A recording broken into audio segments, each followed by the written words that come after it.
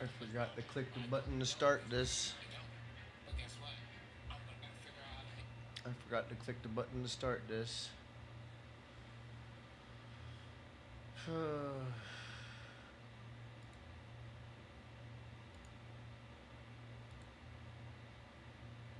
I gotta take it to here. Oh. What the fuck are you doing? What are you fucking doing? Oh, I gotta go here. There. There. Wait.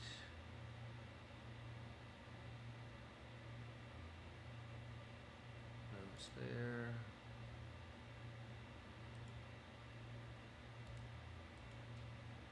Really?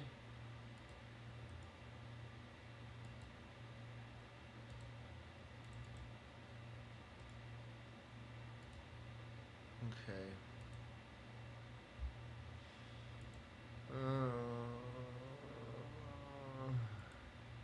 Let's get back to. I don't know. I tried that for some reason.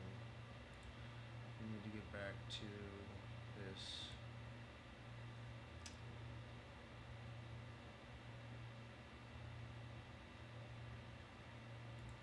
Captions. Typewriter.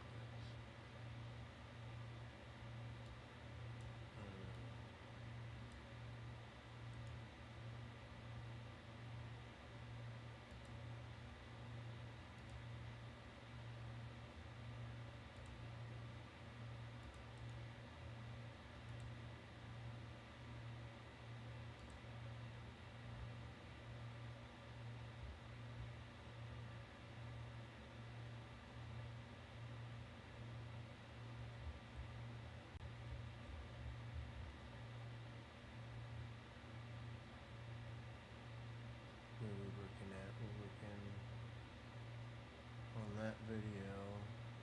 What is this? Oh yeah.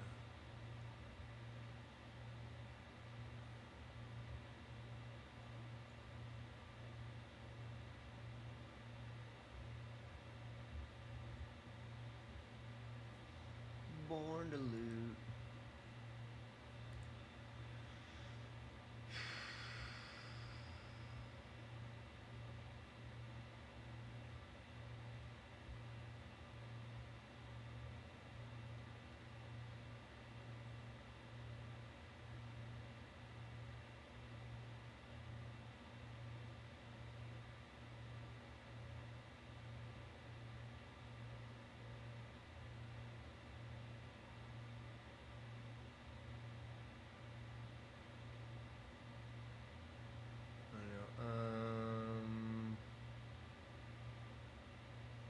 I was here.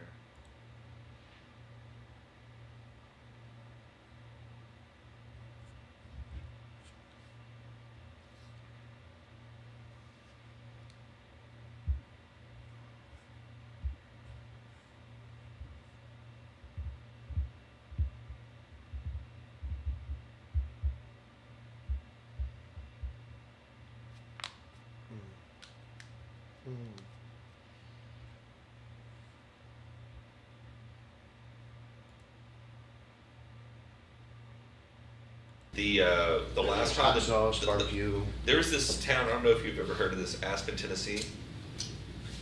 Aspen, Aspen, Tennessee. Aspen, Tennessee.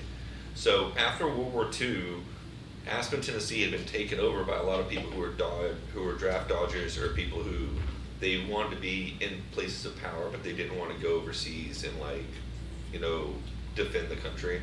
So they got into these cushy jobs, and sometimes it was like the local mayor, the local congressman, the sheriff, and it ended up being a problem because this little spot in Aspen, Tennessee, they were abusing the locals by taxing the shit out of them, and then like hitting a lot with tickets and all these other charges, throwing them in jail. It showed like this huge spike in arrests under them, and it was because it was meant to drive revenue, and the locals hated this guy. They tried to vote him out. Well, the first time they tried to vote him out, he was the one counting the votes, and so he's like, "We won, go home."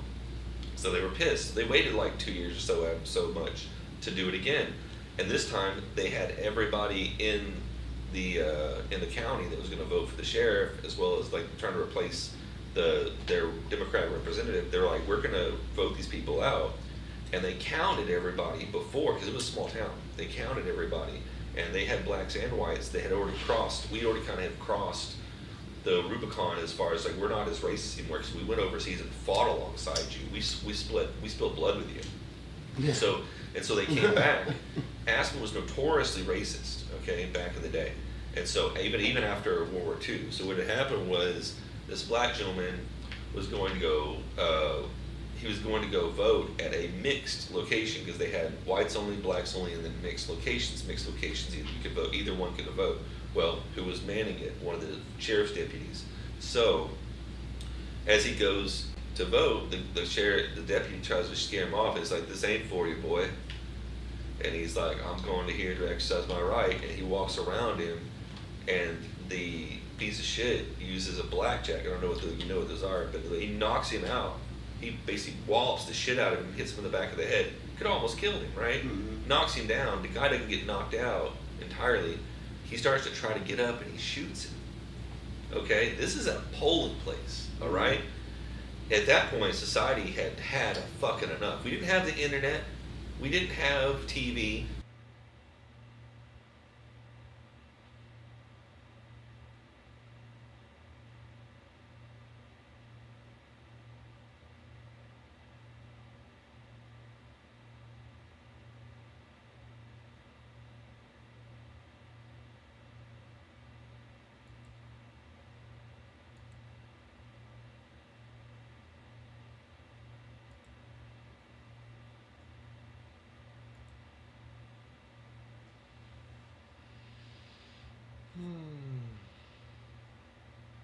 Join takes a little while.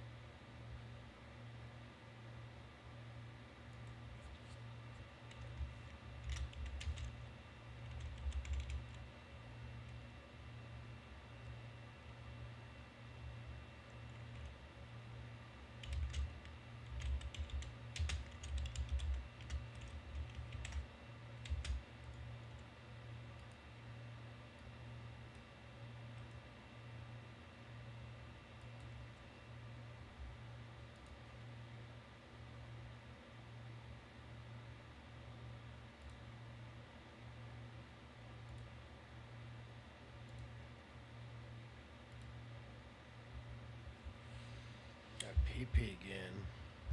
Got pee pee again.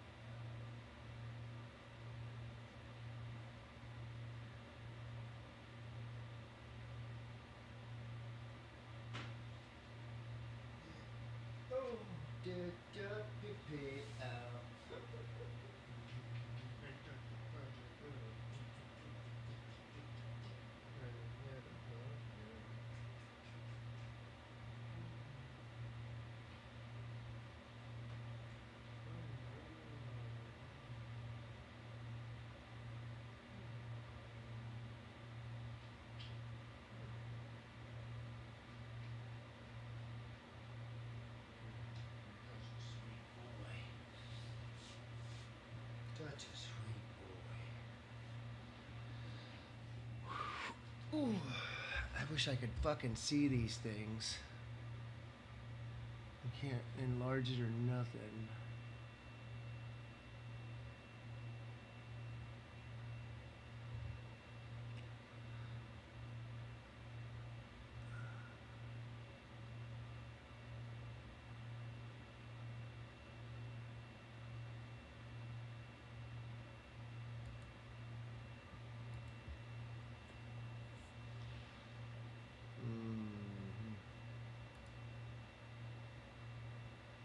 Can't see anything. I just.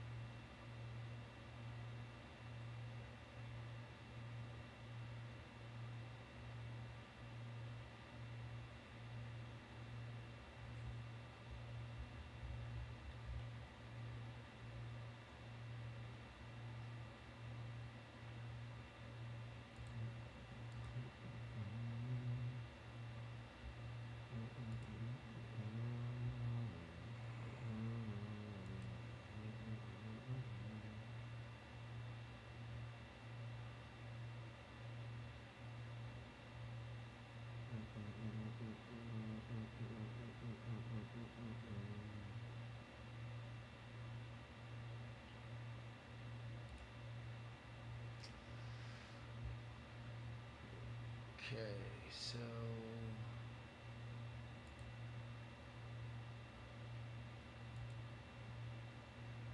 have our own water, have our own food. Because you as an American have a right to that. That's what it was that I was trying to pop in my head. It's a picture of an Amish guy. It says it's like 12 kids, no welfare. You know what I mean? No this, no that. You know what I mean? And they built them. They have the lowest crime. Well, no. They have the lowest number of autism at all. Right. Almost non-existent. Right. And they all work hard outside. they work hard, like day in, day out. Mm-hmm. And something needs to get done, they go and do it. They're extremely wealthy only because they build their own wealth and they don't really share outside their community. Like they do deal with us every now and again, but what it should be a wake up call to everybody that the Amish decided to go fucking vote this last time. And you know what made them vote? It was Biden and Kamala's response to those people in the Carolinas that got flooded out, and they weren't giving them assistance if they had a Trump sign or they were a Trump supporter. That they were just letting them rot, and then they'd only give you a little bit of money, but you had to pay it back, and if you didn't pay it back, you're forfeiting your land. And so it was a land grab, and if you didn't have a house, they were sending CPS to go take your fucking kids. That what got the Amish out there. The Amish started building people tiny homes so they didn't lose their children. Okay, and that's what made them vote. They said if they're going to do this to them, they're going to do it to us next. That's what people forget too. They're still Christian. Our whole purpose is to give more. You know what I mean? They want to do it the right way. But they do it through time. I seriously think that sometimes, like what we talk about, which church has it right. The Amish might have it fucking right. They got it better than most because they're not televangelists asking for money. They're up there saying, work hard, love the Lord, and do your best. You know, you're not programmed by anything but the Lord. The thing is that you're out in nature all the time, and you have to deal with struggles on your own. And the world's not fair, and they understand that, but they're willing to work hard to make it right. And I think that's what our society missed, is that nobody goes out and does their own shit anymore.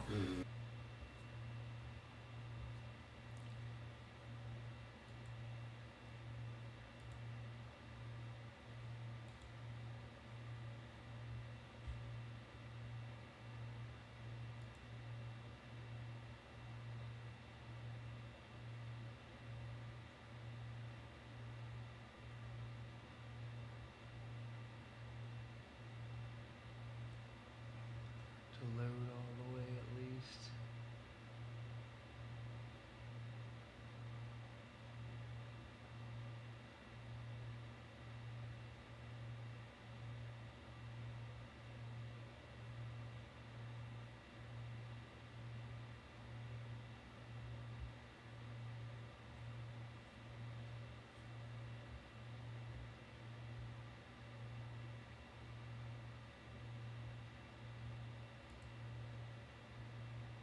I mean, so my comedy style is I play devil's advocate because I do it so much in my own life.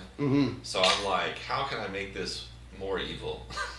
Or how can I make it the most evil? Yeah. Or what was the, like, it's, you gotta make it to where it is a shocker.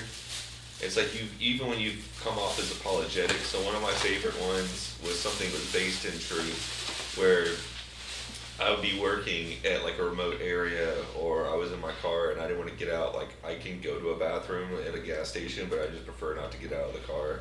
And so I just grab a bottle that I've already emptied and I fill it, and then I sometimes leave it outside. Usually I pour it out, but sometimes I leave it outside. And so I made a joke where I was like, I don't leave random bottles around with piss in it for homeless people to drink. I prefer to look them in the eyes when they do it. It's the most evil, you know. So, and that's an aspect of like just the gimmicks of the world of entertainment that I like. Is, you know, like if you're gonna play a character, lean into it, be that character, and just know that you know in your own life the difference between reality and fantasy, and that you are just working the heel.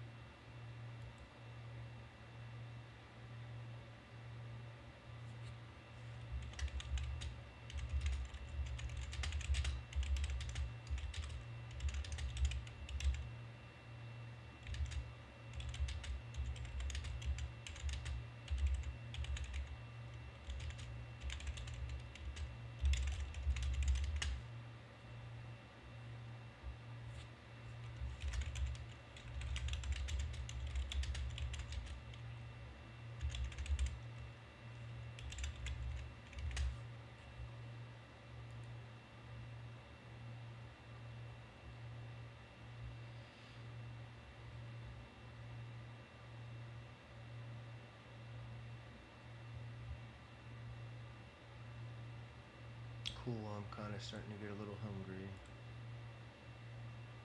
I might be able to eat a little bit more of that sushi. I've been streaming for a little while, but I've been doing this for a little while now. Just got the rhythm of going, everything going. I did a couple other things, and I got this going really good now. Alright. Next one.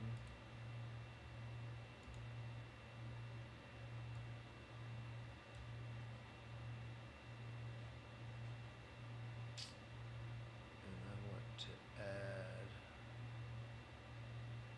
what I just said on Facebook to this.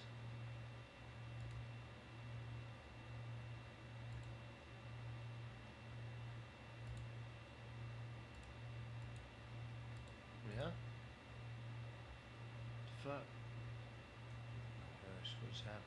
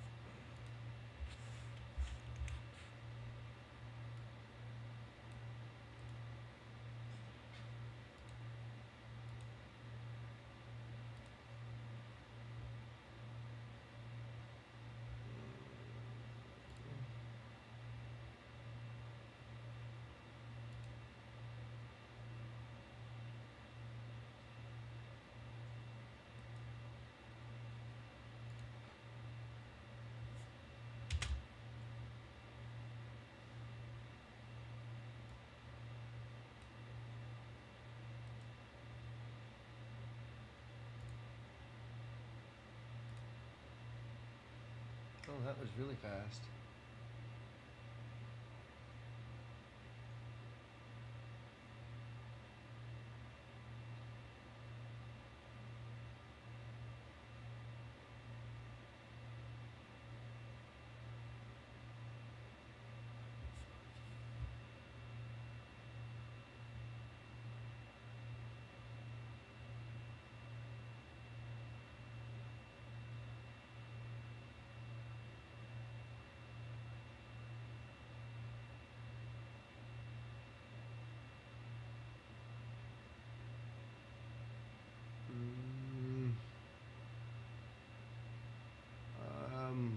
Penis. I wish I could read what it's saying. I can read that one kinda.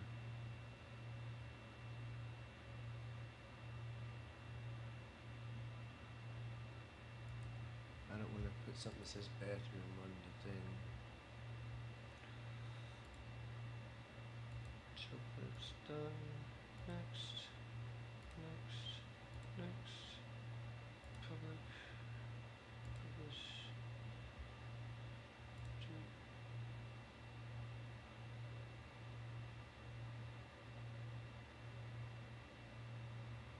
Did I do this one already? Wait a minute.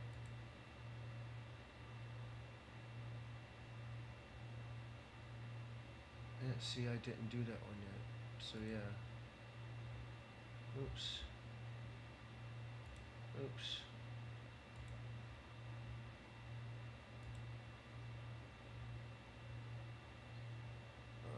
So yeah. Shit.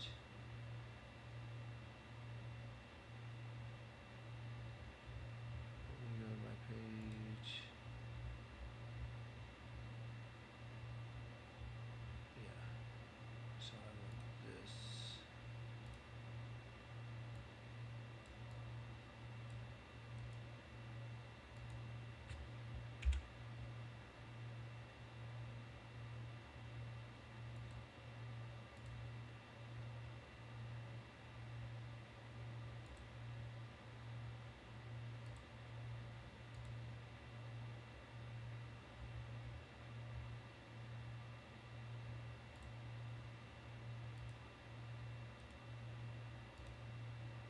Go.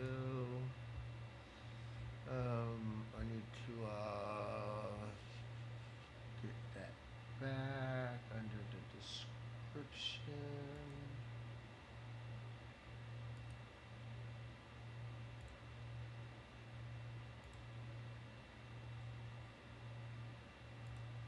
I mean, so my comedy style is I play devil's advocate because I do it so much in my own life. Mm-hmm. So I'm like, how can I make this more evil? Or how can I make it the most evil? Yeah. Or what was the Have our own water, have our own food. Because you as an American have a right to that. That's what it was that I was trying to pop in my head. It's a picture of an Amish guy. It says it's like 12 kids, no welfare. You know what I mean? No this, no that. You know what I mean? and they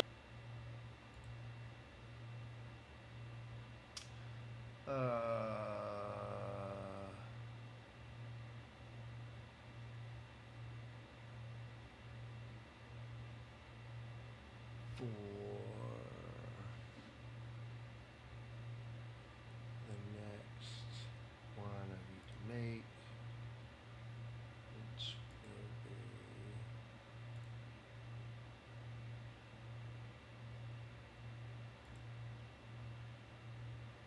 And one of them, I gave a ride to a lady who was a travel agent. And she's like, yeah, we give millionaires the billionaire treatment in Argentina. And I was like, huh? Well, tell me about this. And so it was like a 30-minute ride. She kind of broke it down. Mm-hmm. So for like $125,000 amongst 12 I mean, people. this is everywhere in South America. Guatemala is like 1 to 9, I think, or something. It's crazy. Right. But get this. It's if you put 25 grand in each or something like that. But it's something where like you get at least 12 people Mm-hmm. and you take them all on a group trip and you charge them all the same amount. So you're making at least a certain amount. Mm-hmm. Their cost is stupid low. Like they'll end up charging up to like $640,000 for all these people total, and it only costs them like $120,000 to $150,000 to do it. Mm-hmm. But they have the billionaire like treatment. Mm-hmm. And so what they'll do is they'll go up there and those large haciendas that you could never afford, like who the fuck owns this?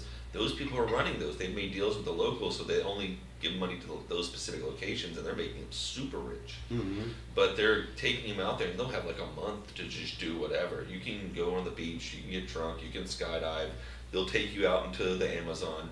They'll take you on these long trips. They'll whatever you want to do as a rich person, go play polo. They got it, Mm-hmm. right? And they don't have the restrictions that we have here. But the thing is that we made a deal with Argentina to grow soybeans.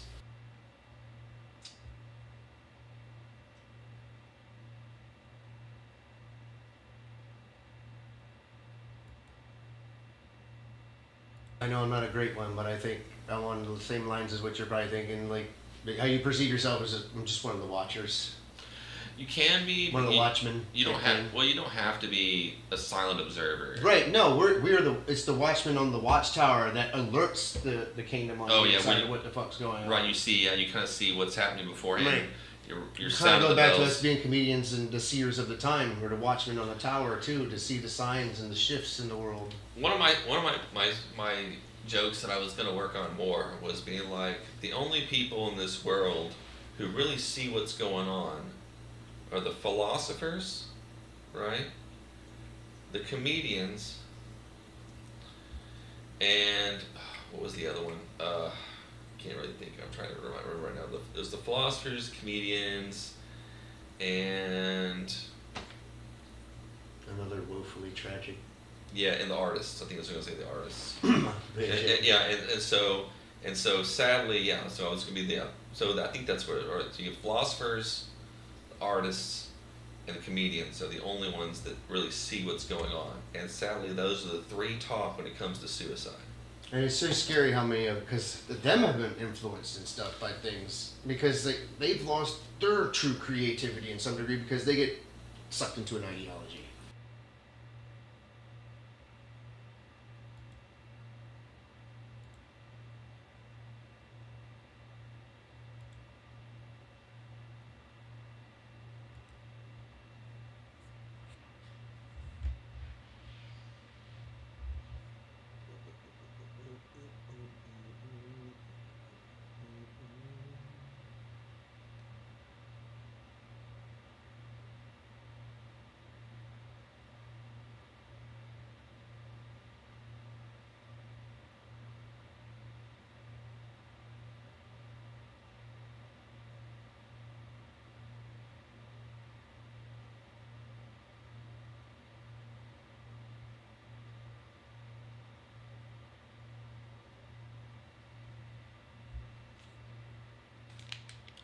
brush my teeth.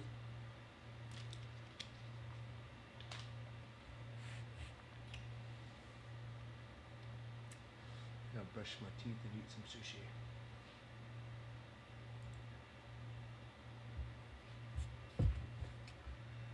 Can't read any of this.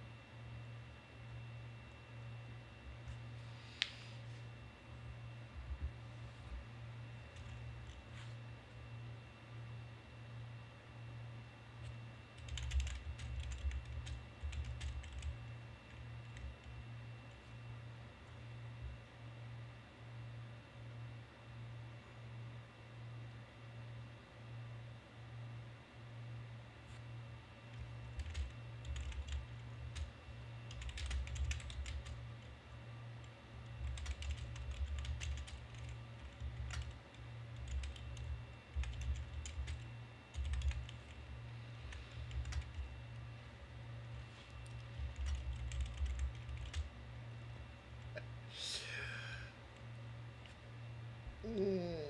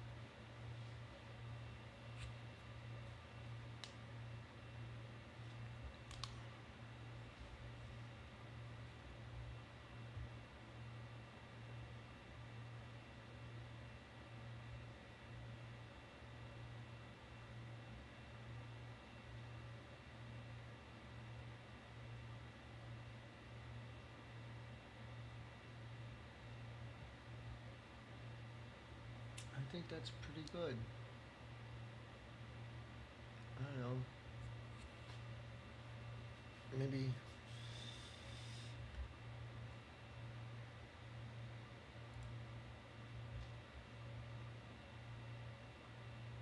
Just maybe somebody like it.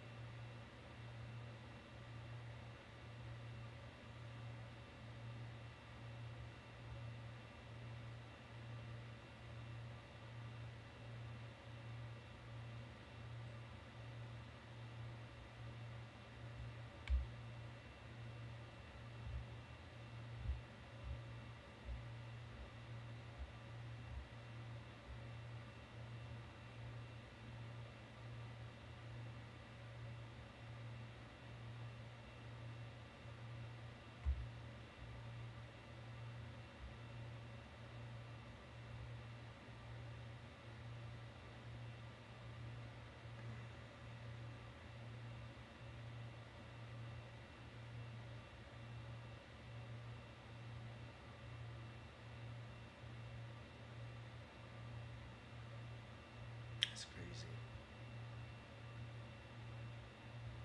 That's crazy. Alright, well, throwing the bait out there and seeing what happens. Alright. Did I upload everything? Let's go back to playlist. 1, 2, 3, 4.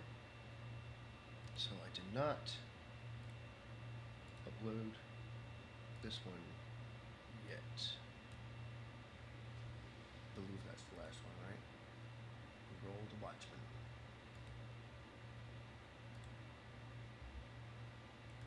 What do I got here? No.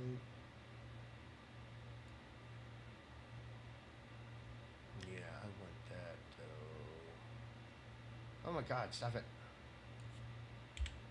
I want to save that. In case he decides to erase it.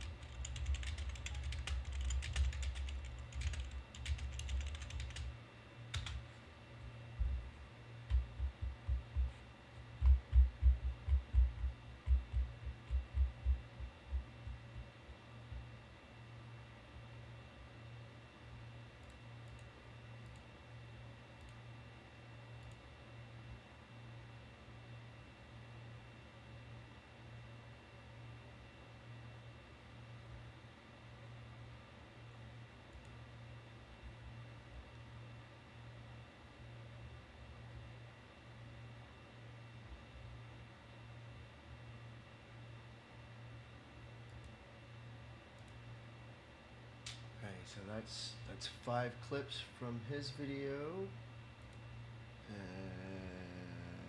we want. I want.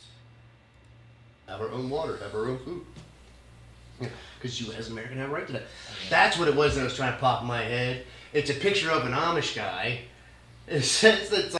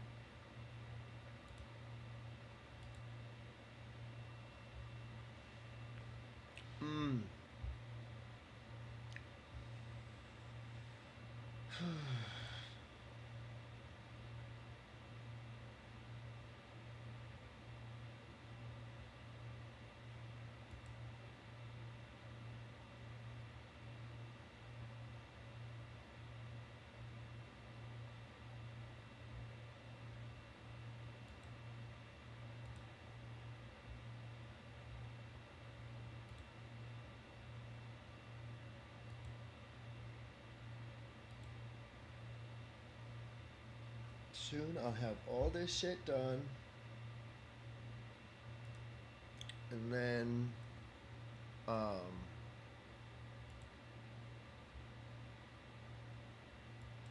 I could just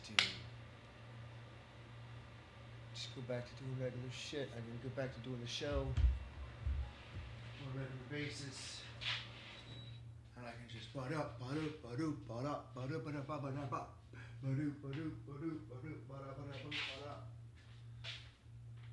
I thought this was really cool.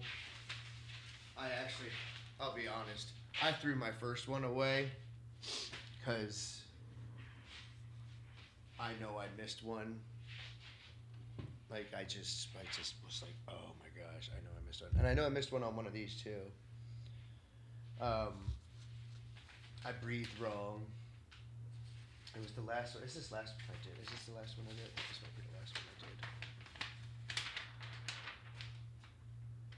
did. 15 yards aimed paste. This might not be the last one I did.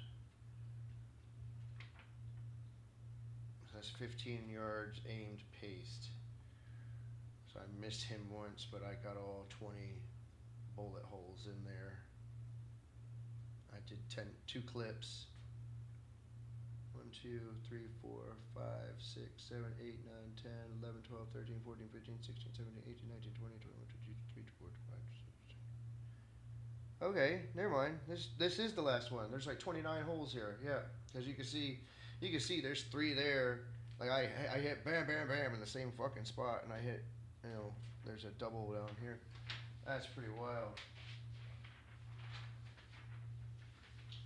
But yeah, that's 30 because I unloaded a clip and then I loaded it back up and then I shot that clip and I dropped it and I shot the last clip. That was because that was the last of my steel bullets. I just wanted to get rid of them and I didn't want to load up another paper, so I just shot 30 into this one. That's not too bad at grouping at 15 yards, and it says aimed paste, so that means I was aiming. But I wasn't like aim, fire. It was like aim, bam, bam, bam. It was like aim, fire. It wasn't aim, breathe, fire. It wasn't like that. It was just like aim, fire, aim, fire, aim, fire, aim, fire. This one, 10 yards, draw fire. So that's 10 yards and me just pulling it off out of my holster and firing 10 rounds straight at you, 10 yards. 1, 2, 3, 4, 5, 6, 7, 8, 9, 10. You know what I mean? That's not terrible grouping for 10 yards. I mean, I hit you in the dick once. No, it's like down here in the lower belly. But I got a couple belly shots, but I always aim towards the body. So it's all up in this body area. Hit you in the face a couple times, the shoulder, Somebody fucking hit you. I'm gonna fucking hit you. I'm not gonna not hit you. I'm gonna not kill you, but I'm gonna fucking hit you. Drop your ass, that's for sure. This one's 7 yards paste. You can see how tight the grouping is on that one. It's much tighter. It's all in that body part right in here.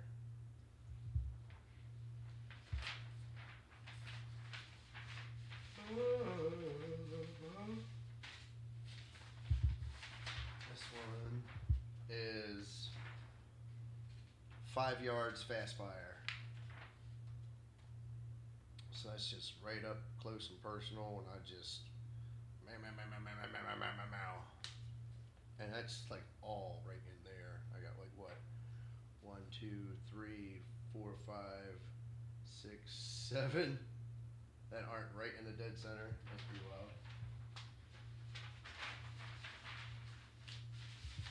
I thought it was pretty cool. I figured I'd go ahead and record all this so I can throw these away. I was actually like writing everything down after I fired it. So this is another 7 yards fast fire. That's not terrible grouping either. Let's just quickly pull it up, as fast as I can, without going. I'm probably like bam, bam, bam, bam, bam, bam. Not as fast as like I was saying a second ago. Oh, this one got away. Oh boy. What is this? This is 20 yards. Aiming. I mean, I hit him every time except once, and that's 20 yards.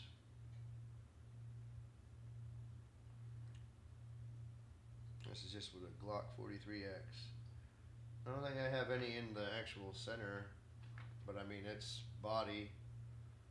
I hit his leg down here. I mean, I'm hitting body. I don't think I hit nothing in the face.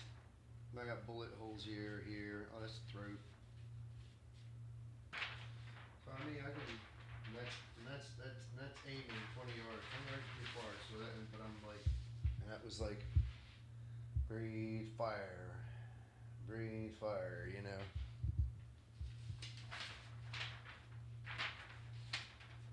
15 yards slower fire. Got 2 off on the side there, but the rest of them are pretty much all up in there. Go in there. So that was slower fire. So it wasn't like, that was probably more of a paced. This is probably like the first one I shot, maybe. 10 yards fast unload. Like I said, I threw the first one away, so this must be the first one after that one. Got a lot in the face there.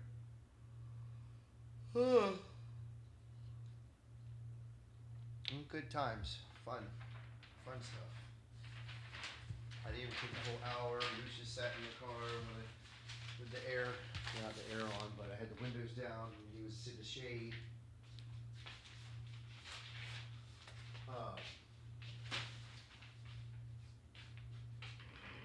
I didn't even take the whole hour. I unloaded a bunch of rounds though. I did probably, what? I don't know. Let's see. 1, 2. 1, 2, 3, 4, 5, 6, 7, 8.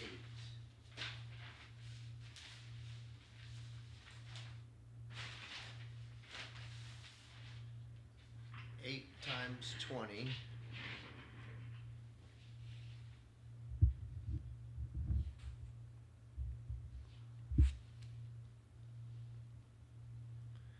Okay, Google. 8 times 20. The result of 8 times 20 is 160. Plus 30. Plus 30. I shot 190 rounds. Yeah, 190 rounds. Almost 200 rounds. I shot 190 rounds.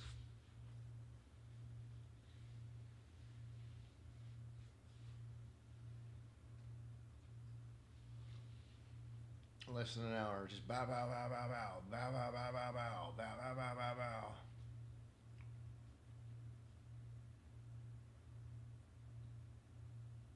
And I took it home and I cleaned it. Put it away. God, he is just the sexiest little boy. Oh my gosh, look at this guy. Look at this baby. He's just the sexiest little boy in the world. He's just the sexiest little boy in the world. We love you so much. I want to rub your belly. Little boy. Oh my god, you're just the cutest, little sexiest boy on the planet. Just a sexy boy, sexy wiener.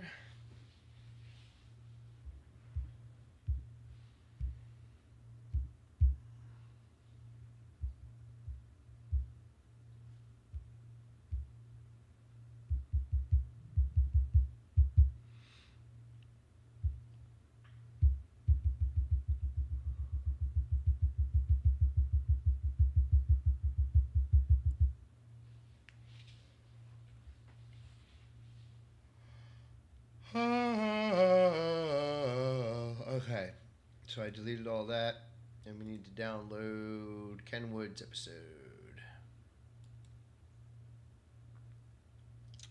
Download. Back over here to script. Go home.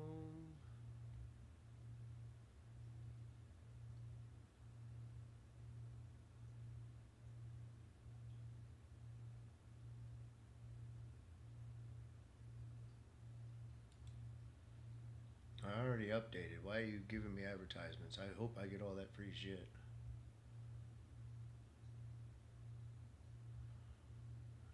Alright. New project. Video project. Downloading. It's almost there.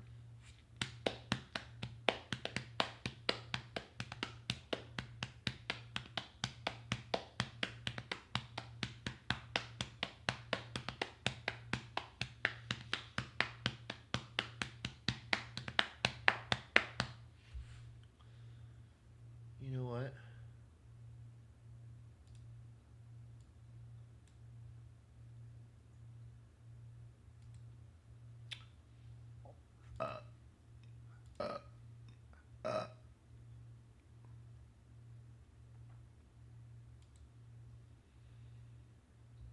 CapCut.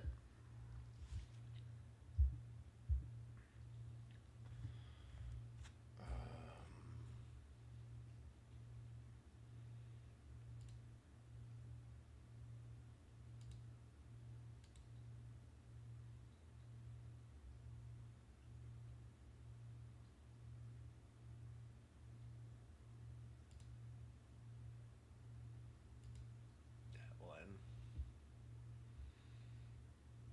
And while I'm doing that, we're gonna do this.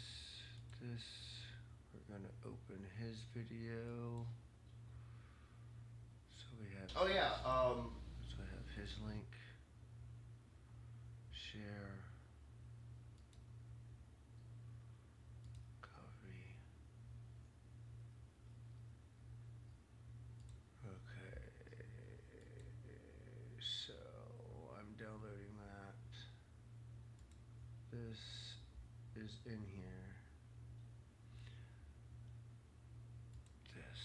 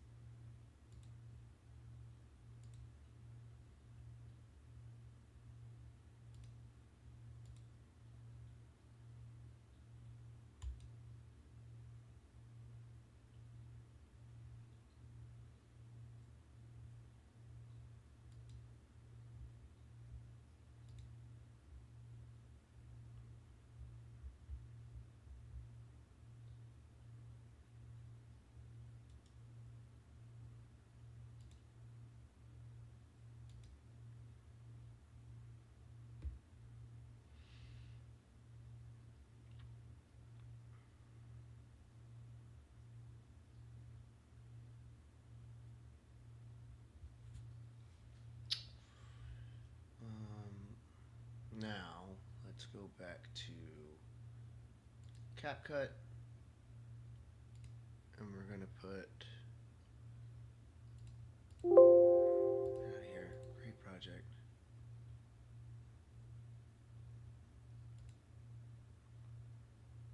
Angel.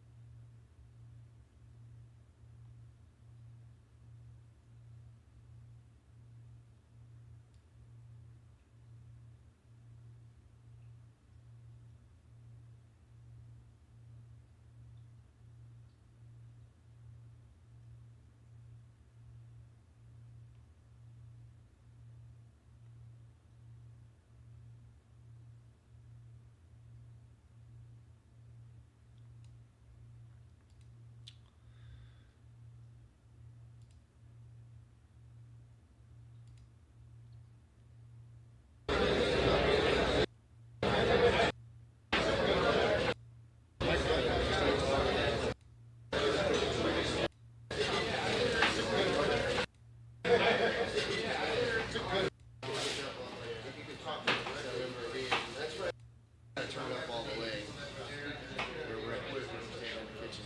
It's a good microphone.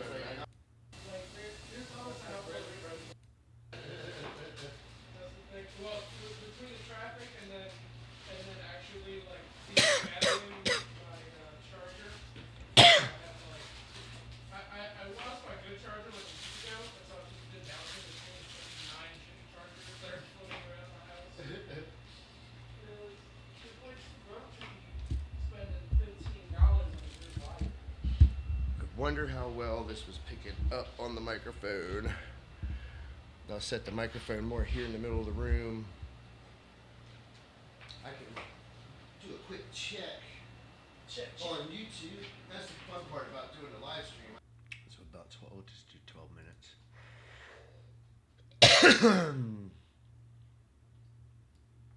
Way back here.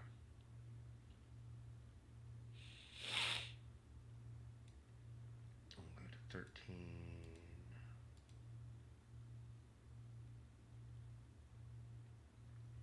Boop.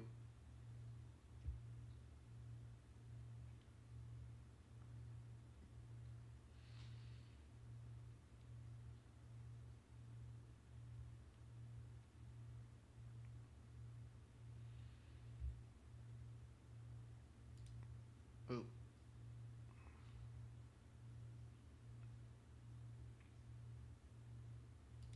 Boop.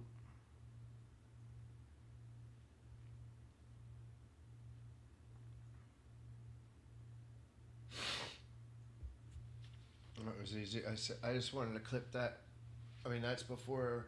That's when the sound gets terrible because my dumbass wanted to check the sound and I fucked everything up. Like an idiot. Like a buffoon. A real maroon. Look at that butt. Oh my god, look at that ass. Look at that little baby ass. Oh my god, what are you doing? Look at you. He doesn't even care. He's sleeping. He said, I don't even give a shit, Daddy. I'm out of it. He's a sleepy baby. He got a good din today, honey. He got a good din today, huh? But that's what I was going to figure out too. If you want to figure out how we want to do the aesthetics, ladies and gentlemen, this is the beginning. Angel Maldonado, Matthew Coffin. I don't know where to look. Donnie, That hurts my brain. that's the camera there. I like if I gotta. There we go. Now it's like, it'll track me and stuff. And that's the thing too. I was like, well, how's it gonna track two people? Well, maybe if we And I could Siamese each other. And I made And this. Well, it'd be good, like, cause I'm gonna make it like over here and stationary when we're You got me eating. now. Yeah. How does it do that? I feel like you just use the force. Yeah. Oh my God. Yeah. Palm. It commands auto tracking, and if you do this like an L, like, Okay. I'm gonna put that. I can put that on YouTube real quick.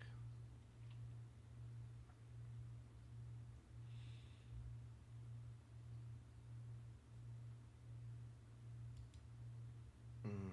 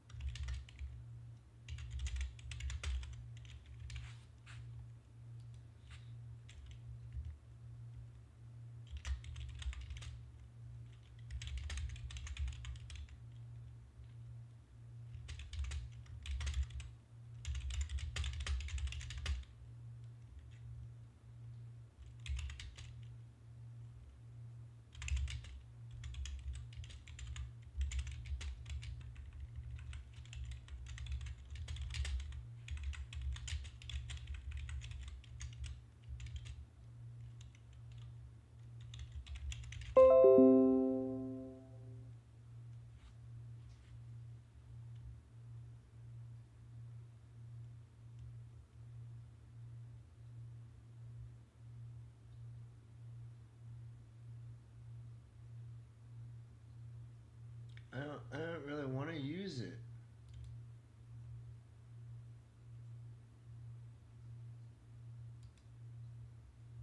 If it runs out, it runs out. I back up my system and shit. I tried clicking on something one time and it started asking me something. I'm like, never mind. I backed out of it, but it still started saving all kinds of shit to the cloud and shit. I don't fucking understand it. I wasn't even trying to do it. I was like, maybe I want to do it, and I was like, never mind. I don't want to have to pay for it. But then it automatically started doing shit anyways. I was like, all right, I don't know what the fuck. So I was like, it was just backing stuff up, and I didn't even really know. And I was saying I only have that much space left. I'm like, dude, there's more fucking room on my computer than that. So I don't know what the fuck you're talking about. I better be able to fucking share shit. About 10 minutes in, I decided to check.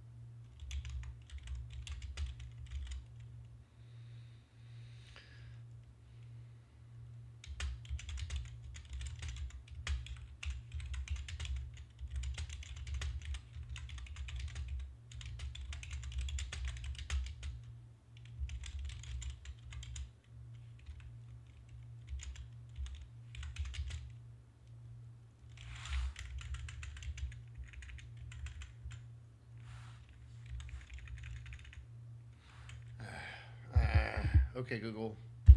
Spell restaurant. Restaurant. I was right. Rant.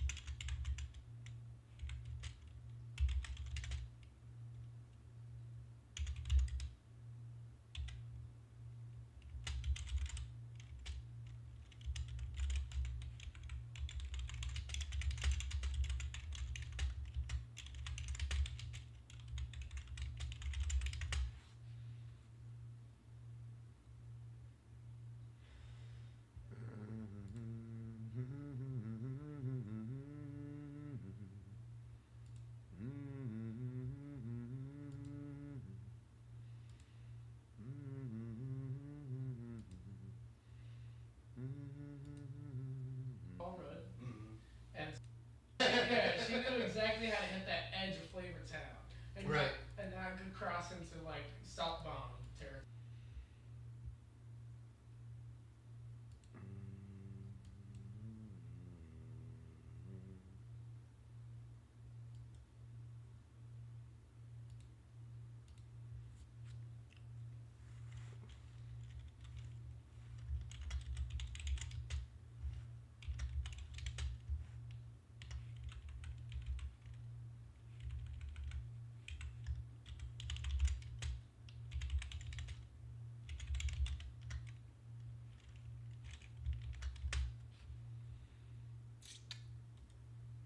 That's a big one out of the way.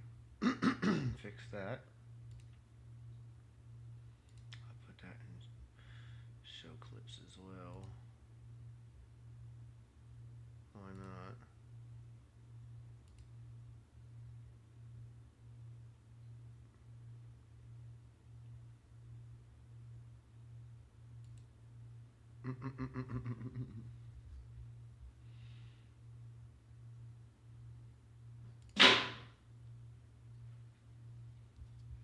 You don't know what that was, buddy. About to find out. Let me get my pistol.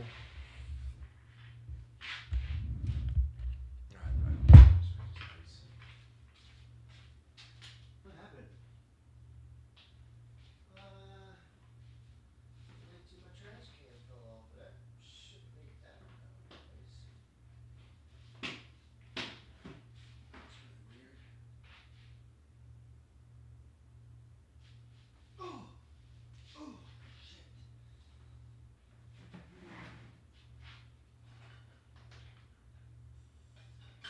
Stuff's still a little wet in here. That stay open for no long dry out. I'm doing so well, little Billy. I gotta pick it again.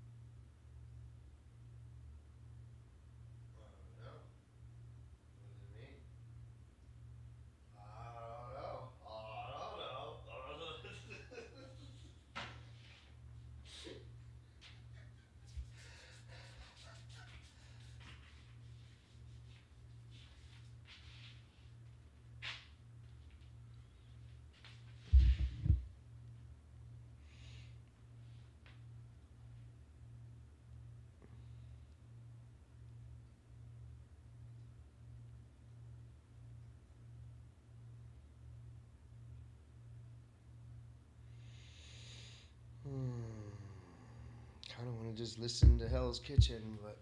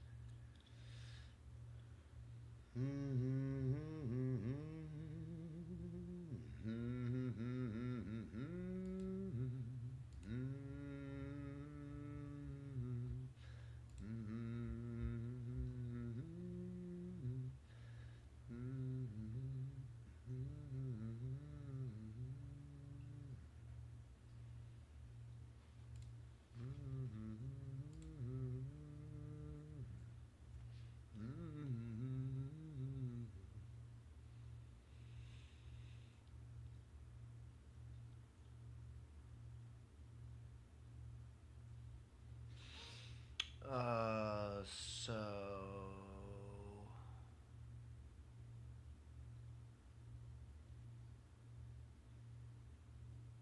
and I will also do that when I get to that, making his clips.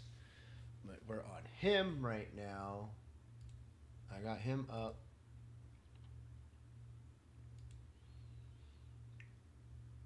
First clip.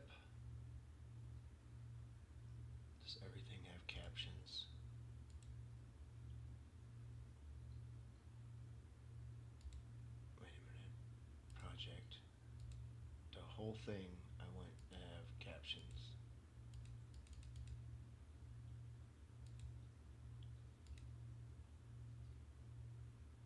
Right.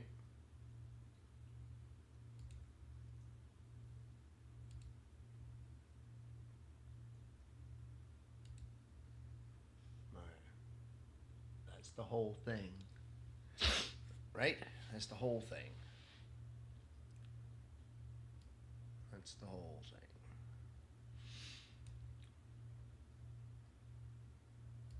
This is a clip. You know what I mean? Like when it came to like schoolwork and stuff in class. And I remember like being in first grade and I get the packets, you know, or even kindergarten, I get the packets, like 5 or 6 like pages of like what we learned that day or that week, and I'm going through it and I finally finish it and I look around, everyone's been fucking done.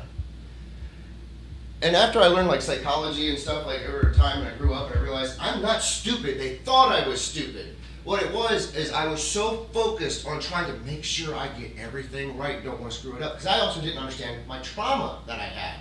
I didn't have a dad. Yeah. So subconsciously as children, you think, if I do everything right and perfect, nothing else will mess up. So I didn't even understand my own trauma. I was just trying to make sure I did everything right and perfect to my best of my ability.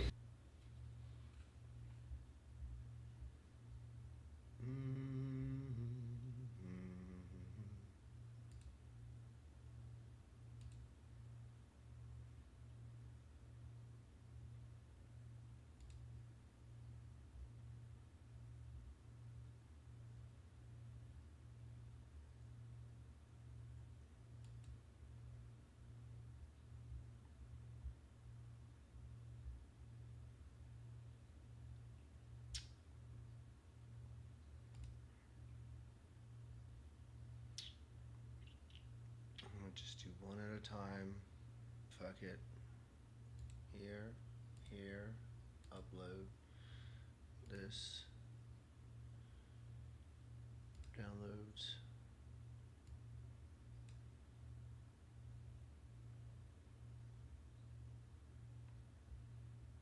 And we want to share his link.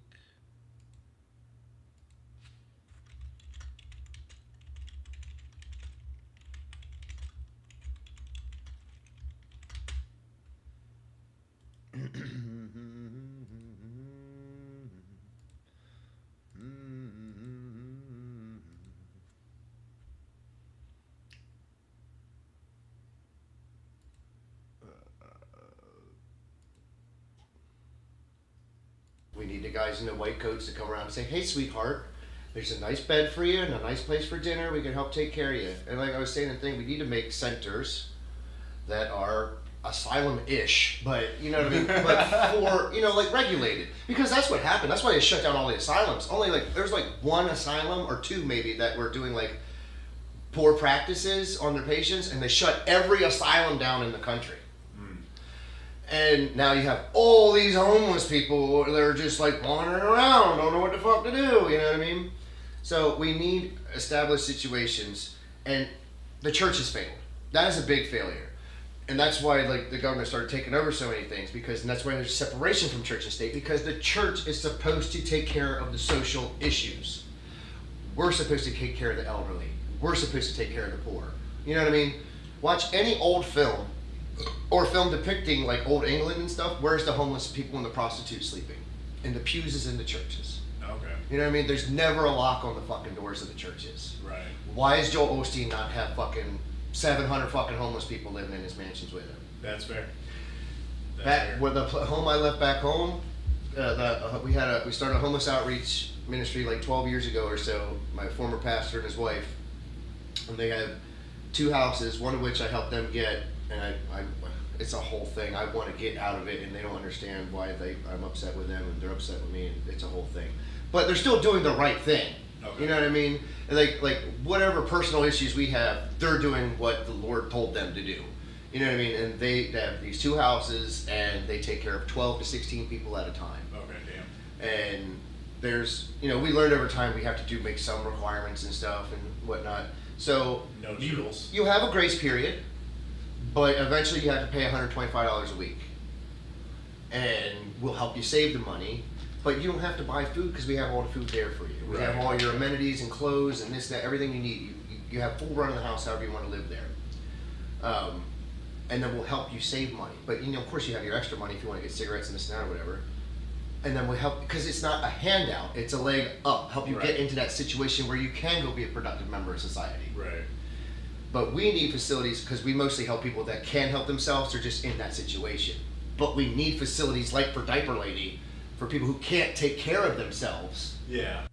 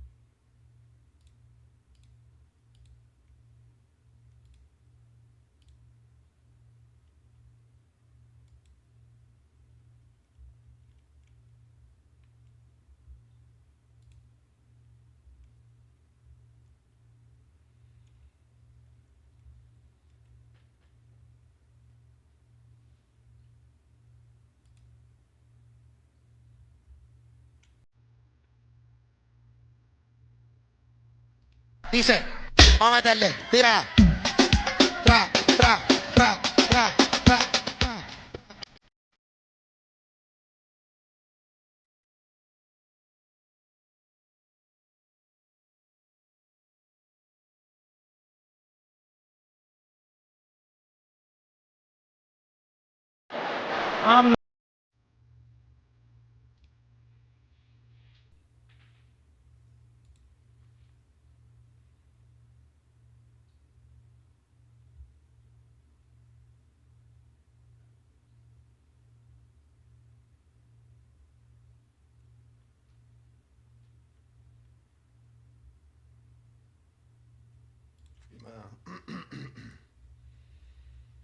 Okay.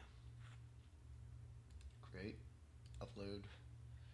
This one. This one. This one.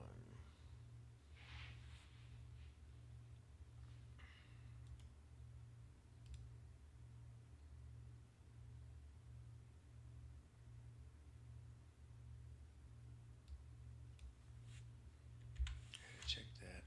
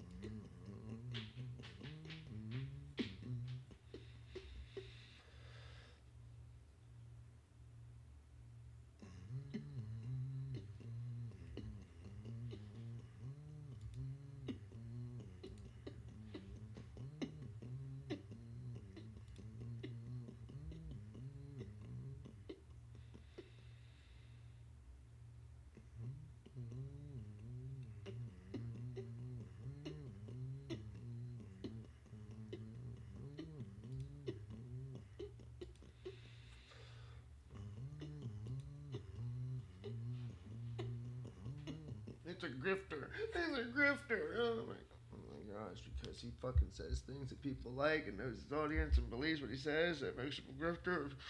Literally means everything and everyone you watch is a grifter. It's like people don't understand the contradiction of their stupid fucking arguments. People are so fucking stupid. I'm a grifter. So everyone's a grifter, and by your definition, you fucking retard. Anyone trying to make $1 is a grifter, by your definition, you fucking idiots.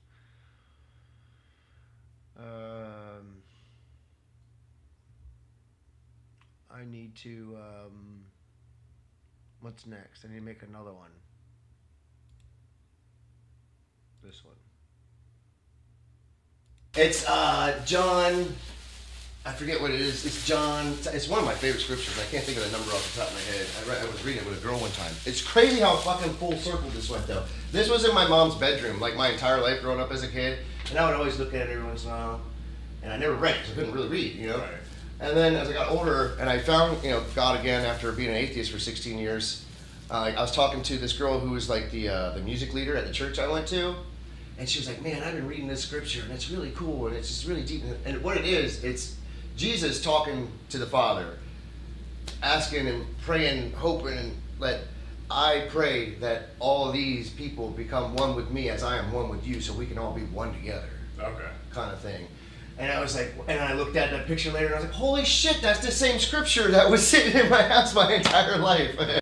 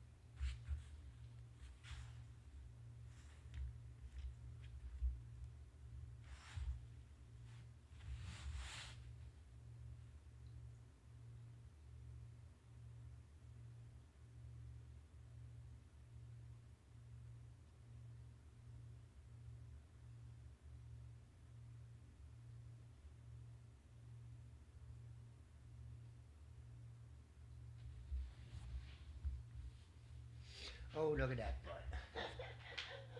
Oh, look at that butt. Oh, look at that butt. Look at that butt. Oh, look at that butt.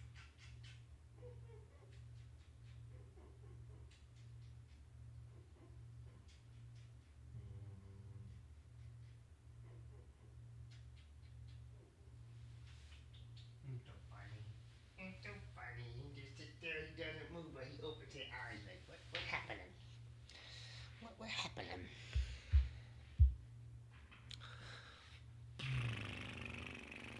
Okay, that's a good one.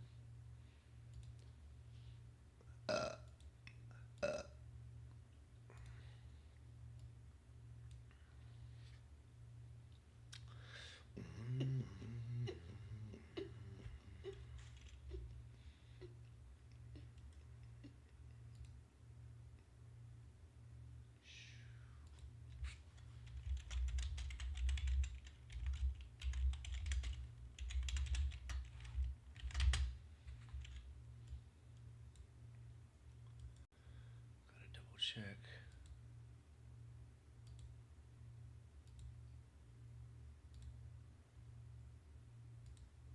Was I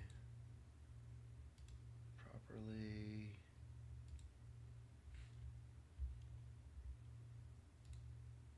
You know what I mean? Like when it came to like schoolwork and Oh, stuff okay, in yeah. class.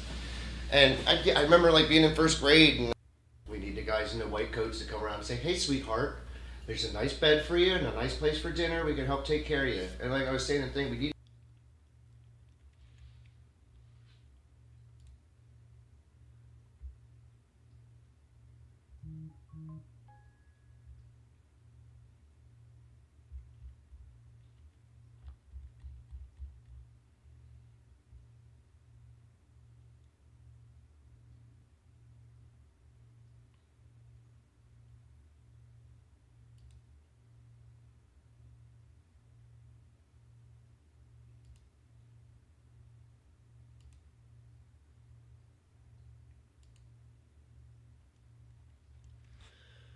I just want it to go away. I don't fucking need it. I try to fucking just back up my whole fucking computer every once in a while. We need the guys in the white coats to come around and say, "Hey, sweetheart, there's a nice bed for you and a nice place for dinner. We can help take care of you." And like I was saying the thing, we need to make centers. Did I?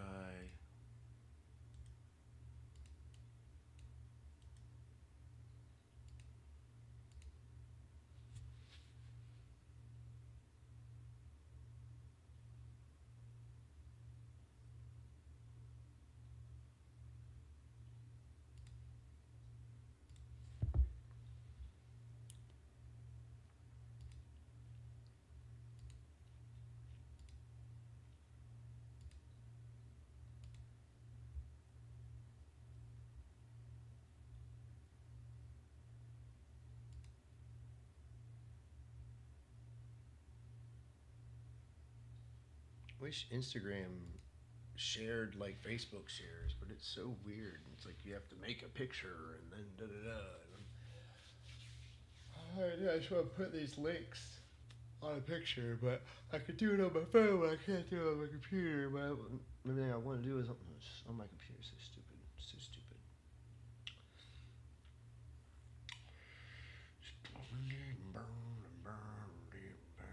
Oh my god, it's 7 o'clock already.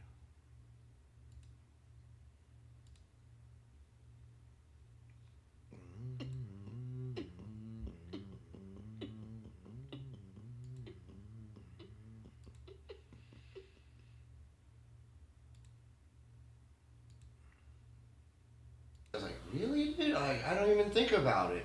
You know what I mean? I've been a professional wrestler and this and that. I've been in front of 5 people. I've been in front of 5,000 people. You know what I mean? It never really registered to me. Like I might get the little bit of butterflies, or that little like tinge you get behind the back of your ears sometimes or whatever, or maybe like a little palpitation or something. That shit gets shut down though as soon as you get on stage. You know what I mean? They call my name. And I'm like, "Okay, buddy, this is what we prepared for." We get to the back door to meet Cole. As soon as Cole's like, "Oh, hey, it's you, the dog." I was like, "Yeah." And I get through the threshold of the door, and my solar plexus seizes up. Yeah. Like a rock. Like it hurt. I'm like, "What is happening?" I was like, "No, stop it. This doesn't happen to me." And I'm trying to stay cool and talking to the security guards and stuff, taking stuff out of my pocket, cracking jokes.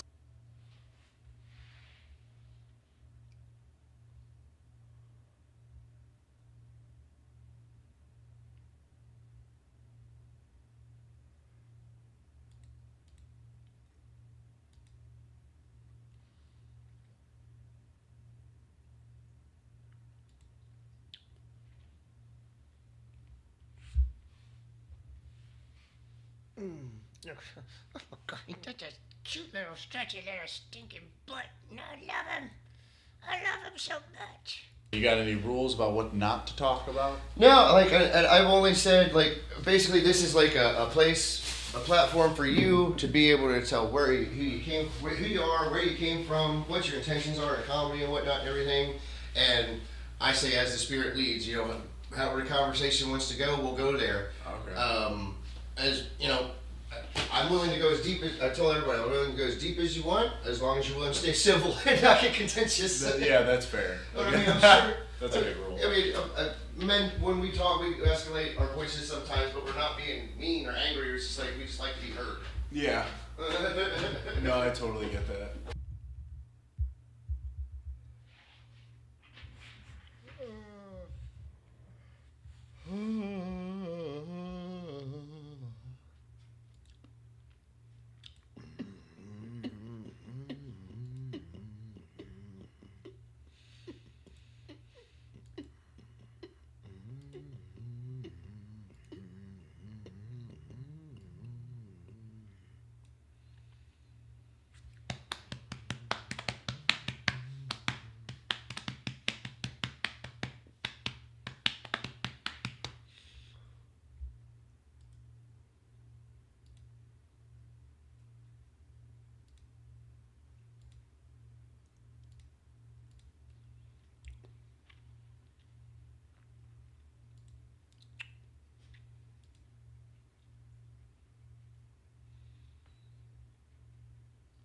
2, 3.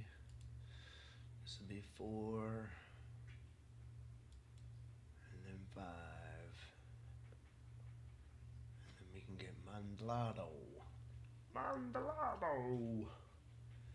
Doing a lot fucking more of this shit than I thought I was gonna do. Well, I stopped and I did a couple other things and I talked about other shit and this and that.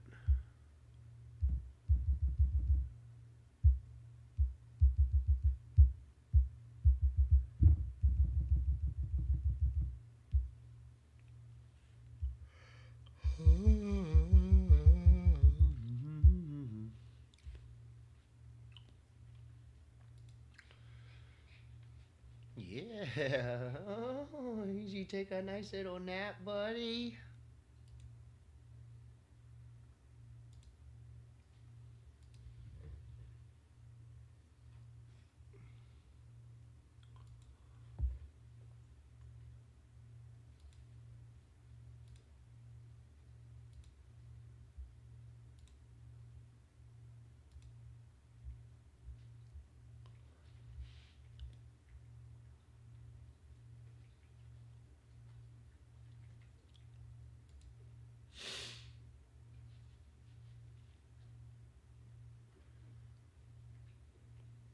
Stinky, dirty mud muffin, little tough and puffin'. Tough and puffin', dirty little stinky little muffin. Tough and puffin', a little muffin.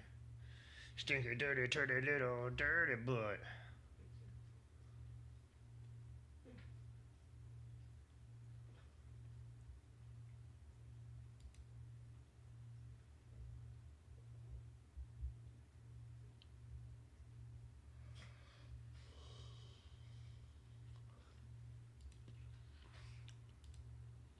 That's just funny. What are you doing, Dinky bitches? Are you a sleepy peepee? We'll go for a walk here in a little bit, buddy. I know. He's like, I'm up. I want a snack.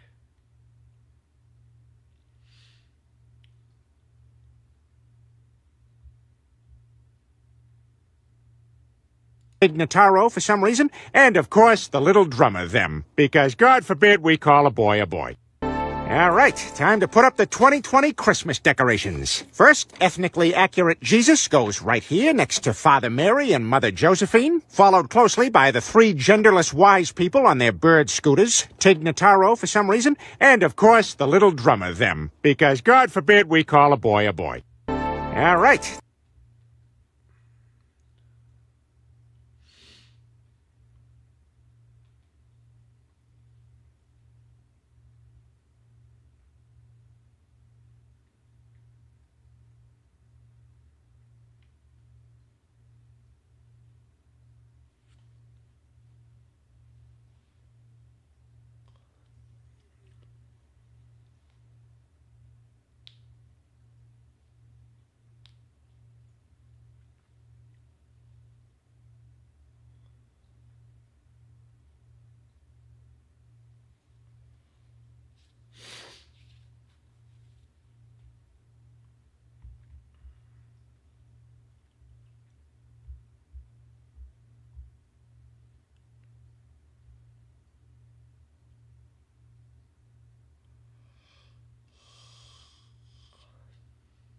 But they'll go to X.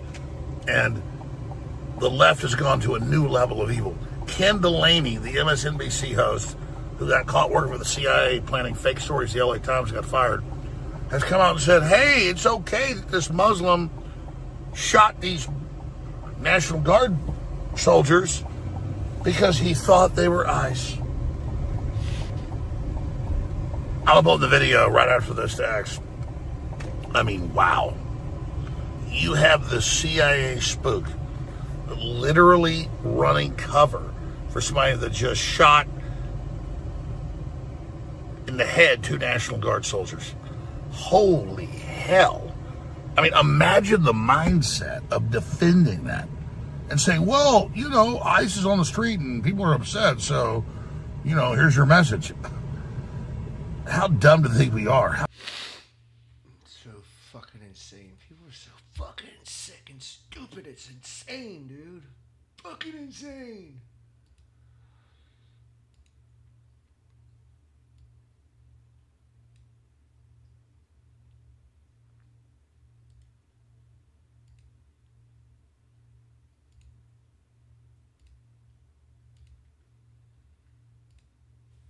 I'm getting somewhere now. Let's eat the rest of that sushi. Then we'll smoke and walk. Oh, yeah. Honey, Daddy ain't got no chopsticks. That's your bad, son. I didn't even think about it.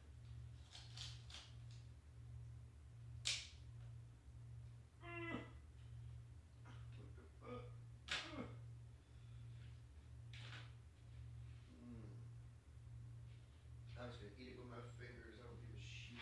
Nah. I use my Donald Duck fork. I'm gonna use my Donald Duck fork. I'm gonna use a ginger ale. I'm gonna clean my palate with this ginger first too. Mm-hmm. Mm.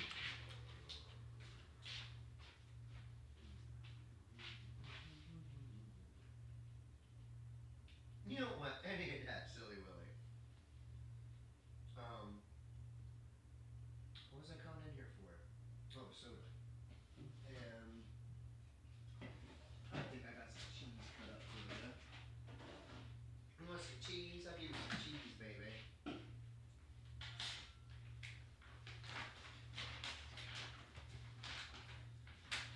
give you some cheese.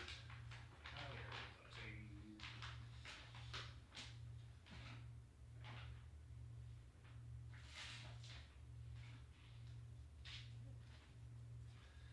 Everybody wants to watch you, honey. My sushi away from you.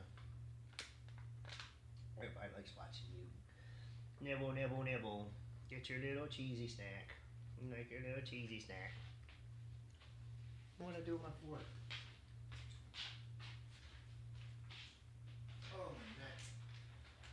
Oh, my goodness, my neck.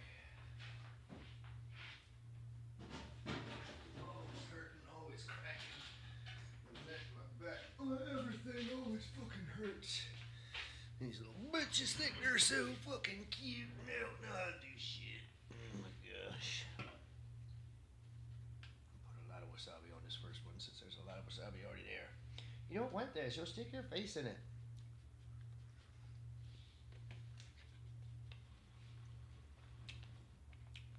Don't even pretend. Don't even pretend like you want anything to do with seafood.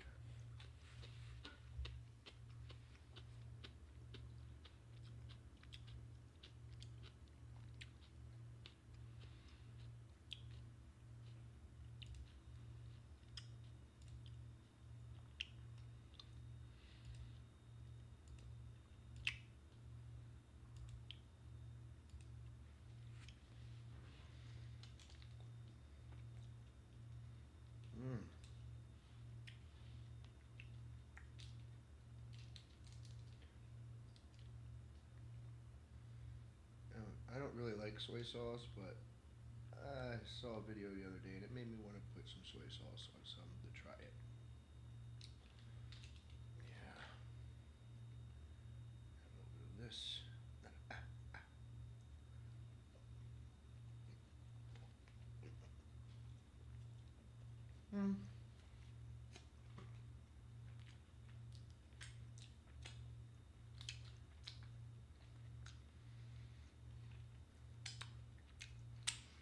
All right.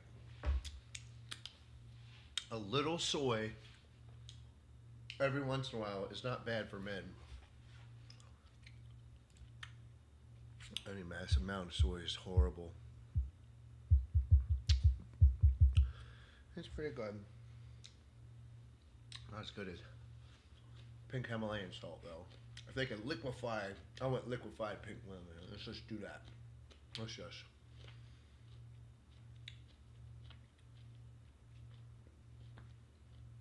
A little water, right? I mean, how else would you do it?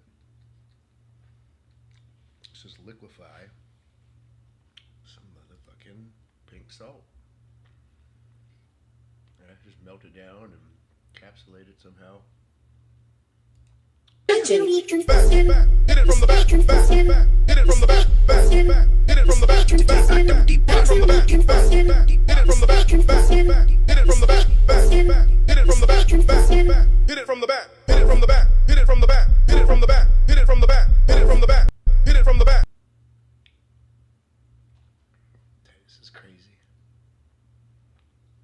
I love Titus.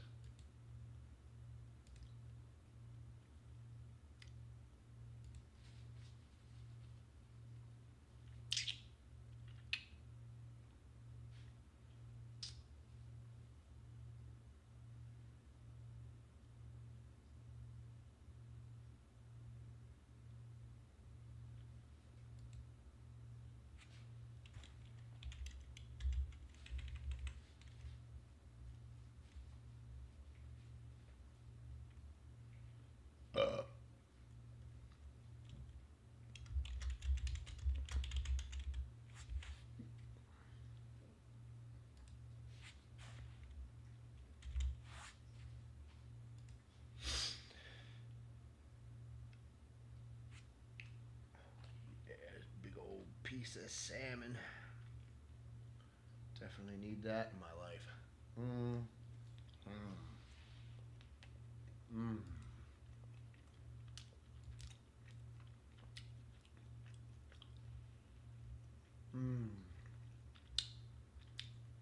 That was all of them, right?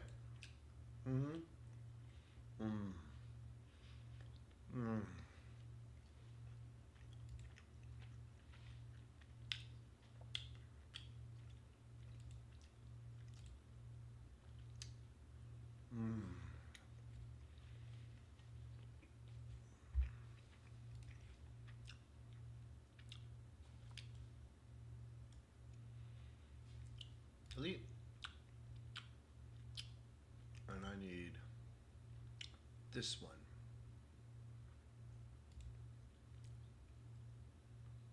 Downloaded.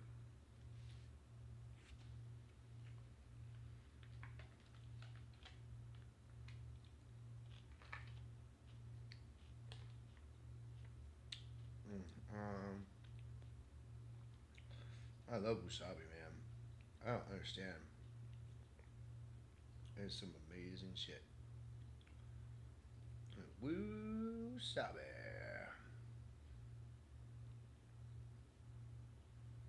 Look at that. That look perfect. Oh yeah. There's a whole bunch of wasabi on this big old pretty piece of sushi, man. Rice, fish, wasabi. What else do you need?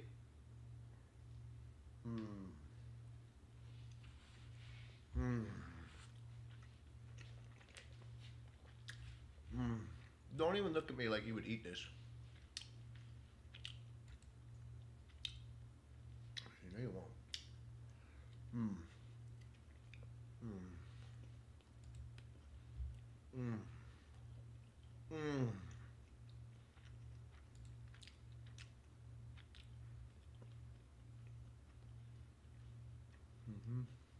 It's up there.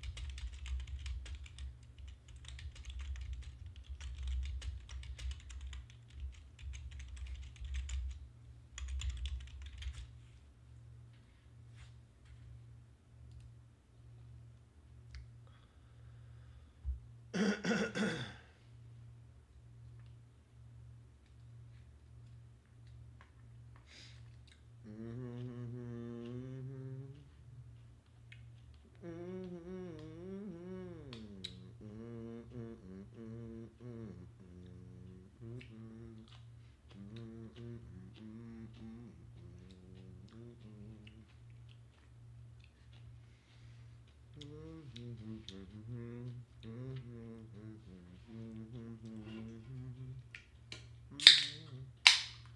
just gave you some cheesers.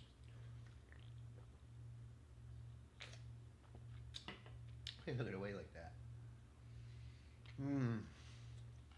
Mmm. Mm-hmm.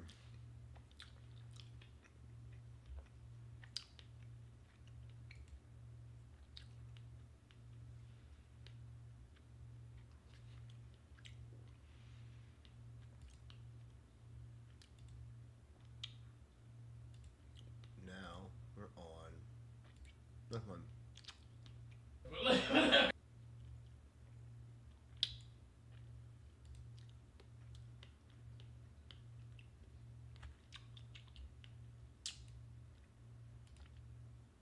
Give it up, trickster. Hiya, Swifty. Will you do me the honor of allowing me to kill you? You're out of ammo. But I'm not out of bomb. What do you say we take in the afterlife, big boy?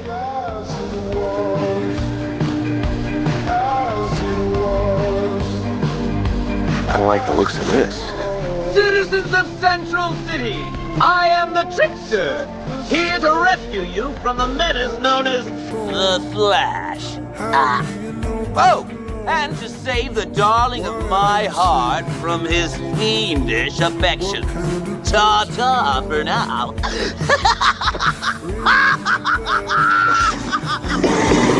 I'm going after him. Wait, look. Give it up, trickster. Hiya, Swifty. Will you do me the honor of allowing me to kill you? You're out of ammo. But I'm not out of... Like as I was eating it, the word clean.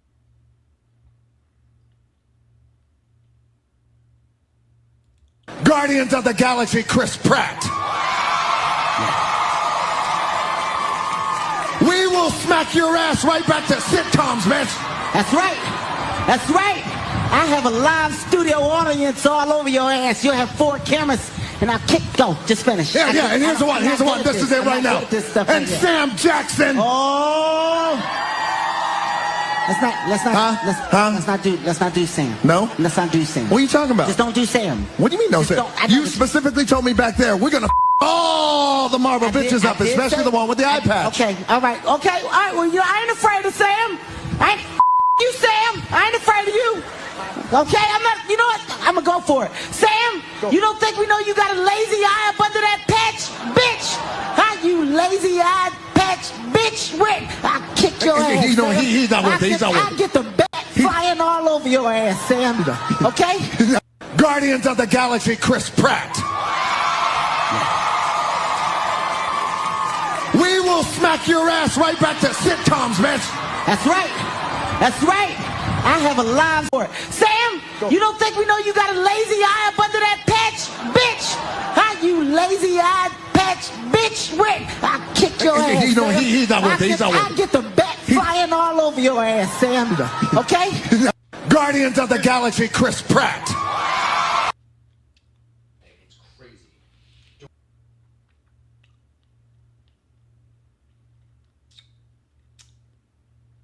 All right, let's do some work, damn it. This is Angel, right? Yes.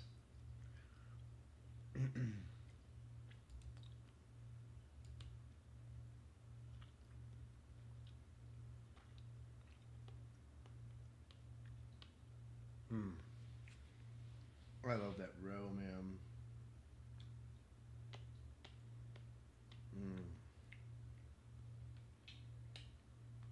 Row is so yummy. I wish I had more wasabi.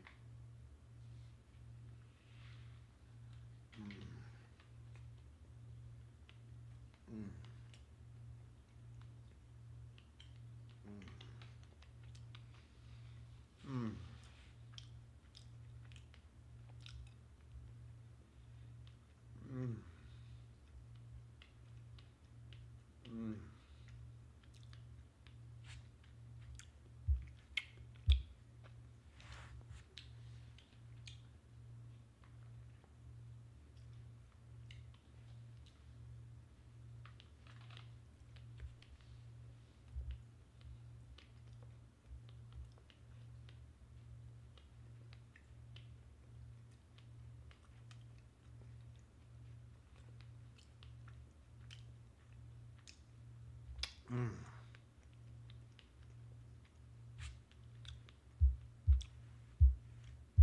cheddar and electric cod go together. I'm gonna try to cook it in the cream. I like to push boundaries, but I don't know if it's gonna work. I don't. But guess what? I'm gonna make it work. 11 minutes left. 11 minutes. Heard. What you doing?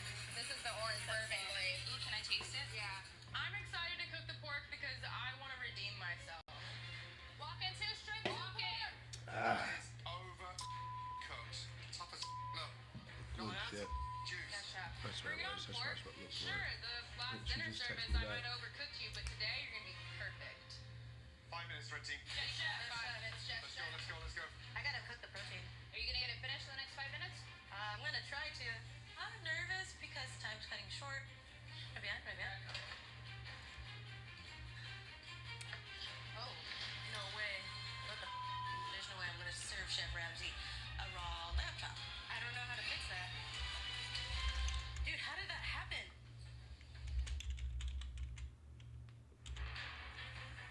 Right bien, right bien. I'm cutting my lamb chop. I see that it's raw. Oh, no way. What the I'm not serving a raw lamb chop. Dude, how did that happen? I don't know how to fix that. 2 minutes to go. Guys, let's start thinking about plating. Come on, Lisa. I cut my lamb in half to bring it up to temp quickly, but it's still pretty raw, and I can't stop self-doubting myself. 30 seconds to go. Right behind, walking, right behind. Come on, blue team. We need food. Let's go. Lisa, you need hands? No, I'm good right now. 10, 9, 8, 7, Thank you. 6, 5, 4, 3, 2, 1, and stop.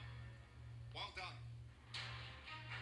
Red team, as you know, there's 6 dishes in front of you, and there's only 5 members of the blue team. Red team, all of you decide which dish you are dropping. It can be any dish. Not mine. I don't have that. Yeah, go ahead, because I didn't put the whole thing in there. I don't even think anybody has a chance to say anything before Lisa's like, draw mine. Wow, that was quick. We are dropping Lisa's dish, Lisa. Lisa's dish. Lisa only puts up good dishes. So in my mind, I'm like, is it that terrible? Okay, let's start with the cards. Come forward. Carla Marie, Alexandra, Anthony, and Chris.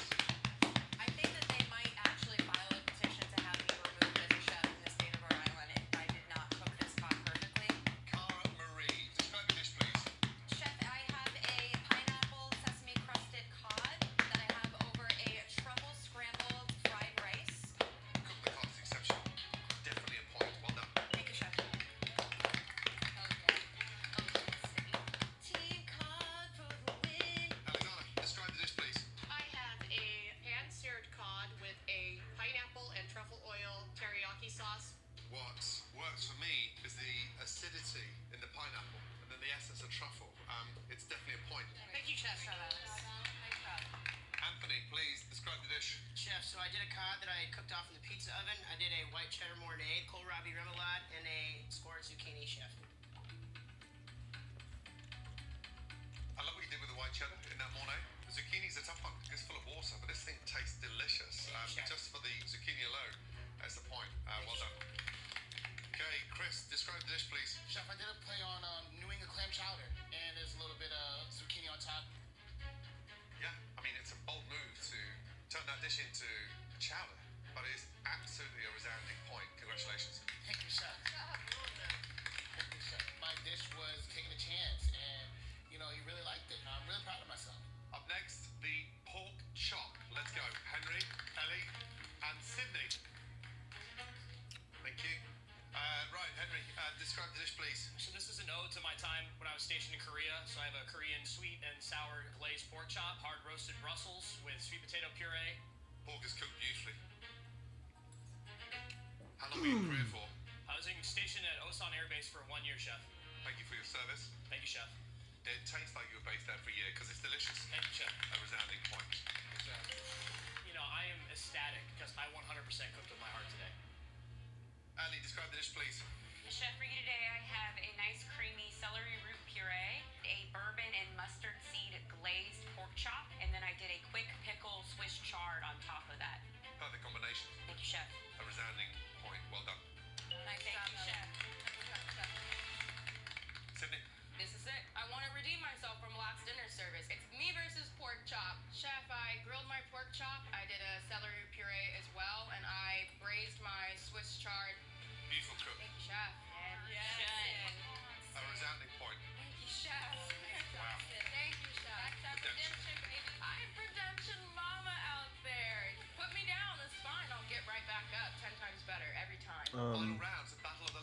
say though, Jada.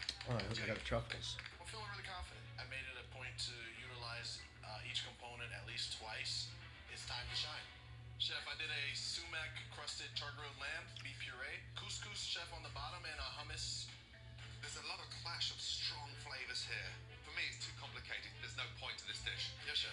The components didn't marry together like I wanted them to. There's nothing I can do about it now, but just, come stronger next time. Jada, describe the lamb, please. Chef, we have a roasted rack of lamb, a roasted garlic hummus. On top of that is going to be our couscous salad. Lamb's cooked beautifully. I love the combination underneath. Definitely a point. Well done. Thank you, chef. And I am the last person. And at this point, we're tied. Damn, there's a lot of pressure on me, guys. describe the dish, please. So, chef, for you, I have a bok choy panko crusted lamb rack. I did a creamy polenta. I did the portobello's 2 ways. Come over here, please. Yes, chef.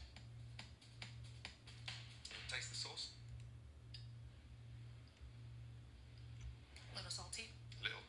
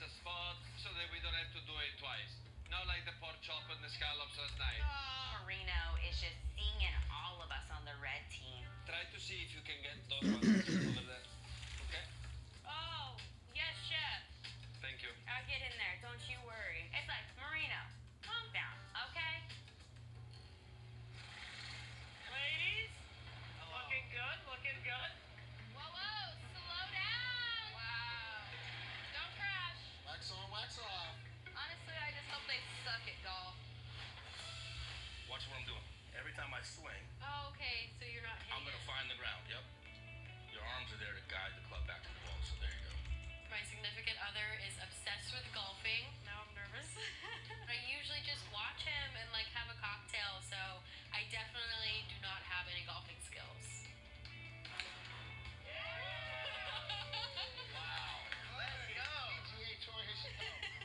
The moment I get back, babe, we are playing golf. Let's see how you would hold the club. Not bad. Wow. Excellent. Pretty impressive. Damn near pro now, baby.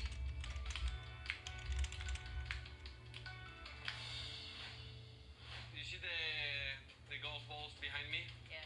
Okay, you need to go and pick them up by hand in the buckets, okay? We're already exhausted from cleaning the golf carts. Now we gotta run all around and pick up golf balls and carry buckets. Yeah, they're all the way down here. Oh my god, walking up a hill too? I'm tired. So hot, it's never ending. I did not think that the worst punishment that I was going to endure was. Yeah. You like mushroom? Damn it. Truffle oil Goes to the Reds Atlantic cod. It's wild. Good luck on that one. Here we go. Lastly, Garbanzo bean chef. 7:30. gets assigned to Blues Lamb Rack. Jaden doesn't even give me a chance. I was in the dust. Ellie and Hey, Jada. where the fuck you are? Next, in the face-off between Ellie and Jada, That's right. goes to Red Team's Lamb Rack. Okay, we can work with that. Second clip coming up. Next, Kohlrabi, chef. we'll go to Blues Atlantic cod. Good job, Jada. Third and final. Here we go. Celery root, chef. Goes to Red's pork chop. Wow. Okay, smart. Next up, Sydney and Chris. Thank you. Here comes your first clue. Bourbon, chef. That is correct. It's going on red team pork chop, chef. Smart move. Here we go. Next, Polenta chef. completes the Red Team's Lamb Rack. Thank you. Okay, here we go. Third and final. And finally, Sydney, what is that? Basmati rice, chef. That's right. Well done. Here's interesting news. Now that your board's full, Red Team, you can replace anything on your board and then send the one that you're replacing to the blue team. How about that cheddar? Get rid of the cheddar. I don't think the cheddar. I'm gonna move the white cheddar over to the blue team's Atlantic cod and the basmati rice on our Atlantic cod, chef. Wow, smart move. Here we go. Good move. Good move. Sorry, blue team. Sucks to suck. You get what you give. it's the final round, and Henry hopes to keep his lightning-fast winning streak going against Alexandra. Here we go. Wow. It's golden beets. Golden beets is correct. Yeah, chef. We're gonna go blue team lamb. Here we go. Wow, Henry. That's gonna be prosciutto. Absolutely correct. We're gonna put prosciutto on the blue team pork chop. Love that. Smart. Final ingredients. Come on, Alexander. Henry. That's gonna be zucchini. Correct. Zucchini's going with cod. That's right. Well done. Give a round of applause. Well done. Good, chef. It looks good. Good. Right, your 45 minutes starts now. Let's go. In today's challenge, each chef must create a show-stopping dish using one of 3 proteins and the ingredients assigned to it on their team's board. Let's go, red team. Each team can make up to 2 dishes with each protein. Let's crush this. Let's crush it. Since the red team has 1 extra person, they will have to choose 1 dish to drop. All right, Big J, what's up? We're gonna do a urban sumac crusted lamb chop and a couscous with a mint salad.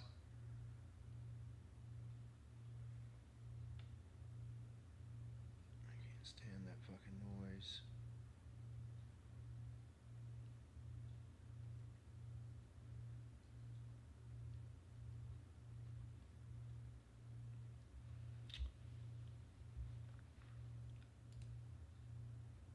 Yep. It just means that your hero doesn't die. Mm-hmm. It just means like the main character survives. Mm-hmm. For me, Doesn't necessarily mean it's funny. started tracking me. I just saw it just shift over to me. Yeah, because it'll do that when I'm talking and stuff, like when I'm by myself. Mm-hmm. I'll be waving my hands and talking with my hands and shit, and then it'll blink, blink, blink. I'm zooming on my face when I'm trying to do a wide shot. I always tell people all the time that my definition of comedy, I have no way of failing. Because even if I don't become famous and rich and all that shit because of stand-up comedy, my definition is, oh, I'll take all of this years of trying to be a good stand-up comic and open up a deli or like, you know, like a skate shop or something and be the coolest, most lively skate shop ever, and that's succeeding comedy for me, you know? Like, the hero doesn't die. Yeah. Like, you know? And that's what I was like, just something consistent that you enjoy and love to do, and just get to that place. Like, I try to explain that to so many people that like work at like that are like miserable working at like fast food places and stuff. Like, but here's the thing: you learn how this fast food restaurant works, and then you buy into your own franchise and open up a Wendy's somewhere else. You know what I mean? It's like take something, you know, like take something and make something. I don't know how many old punk bands I listen to. Like all of NoFX have like a fucking restaurant or a this or a that or a coffee shop. You know what I mean? It's how it should go. It's like you take your experiences in life and you make more. Make more out of it. Take that, make an opportunity out of that. Take that, make another opportunity. Give other people opportunities too. Exactly. I mean, that's what the free market is supposed to be Spread, all about. spread the love. You know, and that's the mentality that everyone, we should all hope to have is like, I want to receive more so I can give more. Like it shouldn't be a forced thing, and that's like the beautiful part about America. It's not a forced thing. You have the right to not give money if you don't want to. Well, it's funny that you bring up the hero shouldn't die. It's like that's what turns people's lives into tragedy. They let the hero inside of them die, and then they all of a sudden either become self-centered or just give up. It's like they forget about, you know, making new experiences for themselves, making their life.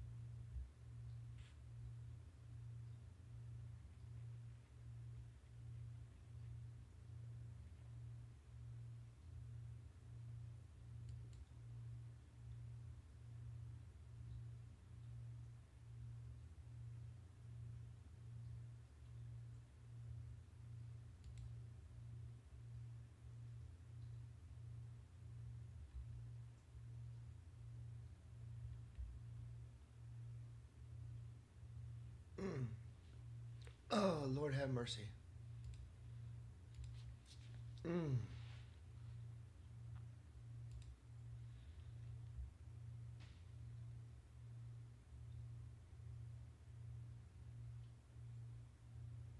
4.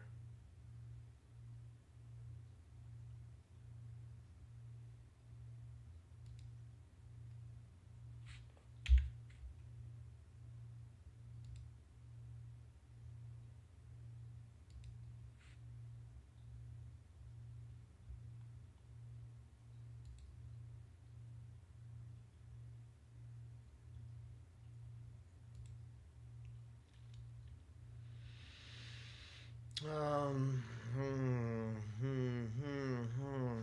am I doing now? Next one.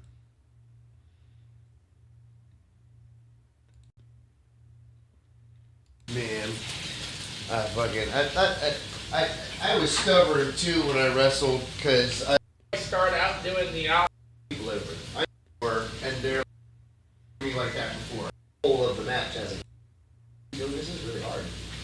For a living. They have to know how to turn around.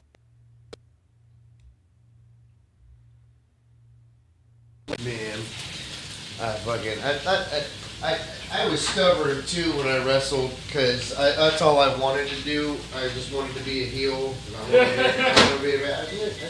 I had a whole different mindset, dude, back then. I was like, I feel like that's- I wanted to be a demon. I wanted to be, like, I was like one of my theme songs was Satan's Child. Like, you know what I mean? Like, I was like all into just being like, I didn't believe in that stuff, but I believed in fucking making people have a reaction. You know what I mean? And like, I liked that imagery, and I thought that was all cool, and yeah.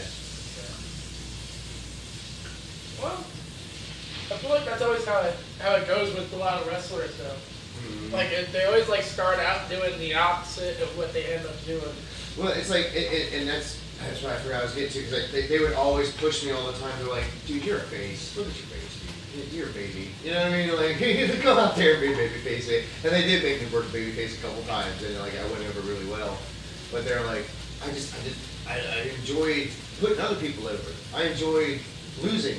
I enjoyed. Yeah, because that's always how it works. It's like everybody wants to be the heel when they want to do good, and then everybody wants to be the face when they're fucking assholes. It's so funny how many people I worked with that I'd never worked with before, and they're like, "Oh, I usually work heel," and I'm like, "I'm heel," and they're like, "I'm like, don't worry," and they're like, I'm like, and then we go and work the match. And then afterwards, the guy's like, "Oh my God, how did you do that? No one's ever cheered for me like that before." You know what I mean? I'm like, I know what I'm doing, dude. I get them to hate me so fucking much. They want you to kick my ass. Yes. You know what I mean? And I carried it through the whole match. And that's the other thing too, like, as a heel, especially if you're a control freak, you have more control of the match as a heel. You're dictating to babyface and telling him what to do and when him to take over and beat you up, pretty much. Like, there's a lot to it, and that's another reason why I was like, man, do I really want to keep doing this? This is really hard. Shit, exactly. You have to work out for a living. Yeah, and you have to get beat up for a living. You have to know how to turn around and get up in the ring all the time, and this and that. Much better.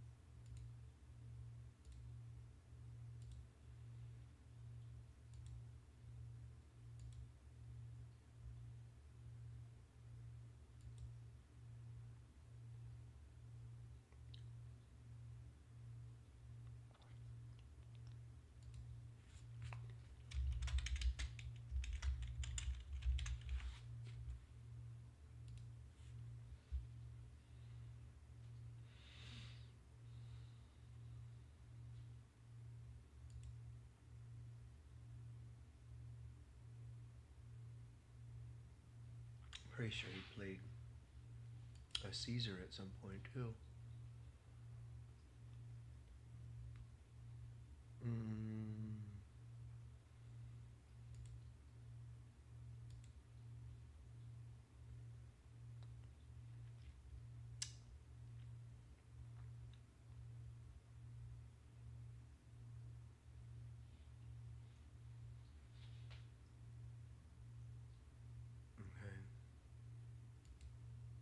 Yeah.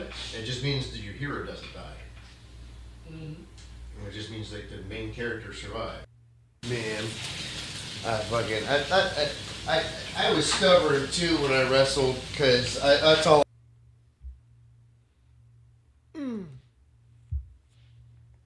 Oh God.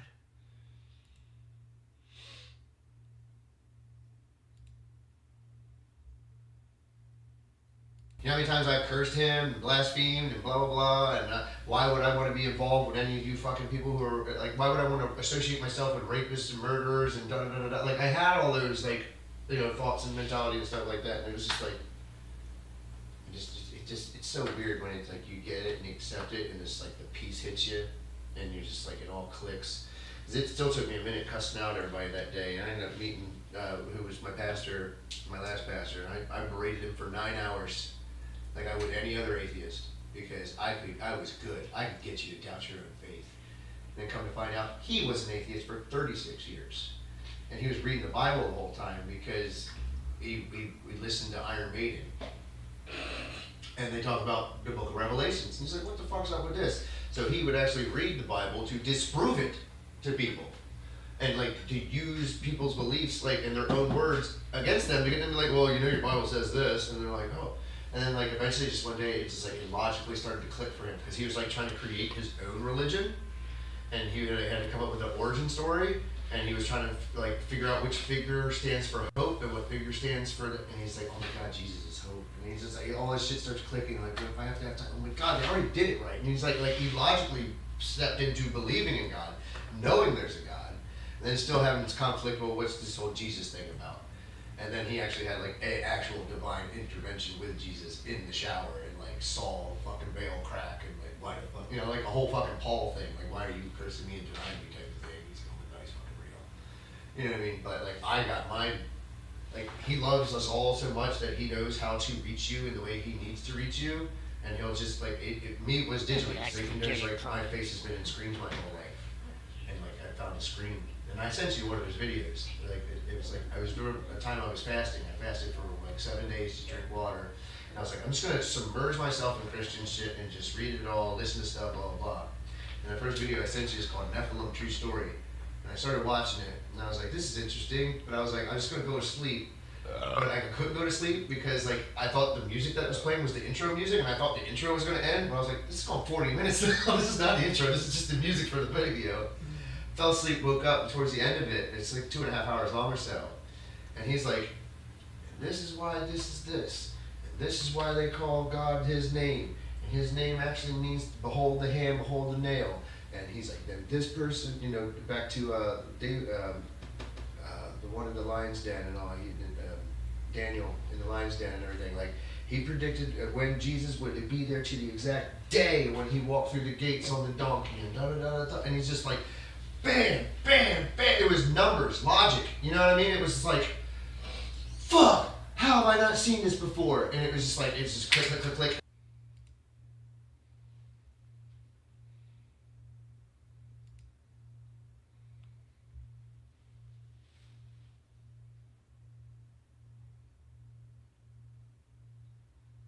Did I not share that last one? What did I just do? I didn't share it, did I?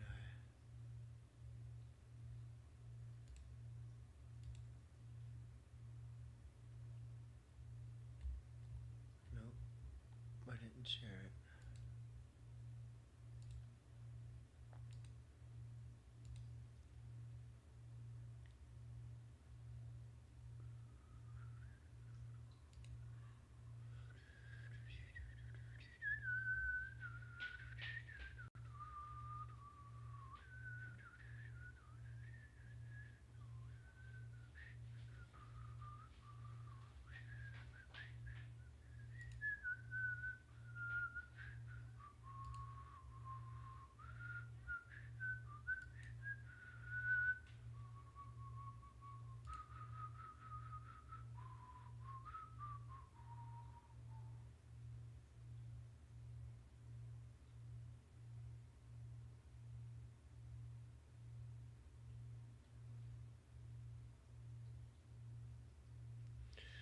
There's 13.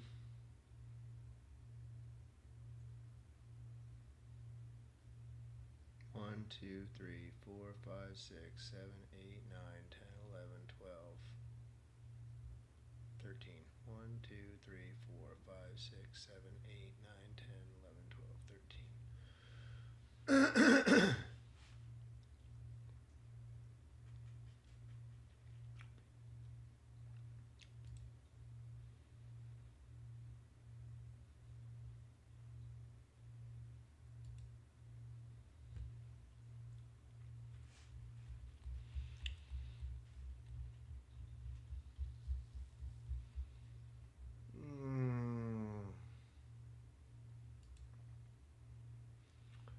The last one I made was Faith, Doubt, and Journey to Belief.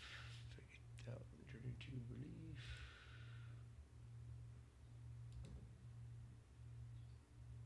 Just don't fuck it. You'll remember it tomorrow. The Just reason go to why I fucking sleep all day is because when I do REM sleep at night, I am still fighting demons. I still have night terrors. I still have, like, if I don't smoke weed every day, then I will start remembering my dreams. And when I remember my dreams, every time, it's always disgusting fights and terrible like situations and terrifying predicaments and things like that. I remember one of my primary like bad dreams that I had when I first moved here. Like I always had like these dreams of like white people just being racist and trying to kill me and trying to run after me and shit like that. Because I was just like I'd never been to the South before.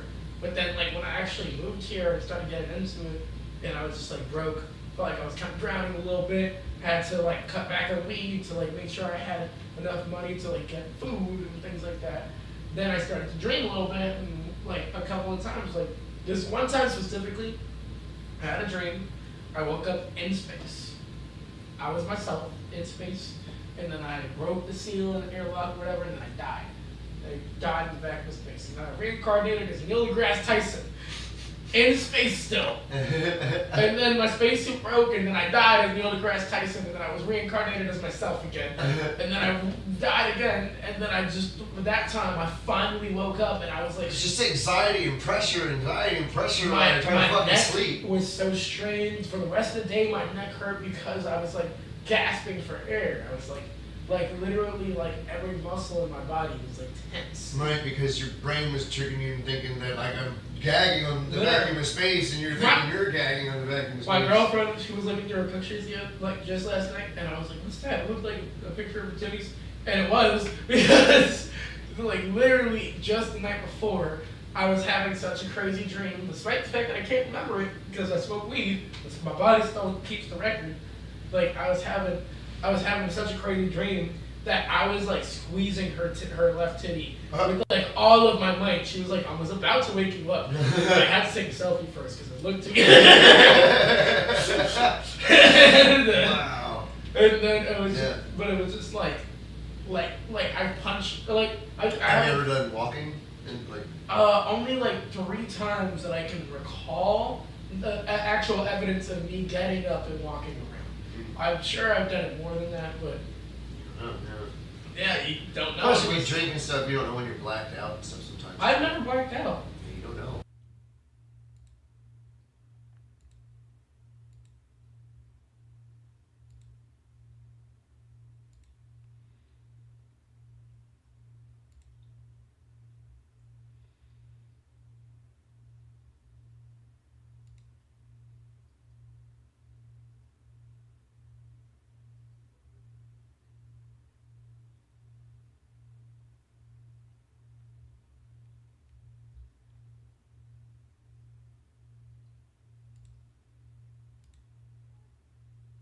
What else do I need to do? Gosh, there was something else. Ghostbusters 2.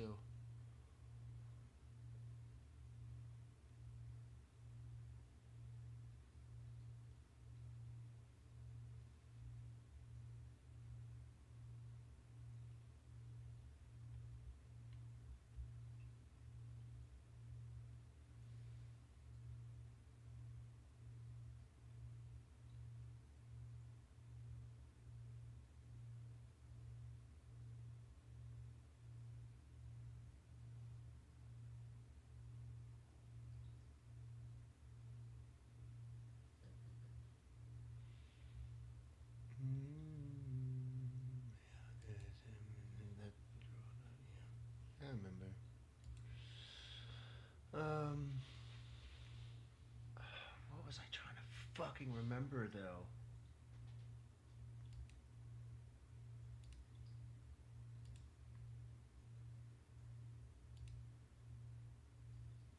And like he had no intention of it, no real like acting teaching or anything, but like that's how he got into Men in Tights. He just said fuck it and tried to audition and sit, and Mel Brooks liked him. Exactly. It's kind of crazy.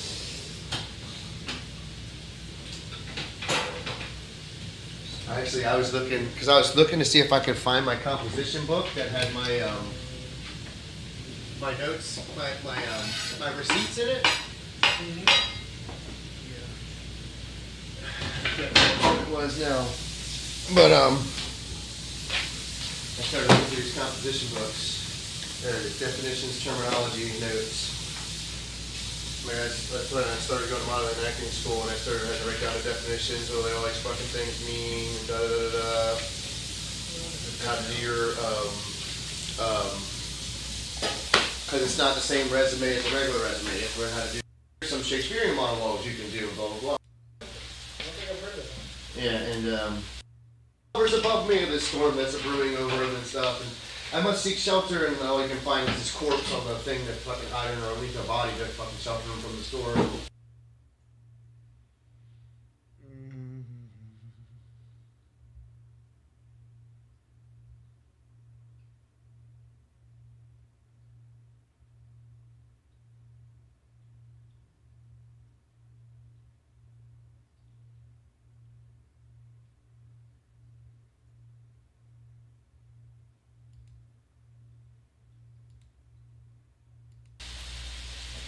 I was like, oh, that's cool. He did it too. Russell Brand.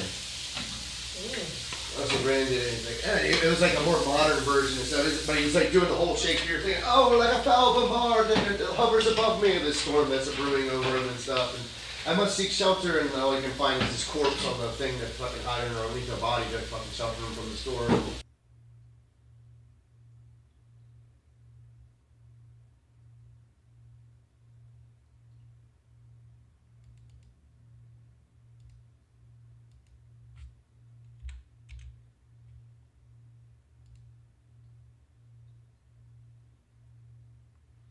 There's just so much more screwed up there, but whatever. People will figure out, oh, it's stupid AI fucking subtitles. And the YouTube subtitles probably aren't fucking much better. Oh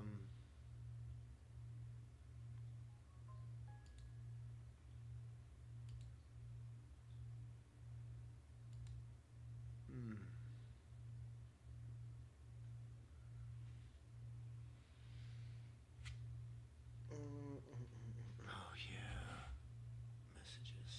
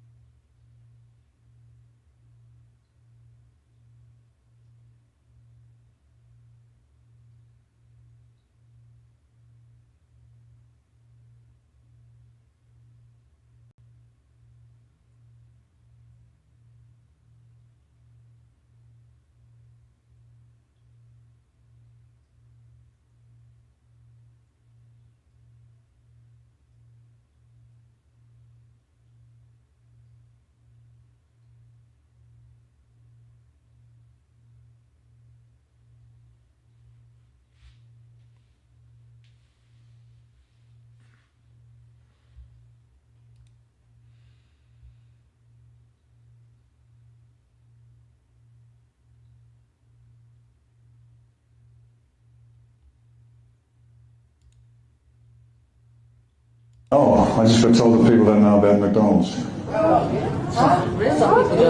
Okay, you know the adrenochrome production? Okay, let's go back a couple of steps.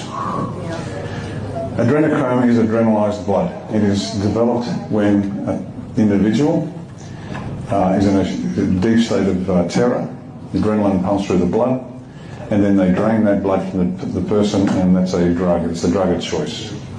It is produced on an industrial scale. Walmart uses its supply chain to transport around the world. It's transported in 44-gallon drums, say out of Holland. Now, how many babies do you have to kill and torture to get a 44-gallon drum? So what do you do with the bodies after that? Well, I just put them into the McDonald's burgers. In US. This is US. I don't know about Oz, but definitely the US.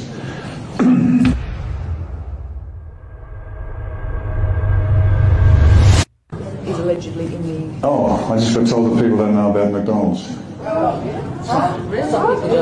Okay, you know the adrenochrome production? Okay, let's go back a couple of steps. Adrenochrome is adrenalized blood. It is developed when an individual... Epstein was emailing Steve Bannon, who was Trump's chief strategist during his first term, and Steve Bannon was trying to get Trump to meet with this guy named Alexander Dugin, who is a Russian mystic who is basically the modern-day Rasputin, who is a advisor to Putin. He basically has an entire metaphysics and esoteric history he created for Russia that is basically Hyperboreanism for Russians. He literally believes that Russians are the descendants of Hyperboreans, who are the descendants of Aryan gods, and that Russia is going to save the world from degeneracy. And Steve Bannon wanted Donald Trump to meet this guy and have dinner with him. Chance that Donald Trump was going to be talking to a Russian Nazi who was teaching him about Hyperboreanism. Basically just this meme in the White House. I did a whole video about it here. This is real. This is like actually real. Epstein was emailing Steve Bannon, who was Trump's chief strategist during his first term, and Steve Bannon was trying to get Trump to meet with this guy named Alexander Dugin, who is a Russian mystic who is basically the modern-day Rasputin, who is a advisor to Putin. He basically has an entire metaphysics and esoteric history he created for Russia that is basically Hyperboreanism for Russians. He literally believes that Russians are the descendants of Hyperboreans, who are the descendants of Aryan gods, and that Russia is going to save the world from degeneracy. And Steve Bannon wanted Donald Trump to meet this guy and have dinner with him. Chance that Donald Trump was going to be talking to a Russian Nazi who was teaching him about Hyperboreanism. Basically just this meme in the White House. I did a whole video about it here. This is real. This is like actually real. Epstein was emailing Steve Bannon, who was Trump's chief strategist during his first term, and Steve Bannon was trying to get Trump to meet with this guy named Alexander Dugin, who is a Russian mystic who is basically the modern-day Rasputin, who is a advisor to Putin. He basically has an entire metaphysics and esoteric history he created for Russia that is basically Hyperboreanism for Russians. He literally believes that Russians are the descendants of Hyperboreans, who are the descendants of Aryan gods, and that Russia is going to save the world from degeneracy. And Steve Bannon wanted Donald Trump to meet this guy and have dinner with him. Chance that Donald Trump was going to be talking to a Russian Nazi who was teaching him about Hyperboreanism. Basically just this meme in the White House. I did a whole video about it here. This is real. This is like actually real. Epstein was emailing Steve Bannon, who was Trump's chief strategist during his first term, and Steve Bannon was trying to get Trump to meet with this guy named Alexander Dugin, who is a Russian mystic who is basically the modern-day Rasputin, who is a advisor to Putin. He basically has an entire metaphysics and esoteric history he created for Russia that is basically Hyperboreanism for Russians. He literally believes that Russians are the descendants of Hyperboreans, who are the descendants of Aryan gods, and that Now we at the part where the government gone, don't nobody know the government gone, and everybody thinking it's business as usual. And it's not. And I keep saying that. The government is gone. Yes. Yeah, it's over with. Yeah. The whole America fiasco is over with. The international bankers, all that's over with. All of them been removed from their positions of jurisdictional authority. They have no power left. The problem is our people are in this trauma, post-traumatic slave disorder, when we were never no slaves. We was prisoners of war, but we wasn't slaves. They captured us and forced us to work on Big Mama house, take Mama out of Big Mama house and just call it the big house and force us to work and make shift because they used what was here. They turned our castles into prisons, asylums, and state buildings. They still here. Yeah. They said there wasn't no royalty on the land because we left our castles to go fight the Gullah Wars.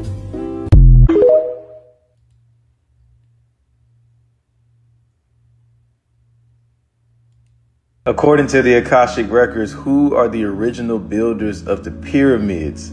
Please give us a cosmic breakdown. According to the Akashic Records, the original builders of the pyramids, especially those at Giza, were not simply ancient Egyptians as history presents them, but a cosmic alliance of star beings, earth sages, and hybrid priest scientists who worked in harmony during epochs of higher consciousness. Here's a full cosmic breakdown. Lyran and Syrian architect consciousness. The core blueprint for pyramid construction originated from Lyran and Syrian star nations. The Lyrans contributed sacred geometry, frequency encoding, and crystal harmonics, while the Syrians provided energetic grid alignment and mastery of Earth's magnetic fields. They did not use brute force or primitive tools, but instead they used sound resonance, anti-gravity principles, and thought-responsive technology. Pyramids were constructed as frequency generators, not just tombs or temples. Atlantean priesthood legacy. After the fall of Atlantis, Atlantean initiates, who were hybrids of starseed and human DNA, migrated to Kemet. These beings carried the memory codes and energy architecture techniques from pre-flood civilizations. They worked with the land and celestial alignments to reactivate Earth's energy grids, using the pyramids as dimensional stabilizers, stargates, and consciousness amplifiers. The Great Pyramid as a stargate engine. The Great Pyramid was never meant to be a burial chamber. According to the Akashic Records, it is a multidimensional technology designed to interface with Sirius and Orion star systems, align with solar and galactic energy streams, activate the Merkaba light body in initiates who pass through its chambers, amplify sound, intention, and electromagnetic energy. Its measurements encode the speed of light, planetary distances, and harmonic ratios because it was designed by beings who viewed space and consciousness as unified. The role of the Nitaru and Inner Earth. The Nitaru, often interpreted as gods, were higher dimensional beings, some of whom were incarnated star emissaries and others. If you want to learn how to get your aura charged up like this, follow me for a second. My name is Tigo and I'm a mystic, and I've been training spirituality and meditation since 2010. I learned to access the healing energy field of Chi through long-sitting meditation. I traveled to China to further those practices and was truly blessed to be able to practice and study with Jiang Feng and a group of lay Buddhist monks. In my course. Oh, you're talking about this Brazilian game where you find men entangled in each other? Yeah, it's a bit more than that, but yeah. That's where you want me to go? Yeah, it'll be really good, bro. Jiu-jitsu? Yes, bro. You mean this one? Yeah. No, man. That's gay. No, it's not. Jiu-jitsu is gay. It's not gay, bro. Honestly, it's not gay. Men rolling. Yeah. That's gay. No, like even when with the I would say it on camera. No. Jiu-jitsu is gay. No. So look, if someone's gonna attack you, the way to defend yourself in jiu-jitsu would be to get into guard and see how gay you look. Yeah, you're right. It's pretty gay.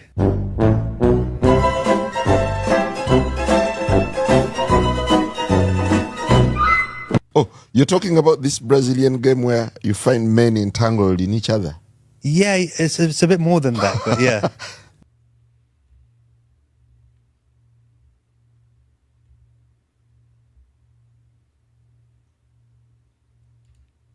even know this, but in the 1990s, there was a conspiracy theorist with a public access show where he ranted about crazy crackpot theories every single day, and nobody took him seriously. But then after he died, it turned out he was right about everything. In the late 80s and throughout the 1990s, there was a man named Clay Tiffany who had a public access TV show called Dirge of the Charlatans, where he would sit for hours on end and just rant and ramble about all kinds of conspiracy theories about elite government corruption within the city. He would talk about judges laundering money through nonprofits and NYPD officers falsifying crimes to throw people in jail, and members of the NYPD acting as roving gangs and enforcers for the mob. But then something happened to Clay Tiffany. In March of 1997, he was pulled over by an NYPD officer named Nick Tartagliani, who said that he had seen Clay Tiffany's show and wanted him to stop talking about the NYPD, and that he was connected to the mob, and if he didn't shut up, he would have him taken care of. Or at least this is what Tiffany claimed the following day on his show, where he talked about the incident. And as Clay Tiffany claims, the next day after this broadcast, Nick Tartagliani showed up at his house, threw him against his police cruiser, arrested him, and brought him in on some made-up disturbing the peace charge. But Clay Tiffany was not going to be bullied, and he would not give up. So the next several years on his show, he did a full investigation of Nick Tartagliani, sending in a bunch of requests with the Freedom of Information Act to the government to get documents about him. And he dug up a ton of dirt, like multiple police brutality reports, a bunch of excessive force complaints, and unexplained departures from dozens of his previous police jobs. And in response, Clay Tiffany claims that he was attacked and brutalized by Nick Tartagliani and his cop buddies multiple times throughout those years. The first incident, he was attacked outside of his home again. The second incident, he was thrown to the pavement and beaten outside of a town meeting. And the third incident, he was beaten so badly that he was hospitalized for weeks. Tiffany ended up suing Nick Tartagliani. He didn't win, but there was an undisclosed sum settled out of court. But more importantly, he had lost any credibility that he ever possibly had because of these repeat accusations of Nick Tartagliani, and people started actively calling for his public access show to end. So in the early 2000s, that's exactly what happened. The show ended and Clay Tiffany disappeared from public life. And in 2015, he died from heart failure. But in 2016, Nick Tartagliani was arrested for the execution-style murder of 4 men in a drug trafficking job gone wrong. Clay Tiffany was right. Nick Tartagliani was mob connected, he was corrupt, and him and his buddies were running as enforcers for the mob within the NYPD. And what's even crazier is that Nick Tartagliani was at one point Jeffrey Epstein's cellmate and the last person to ever see him alive that we know of. And real quick, if you like my videos and you want to see more in-depth writing from me about pop culture, movies, TV, video games, weird history,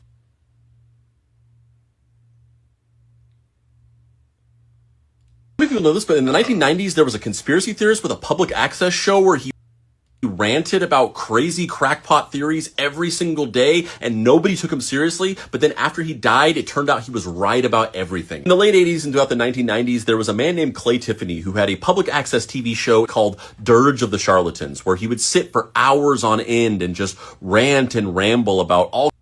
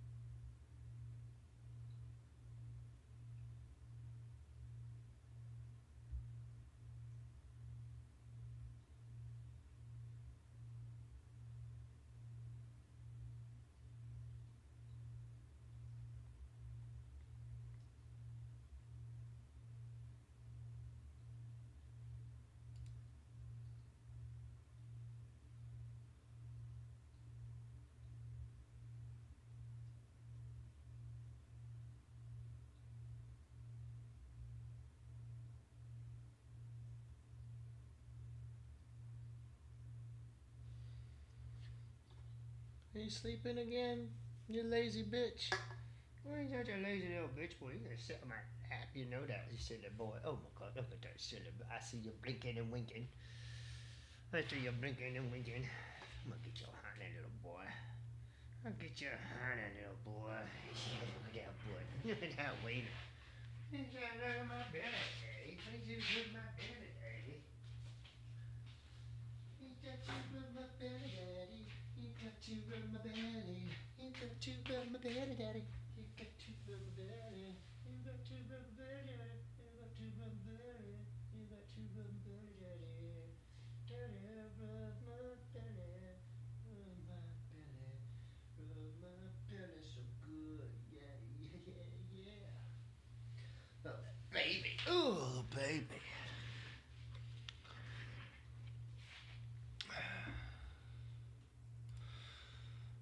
Whatever, I can't even see what it's saying. Next. Publish. Okay, this.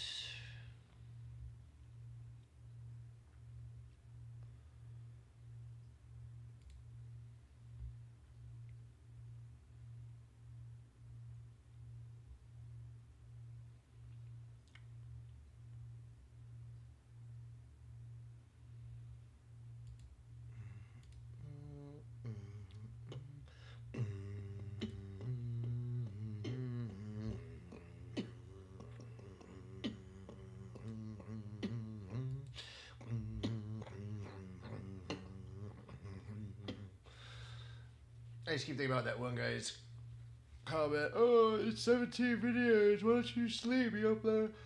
Like, you guys don't know what hard work is, do you? And no one.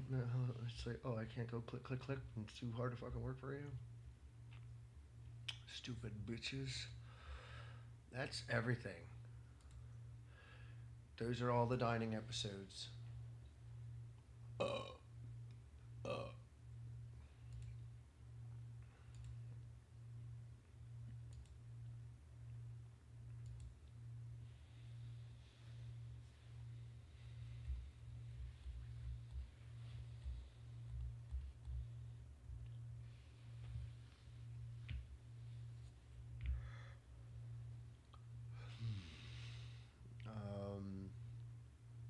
I'm gonna at least do those two. I think.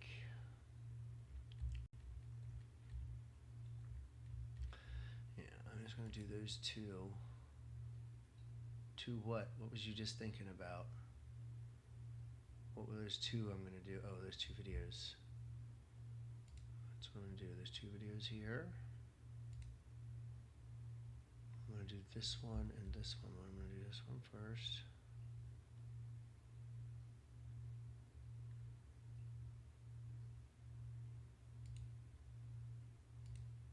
That thing running full blast and it's still not.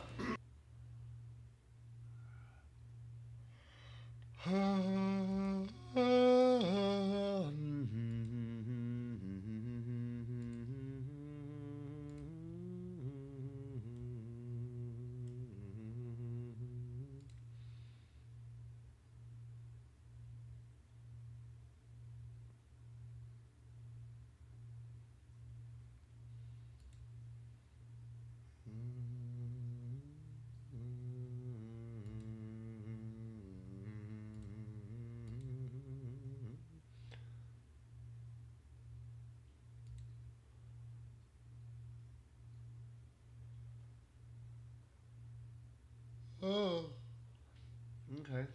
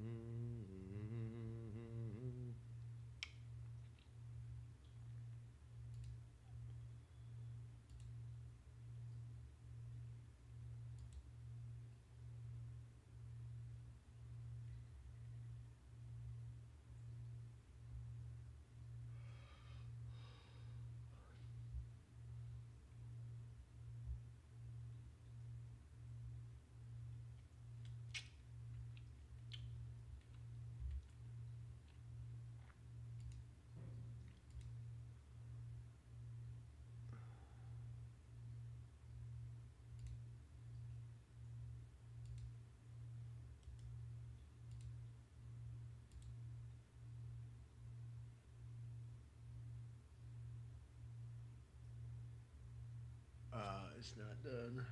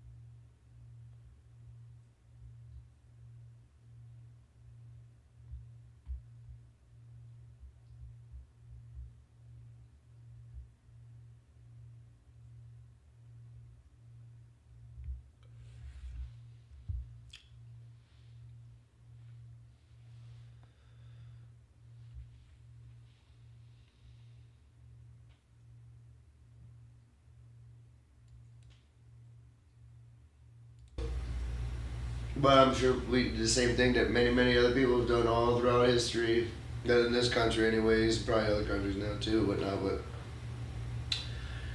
I'm just fine. We had a hood to an old car, and like some sled and stuff like that, and would like tie them to the back of the cars, and they would drive around, and we'd be on the back of them, just going. That was the coldest I ever was in my entire life. And I will tell you, I truly believe I would rather be too hot than too cold. I don't know. It's hard. It's a hard toss up.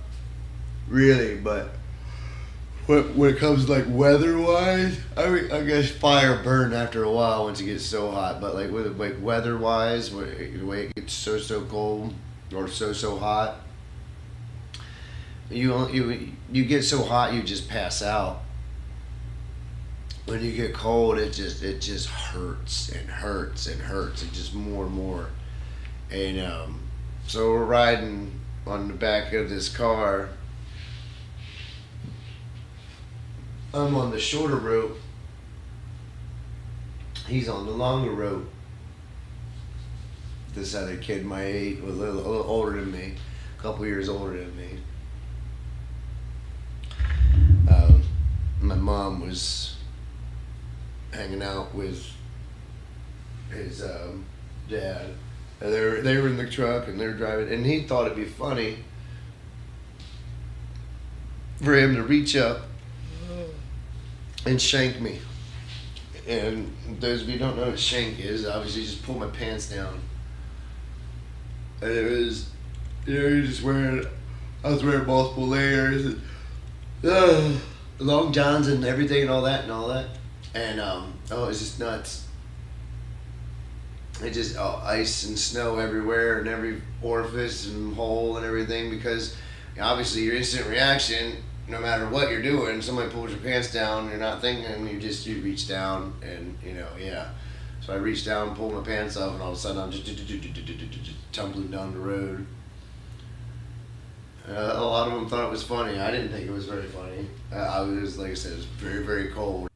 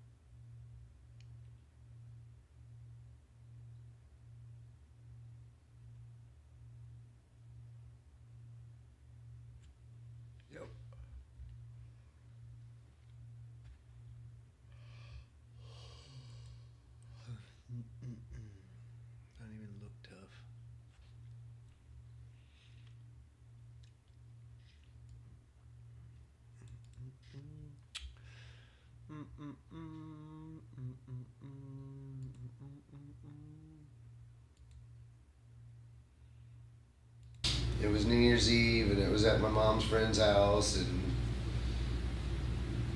she had a son that was my age, and we always hung out and did stuff together when we were little. Well, you know, when my moms were hanging out and stuff, and we would always do stuff. You know, we would, you know, they'd have plans together and do stuff, and we'd hang out at each other's houses. We had good times, really good times. And the note that I put down was like, recalling that one New Year's Eve when we were like, oh, try this, oh, try that. You know, it was like, oh, it's eggnog, it tastes good, and but you know, yeah.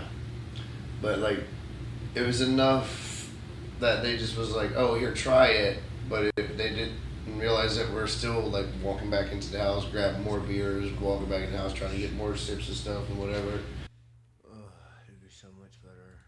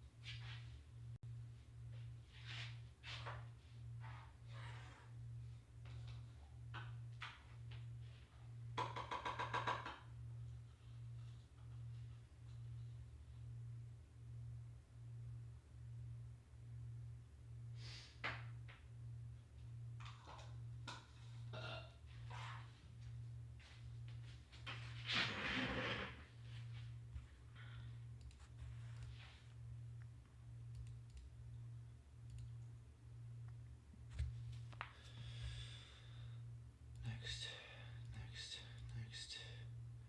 Publish.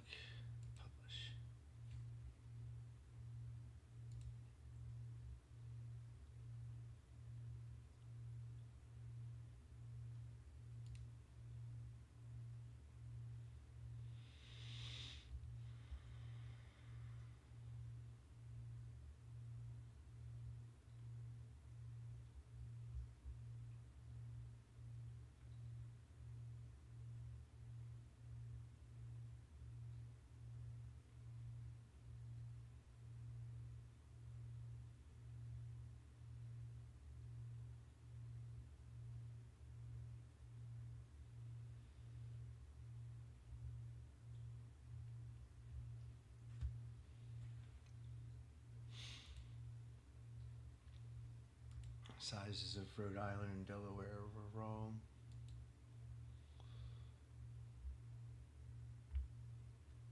Oh, don't care. Looks familiar, but I know I've seen her in something.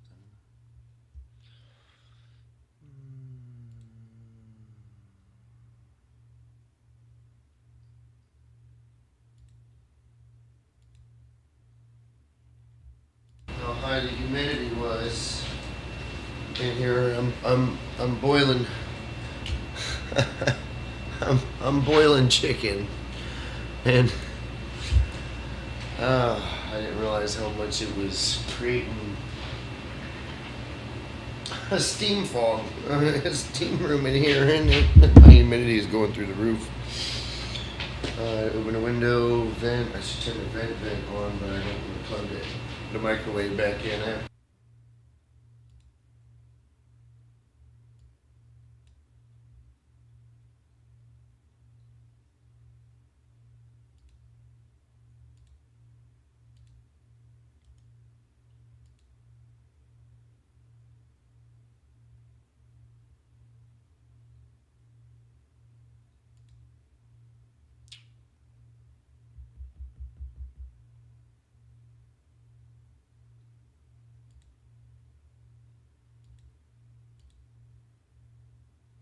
Um, some of these are just random notes, but I mean, some of these are like I was recalling like when I was a child and like the first time I got drunk. Like I had drank before, like my pop.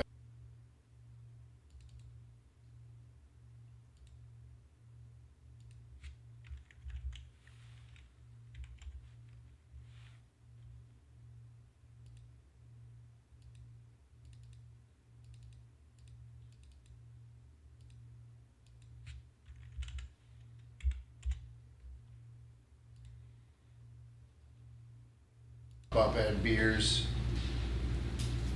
and he drank the Schlitz, and I always would take like the last sip out of them all the time, and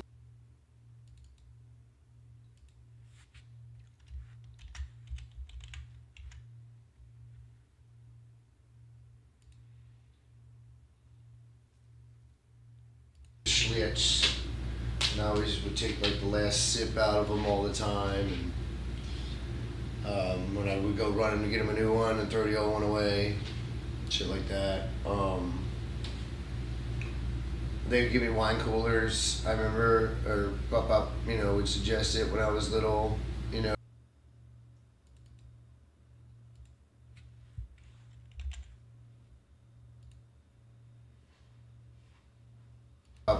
would suggest it when I was little, to help me go to sleep and shit, you know what I mean? But I mean, it didn't like happen like all the time and stuff, but it was enough to like, oh, I like the flavor and the feeling. But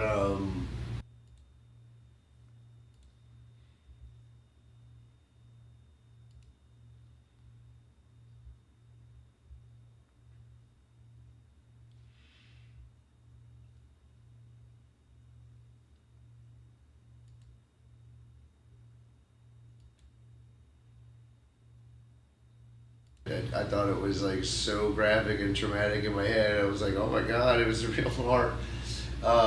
It comes to mind now, I think it's a Chuck Norris movie. I'm pretty sure it's a Chuck Norris movie. I don't know, I have to look it up again. I had found it, like I re-looked it up at one point, but I have to look it up again, but it's like this alien comes down to Earth, and it's like, I forget the whole concept, like the plot of it and everything, but like, the alien would like this tube would come out of his wrist and like it would like suck all the blood like out of the person and like all this white stuff would go in and whatever. I don't know. It was weird. I remember there was this one scene where like I think it was Chuck Norris. I'm pretty sure Chuck Norris. He's like hunting this alien thing down, or he doesn't know what it is yet or whatever. He just thinks it's a crazy guy, and he's in this hotel room and like. He's like, oh, he had a lot of heart, and the guy he throws like a heart at him, and in my head I'm like, oh my god, he threw like a human heart at him, and my mom, and other people would like try to say, oh, it's a beef heart, and stuff like that, like, I'm like, I want to eat to like, cause I was really freaked out. I'd seen like major action movies and crazy shit, like RoboCop before I was in kindergarten, like some shit was intense, but like, the way it was delivered. It didn't seem to be as impactful as like some of the horror movies, like how they were. Like I watch, Friday the 13th movie over and over again now, like with no problem. But and it had a way of building tension and fear and horror and shit. And when you saw that motherfucker, you were really scared.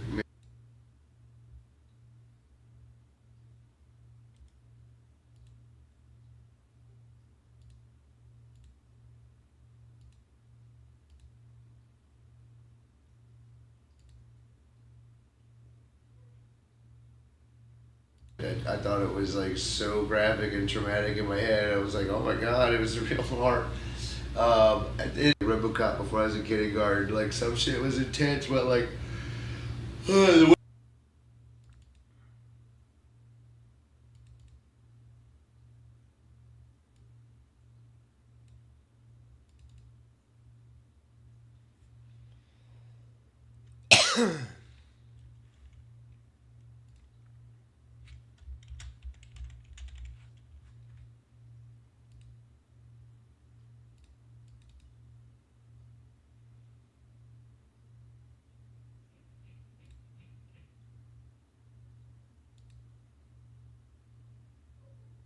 RoboCop before I was in kindergarten. Like some shit was intense, but like The way it was delivered, it didn't seem to be as impactful as like some of the horror movies, like how they were. Like I watched, Friday the 13th movie over and over again now, like with no problem, but. And it had a way of building tension and fear and horror and shit. And when you saw that motherfucker, you were really scared.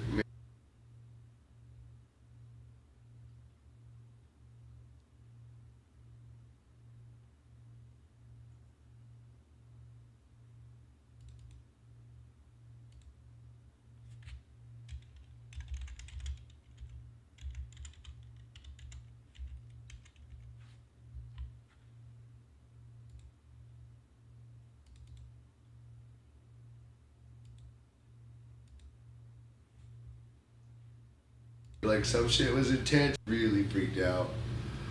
I'd seen like major action movies and crazy shit, like RoboCop before I was a kid. Like some shit was intense, but like the way it was delivered, it didn't seem to be as impactful as like some of the horror movies, like how they were. Like I watched, Friday the 13th movie over and over again now, like with no problem, but. And it had a way of building tension and fear and horror and shit. And when you saw that motherfucker, you were really scared.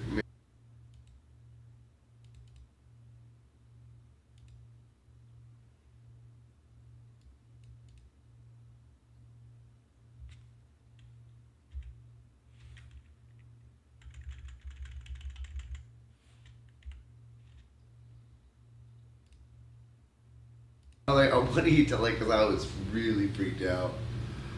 I'd seen like major action movies and crazy shit, like RoboCop before I was a kid. Like some shit was intense, but like the way it was delivered, it didn't seem to be as impactful as like some of the horror movies, like how they were.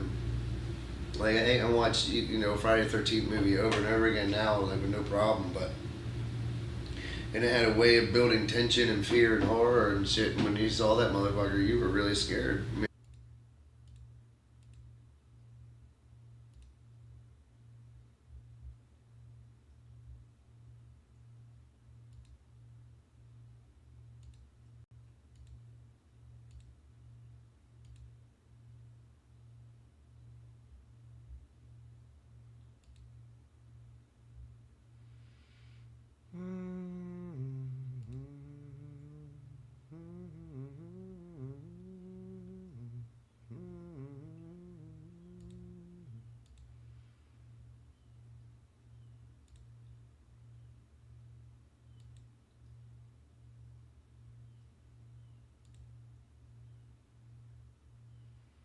That was all 5.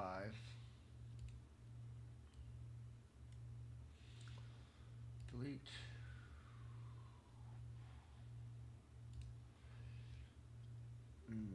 That was.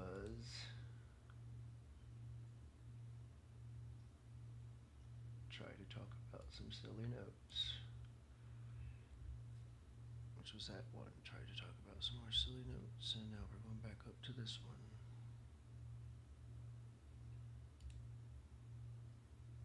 Interview tomorrow. It'll be wonderful.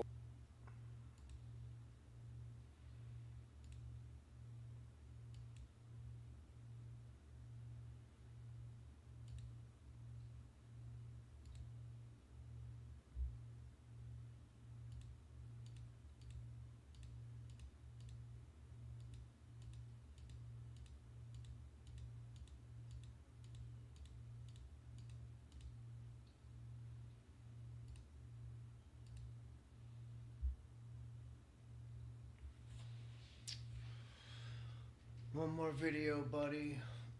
I'll try to do it quick. Oh, and then we'll get out of here. Take you for a little walkie pill. What you think about that, Mr. Stinky Doo?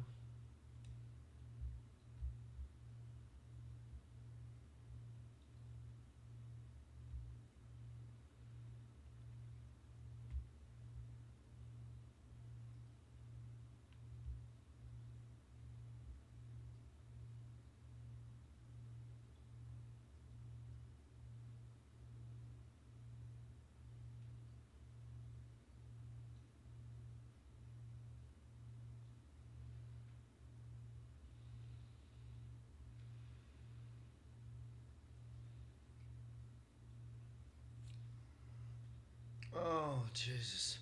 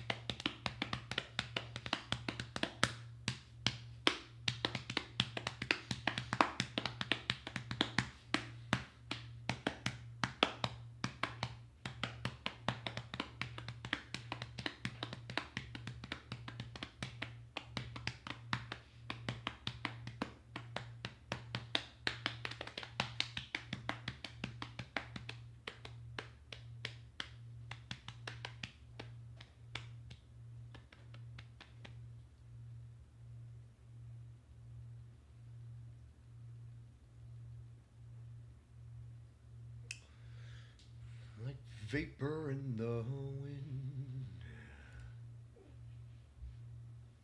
Tomorrow it'd be wonderful, and she was saying she could make it work with Lucius and everything, and I'm like, oh my gosh, this would be so wonderful. It's a higher paying job at a strip club.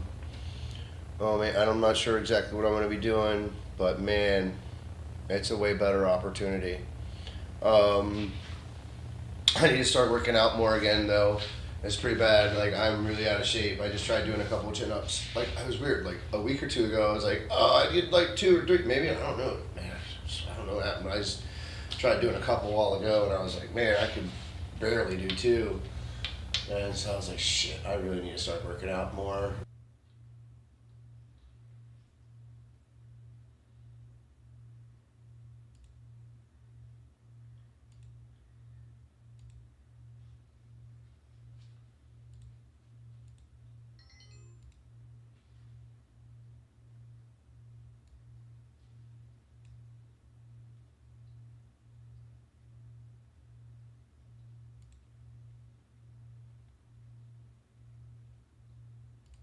And she was saying she could make it work with Lucius and everything, and I'm like, oh my gosh, this would be so wonderful.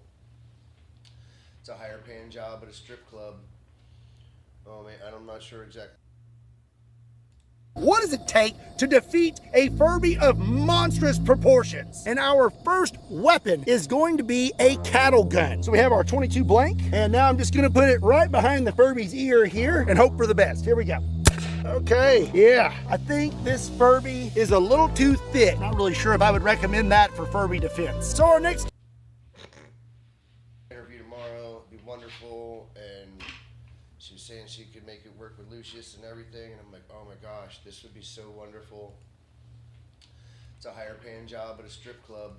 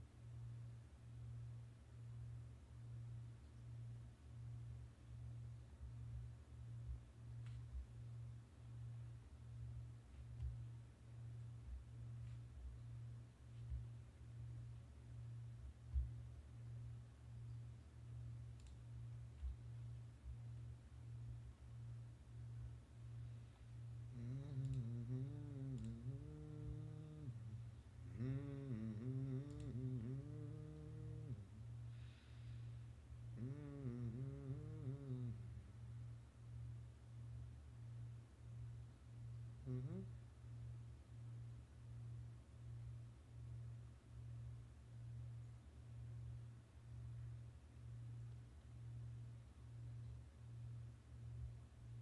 You can't tell. You're stupid.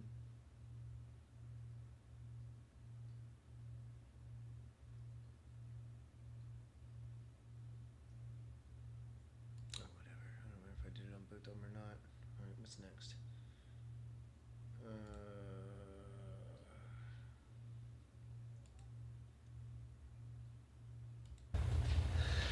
Demons, brain damage, turmoil in the toy box. Everything is demonic. Man, what a crazy childhood when you go back and forth between, you know,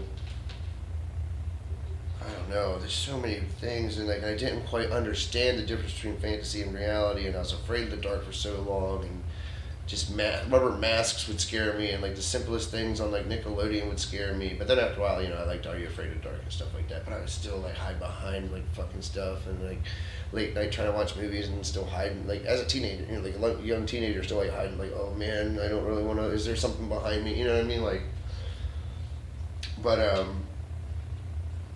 and then becoming an atheist when you're 11 and stuff, but like still thinking like there's a spiritual world, and so you're kind of agnostic. I mean, this demonic stuff is fucking cool, and all these gods and goddesses, and it's really cool, and and like, it's just so weird. But then like as a kid, just as a kid, you know, going to church and stuff, and then like everything you've come to find, because I went back and forth, you know, mom being like devout, wanting to go to church and stuff, and then like not really caring for it back and forth, but like all of a sudden, you know, I go from having my He-Man and my G.I. Joes and all this stuff, and my Ghostbusters toys and stuff, like, oh, let's sell them at a yard sale, and this and that, and like, but even when I still had some of that stuff,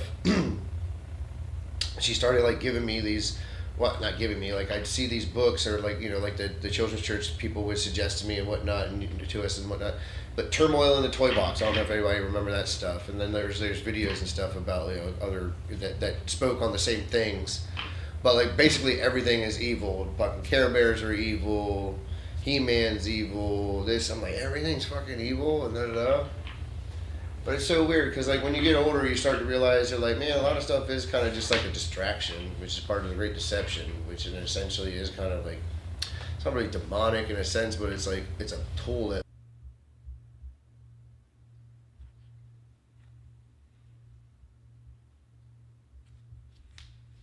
Just give me the thumbnail. Just give me the thumbnail.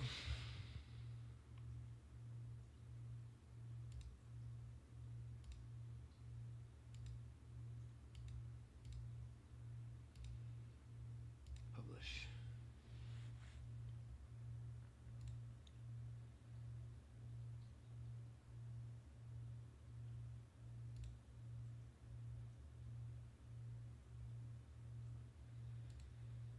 He decides what time it is.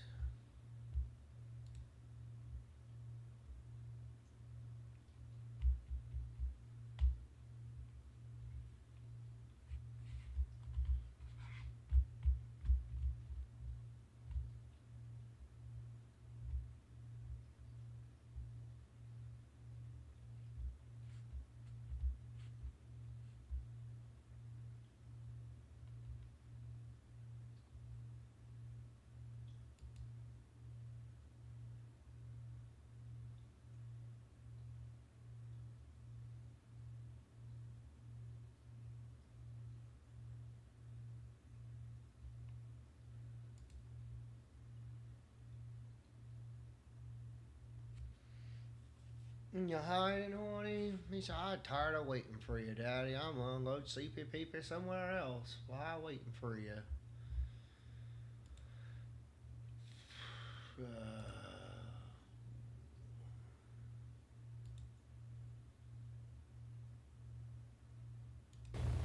It's just another part of the adventure. You know, something to do and make money to help me sustain while I keep trying to be involved in entertainment somehow, some way, creating content somehow, doing something with anyone, or just creating more stuff and more platforms for other people to do things on. And just, I don't know, Just content.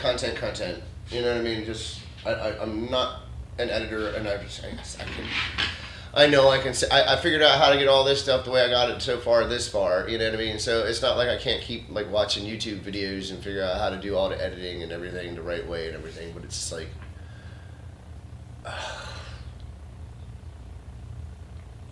A headache I don't want to have to deal with. It's like hopefully I can find somebody that wants to get involved that like enjoys doing that stuff, or people can take my stuff and share it and cut it however they want to too.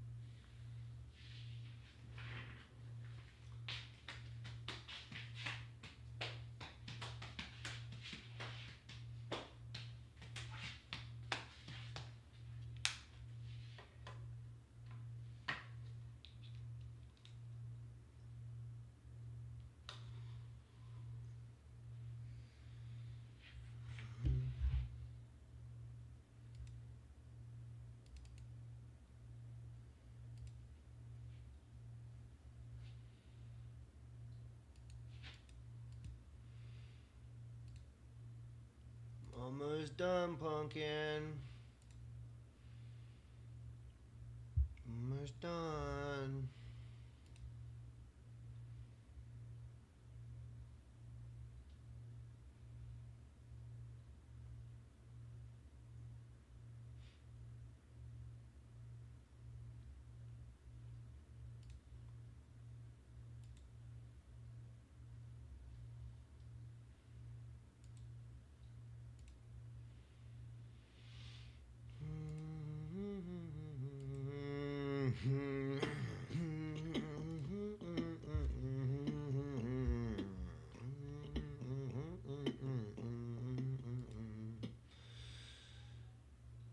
Secrets, paranoia, and the need for transparency. Tell us everything or admit you don't know. Yep. Tell us everything or admit you don't know. You know what I mean? It's as simple as that. You know, like from politicians to Freemasons to this and that. It's like, stop fucking. What the point? Fucking point is the point of secrets now. Like, there's no fucking point of secrets. Everyone's gonna find your shit out. Everything that happens in the darkness comes out in the light. Like, it doesn't make any sense. Freemason story and experiences, paranoia, anxiety playground. I feel like I had a different thought process behind that, an idea and a story behind that, but now I'm thinking maybe it was just a band name idea, paranoia, anxiety playground. But I mean, I think that's just like what a lot of the stuff creates. That might have been the thought. That's a lot of the stuff just creates a paranoia, anxiety playground. It's like all this crazy stuff. The more you learn about everything, it's like, oh my God, there's that, there's that, there's that, there's this, there's that. And then it's like I always have to come back to, I got Jesus. It's okay. We all need Jesus all the time, every day. But I don't have time to tell it in this one because we're 20 minutes in now. But I'll tell you about how that Freemason story in my life happened and whatnot, and how, you know, people try to say that, oh, there isn't people that do stuff on the inside and stuff for people and this and that. It's like, dude, I'm a low-level fucking nobody. And if you know the right people, yes, you can straight up get away with crimes or accidents or this or that, you know, like straight up record charging things can just disappear. I'll tell that story another time.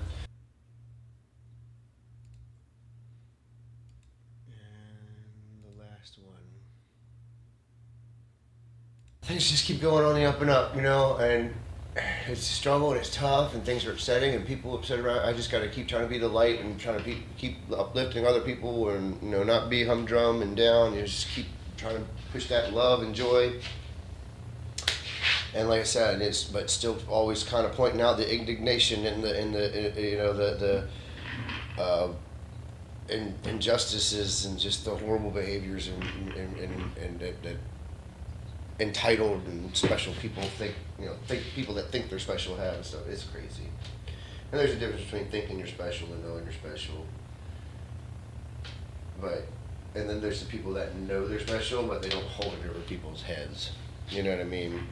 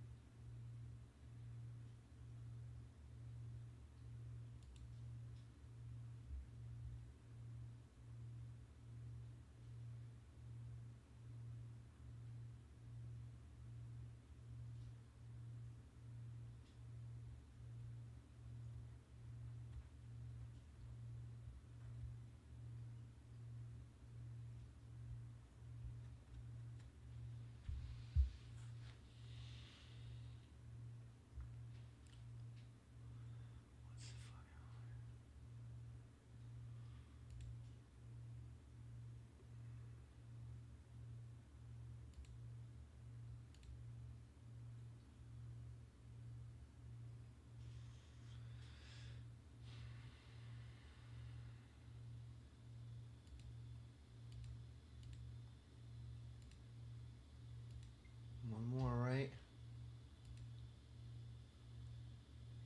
That's it. Just one more, right? Share.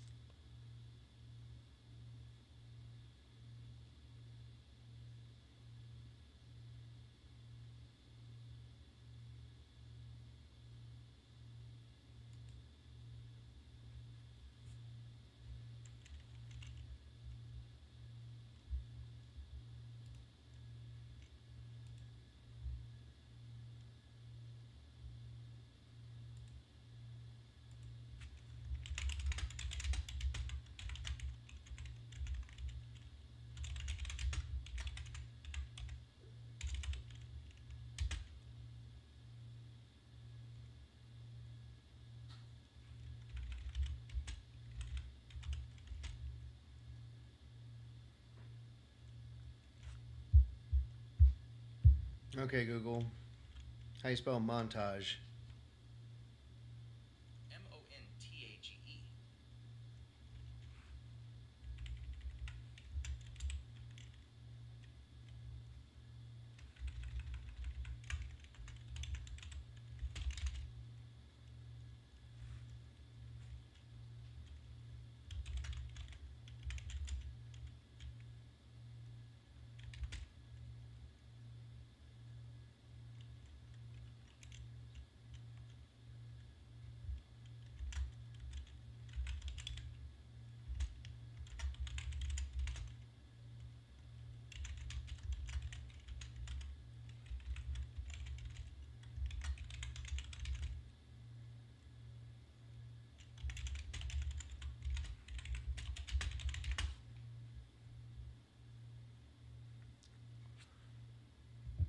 Arlo Guthrie. Arlo Guthrie is an American folk singer-songwriter, the son of Woody Guthrie, famous for his satirical talking blues song Alice's Restaurant Massacre, and his hit cover of City of New Orleans.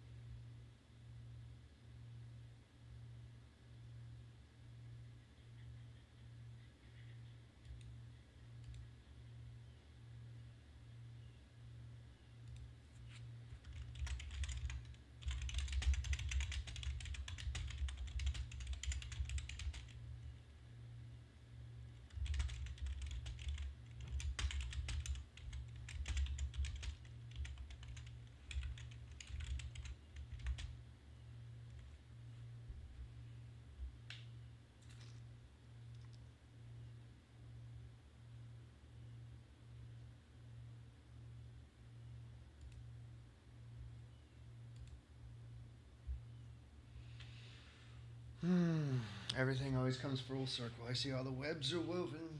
Everything just, God always just showed me that I ever am not on the right path and showing how things always come and click together.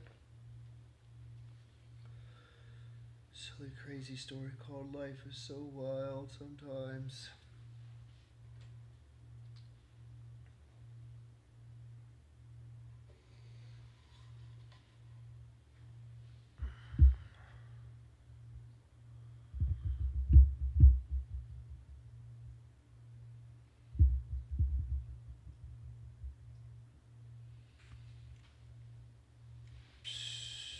So did I do them all?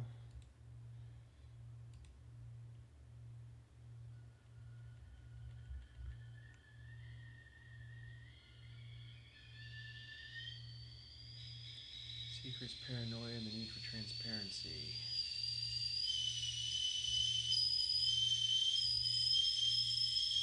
Staying positive and uplifting others.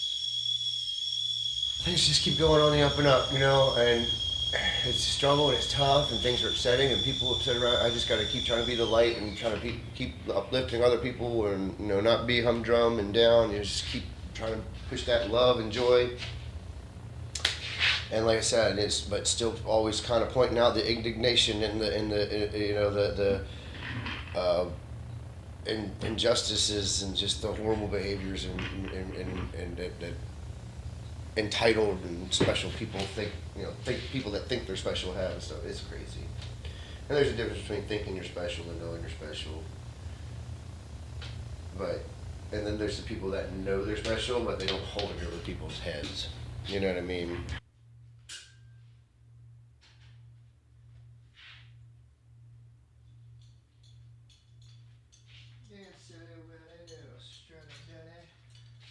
One more video to upload. Oh, what thought we was there already. Oh, yeah, I did. I am there. And what's it called? Staying positive and uplifting others, right? Yep, staying positive and uplifting others.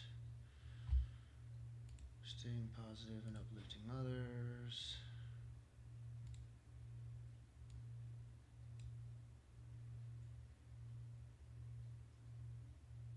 Boop. Swoop. Boop. Boop.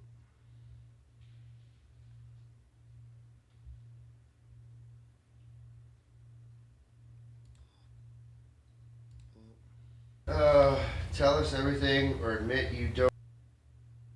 Interview tomorrow, it'd be wonderful. And she was saying she could make it work with Lucius and everything. And I'm like, oh my gosh, this would be so. Tell us everything or admit you don't know.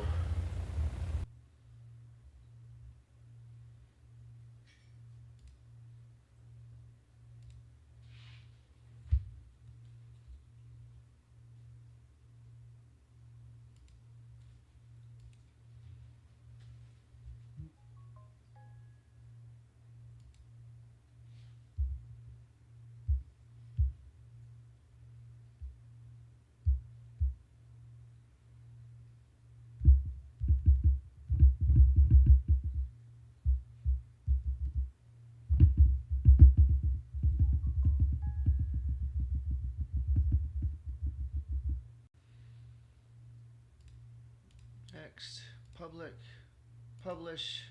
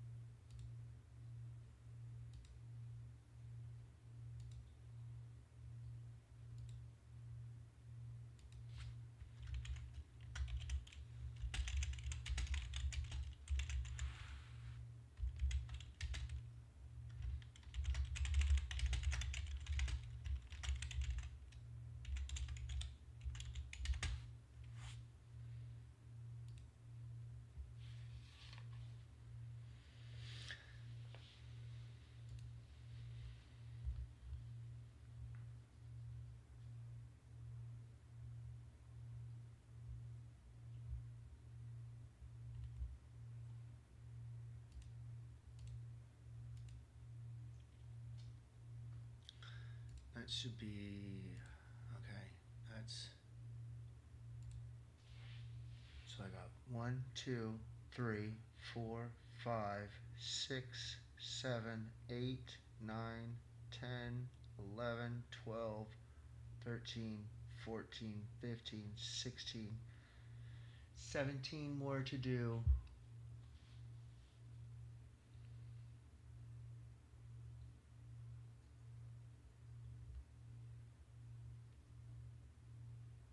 And then I start the back ones.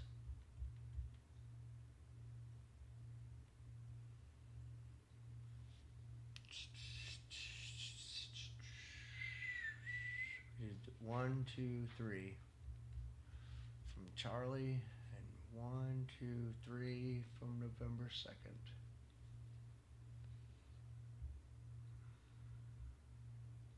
So we're eventually going to start doing more of these. Again, oh, it's like a, I don't know how to explain it. I have to finish it. 17, between there and there. 18, 19, 20, 21, 22, 23, 24, 25, 26, 27, 28, 29, 30, 31, 32, 33, 34, 35, 36, 37, 38, 39, 40, 41, 42, 43. All right.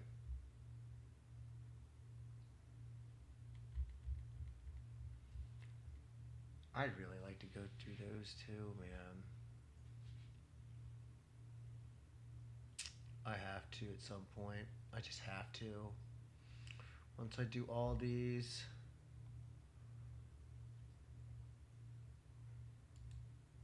I'll start going through all these.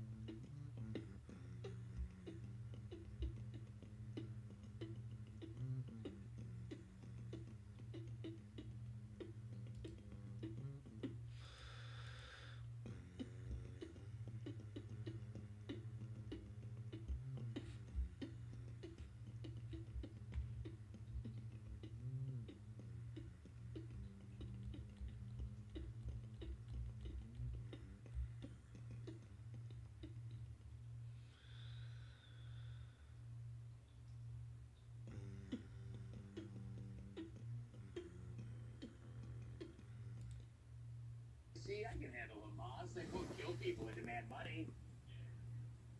But also during that same press conference on Gaza, he dropped this instant classic. Do you have any plan to change Afghanistan situation?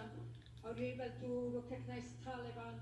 Because I'm an Afghan journalist, Afghan suffered woman. Any comment about Afghanistan? What's your future plan for Afghan people, especially Afghan? I have a little hard time understanding you. Where are you from? Actually, it's a beautiful voice and a beautiful accent. The only problem is I can't understand a word you're saying. That's why he's the guy.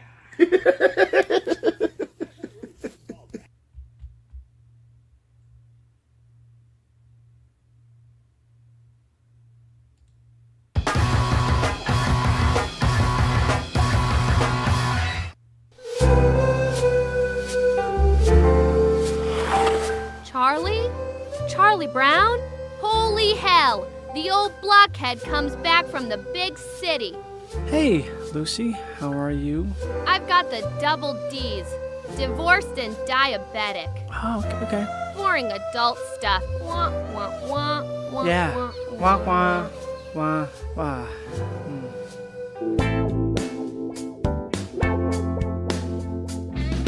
Charlie, Charlie, Charlie, Charlie. Charlie, Charlie, Charlie, Charlie. You're such a black-haired Charlie Brown. Charlie? Hey, Linus. Wow. How you been? I don't know. Can't tell anymore. Can I come in? No. The bodies are still here. Okay, then I guess I'm gonna go. See ya, Charlie Brown. I'm gonna hang myself with this. What's new with you guys, huh? Not much, Chuck. We gave each other HPV. Actually, sir, you gave it to me. Wow. Jeez. Get away! I'll call the cops, Mr. Charlie!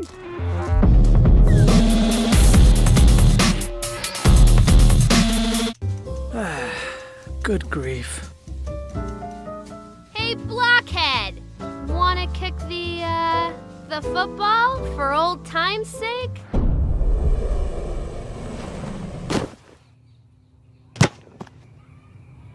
Go fuck yourself.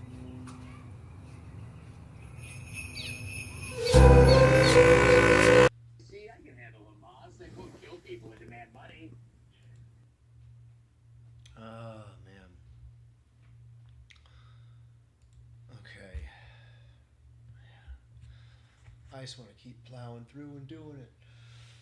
Oh, that's a lot of work to do. It's a lot of fucking work.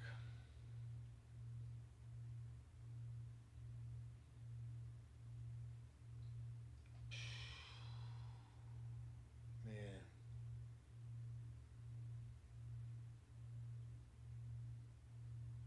I gotta do this somehow, some way.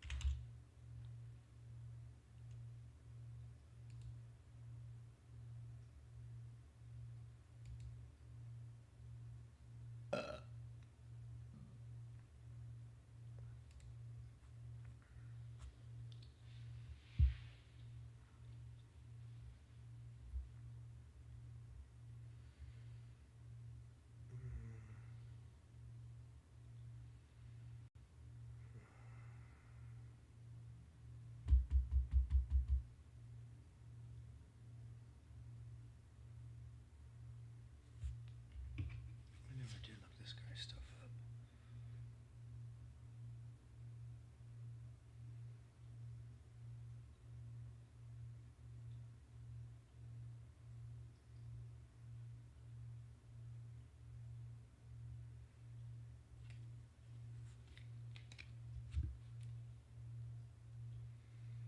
Alright, we'll go for a walk, Bubby.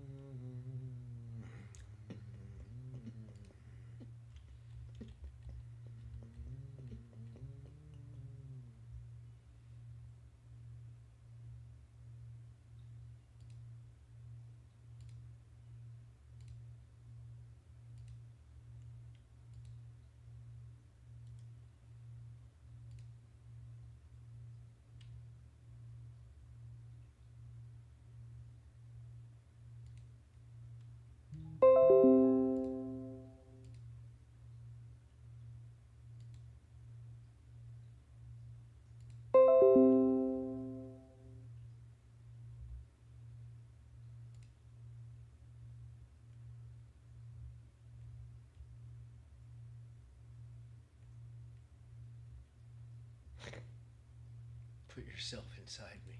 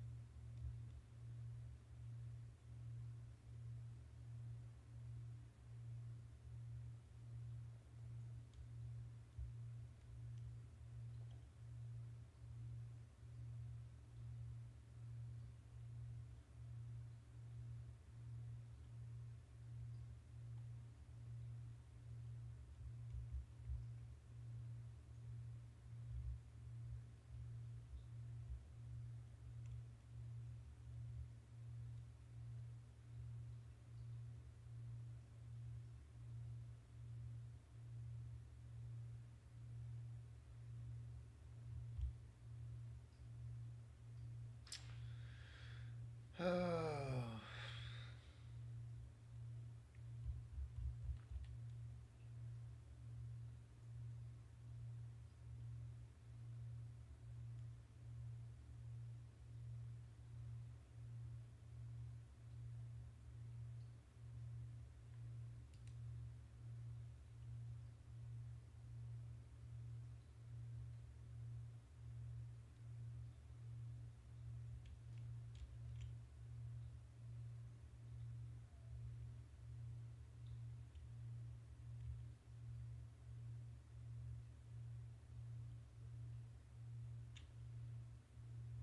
Why?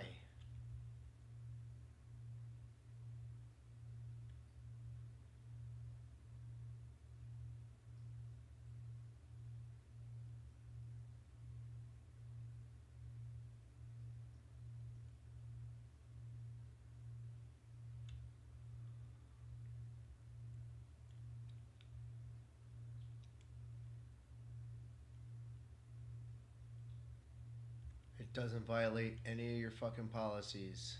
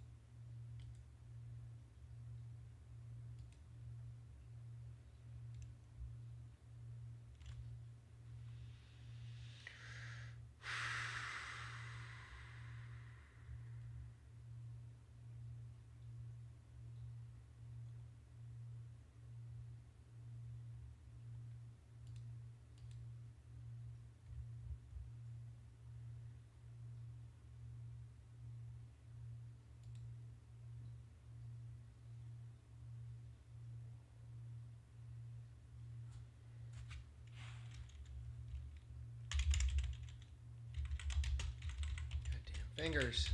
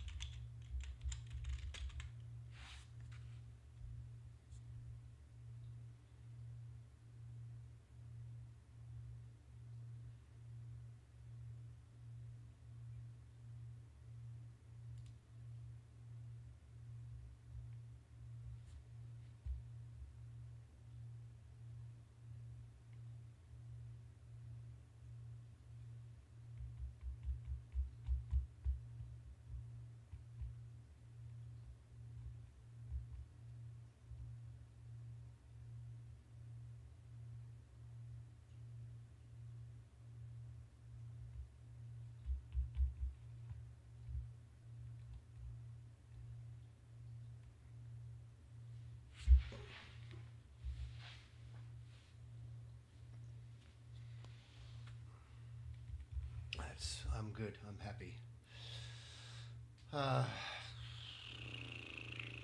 Maybe I can go back to that other community now.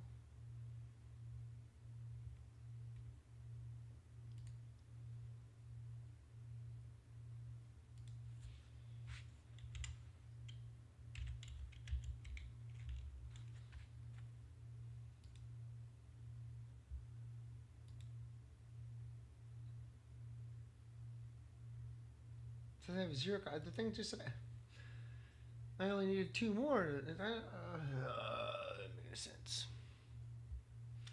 Oh, how about I just comment? Can I comment on something? Anything?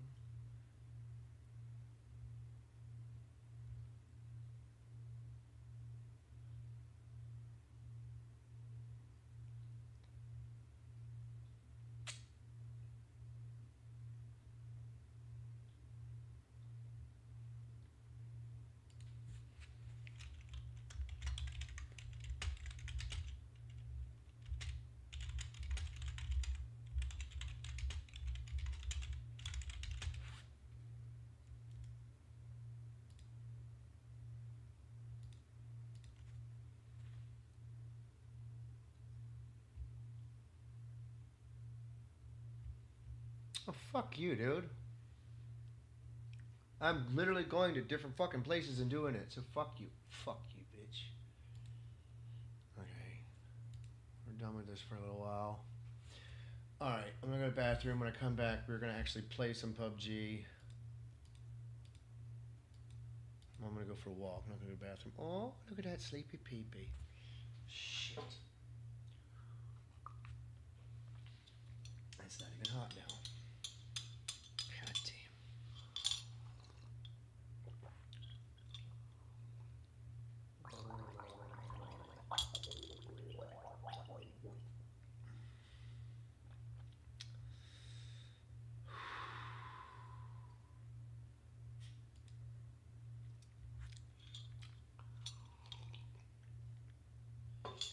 Stick it in the microwave when I come back. Ooh, my ears. That took a long time trying to spread that shit around. Make it happen. Stir it up. You spread it around. You stir it up. You spread it around. You stir it up. You spread it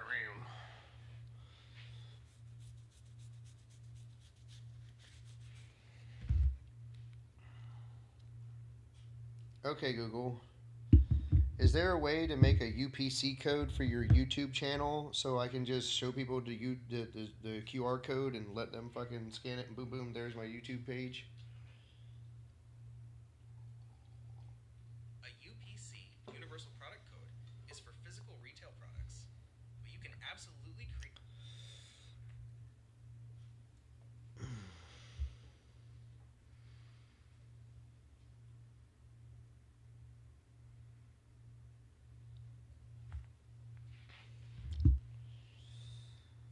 Yes.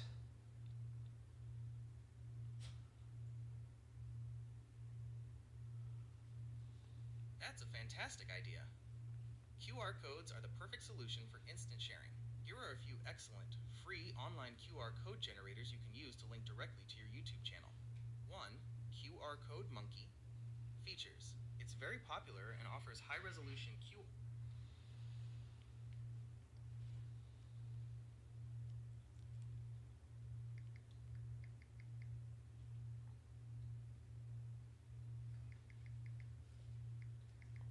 God damn faggot.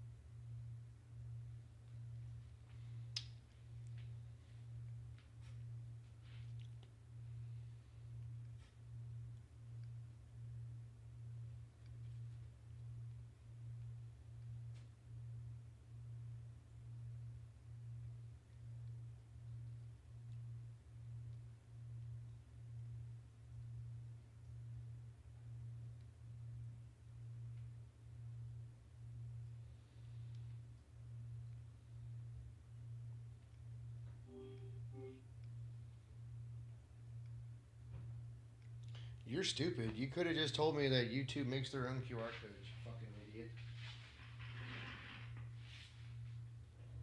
I sincerely apologize. That was a major oversight on my part. You are absolutely correct, and I should have mentioned the built-in feature first. You do not need...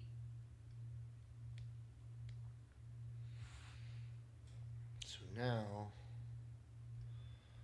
I can just go to gallery, and I will make this a favorite.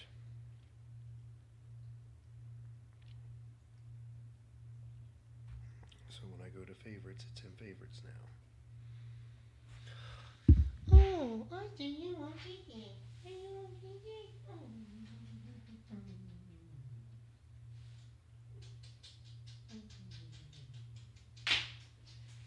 You got a dinky breath.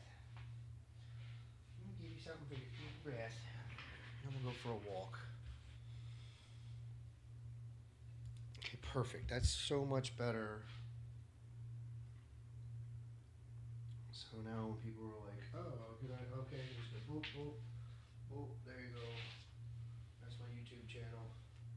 Boop, boop, boop, that's my YouTube channel. Boop, boop, boop, boop, boop, boop, boop, boop, boop, boop, boop, boop.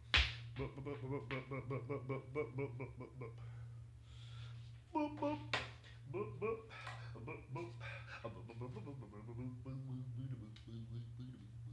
Go get your butt, little boy.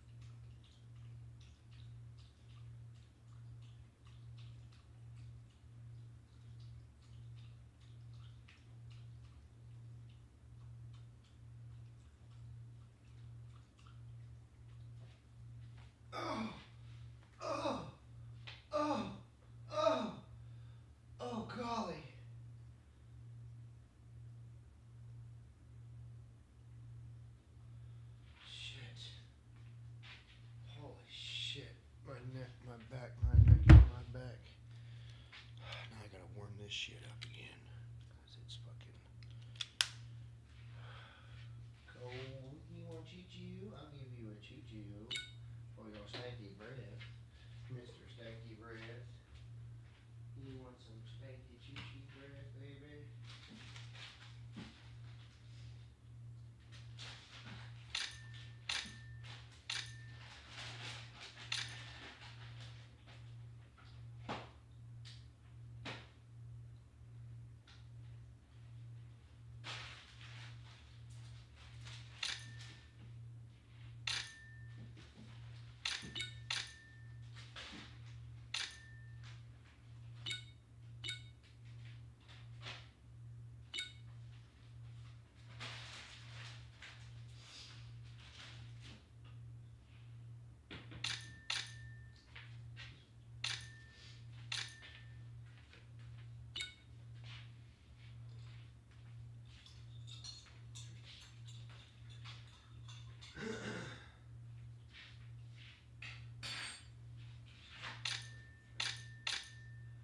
Oh my gosh.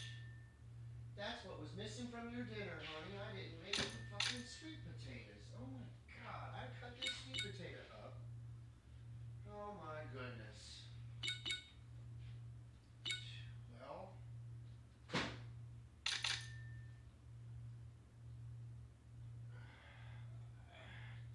don't even know what to say. Fuck.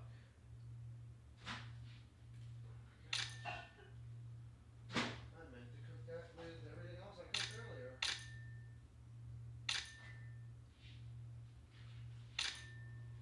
Seriously? So, oh man, chop these up and put them in there, I guess. I'll give you a choo-choo. Did you get it? It's up here in the bed, honey. It's up on the bed.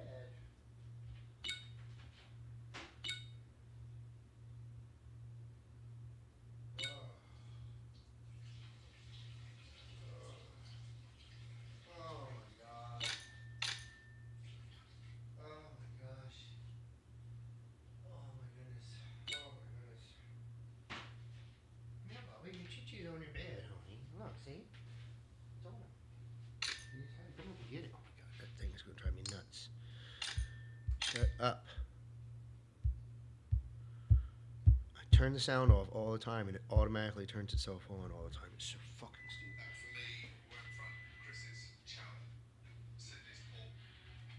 God damn, I'm sick of that shit too, man. What the fuck?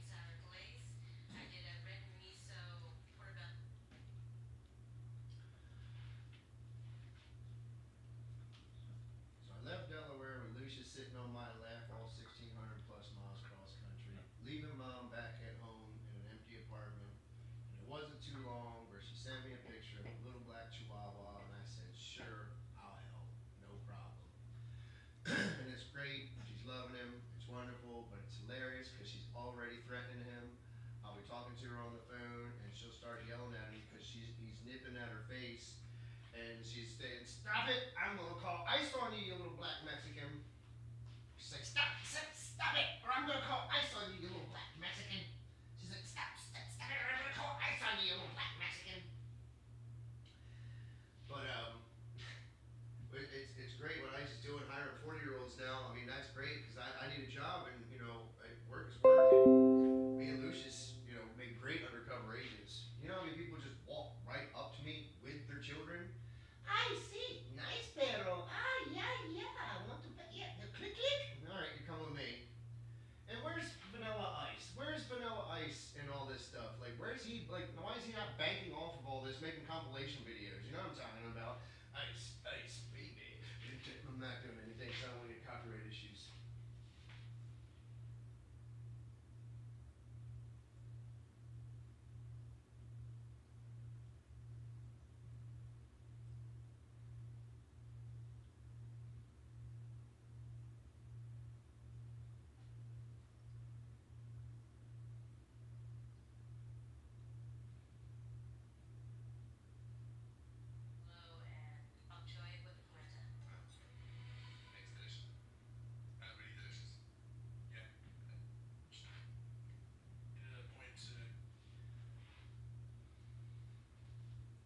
So me and Lucius came all the way cross country from Delaware, 1,600 plus miles. He sat on my lap the whole way.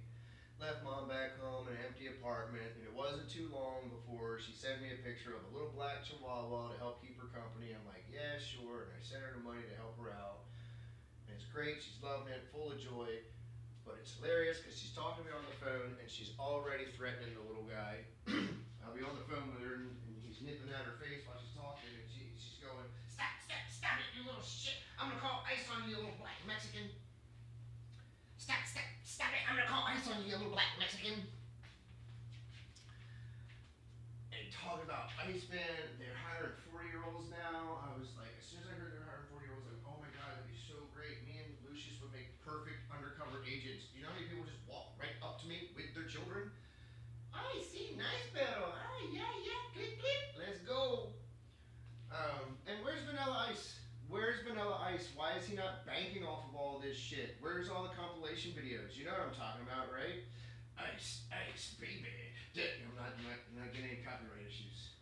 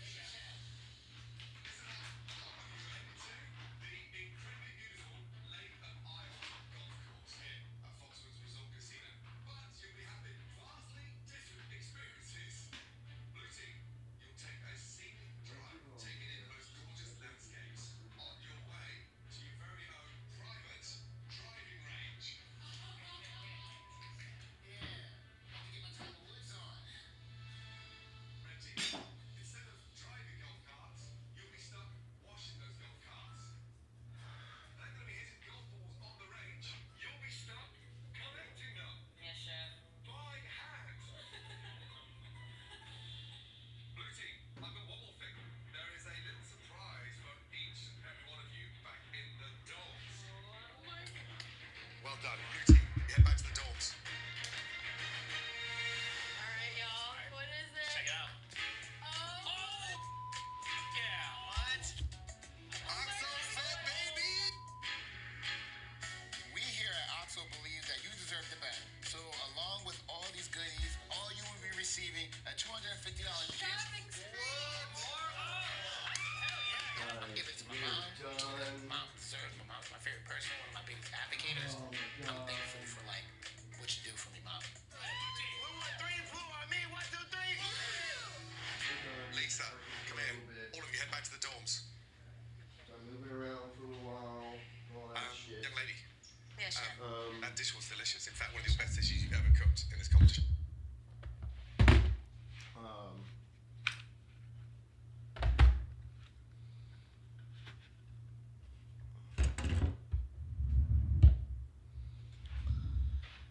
Oh.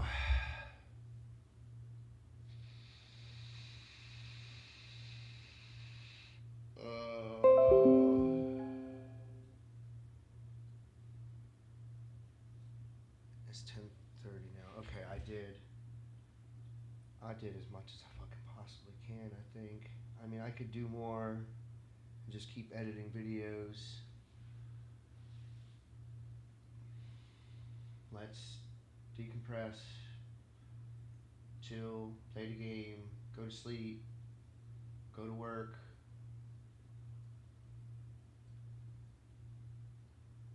Go to the nightclub,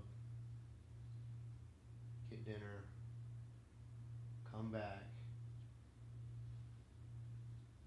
decompress, go to sleep, wake back up. And whenever I wake back up, I might have time before I go to work Friday night to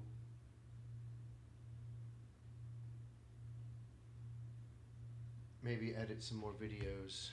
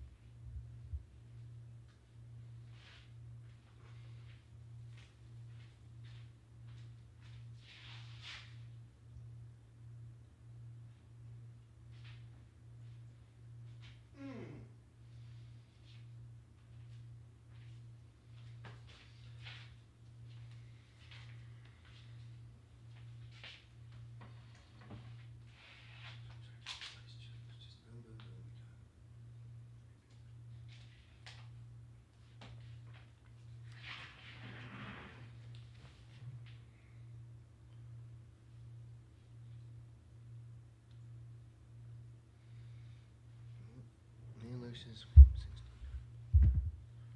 Competition. That was hands down a point. Yes, Way better than Anaya's lamb. Understand that? Yes, chef. I'm super disappointed in myself. In my head, I'm always like, I'm not good enough because growing up, I never had my parents tell me that they were proud of me. And I always think that I'm not good enough. It's hard to, try to believe in myself when that's all that goes through my head. It's just not good enough. Okay, you were good today, but you could do better. I just can't second guess myself, and that's not going to happen anymore.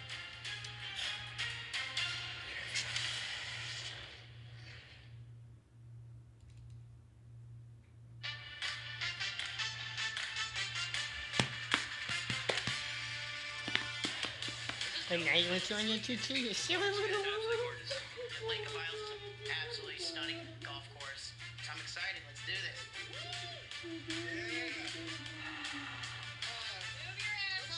Boy. Pretty little silly little boy.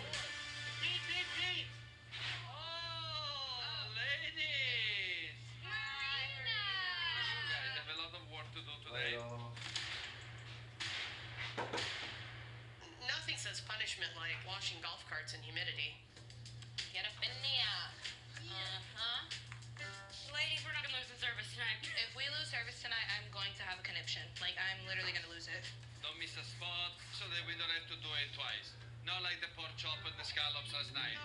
Marino is just seeing all of us on the red team. Try to see if you can get those ones over there. Okay? Oh, yes, chef.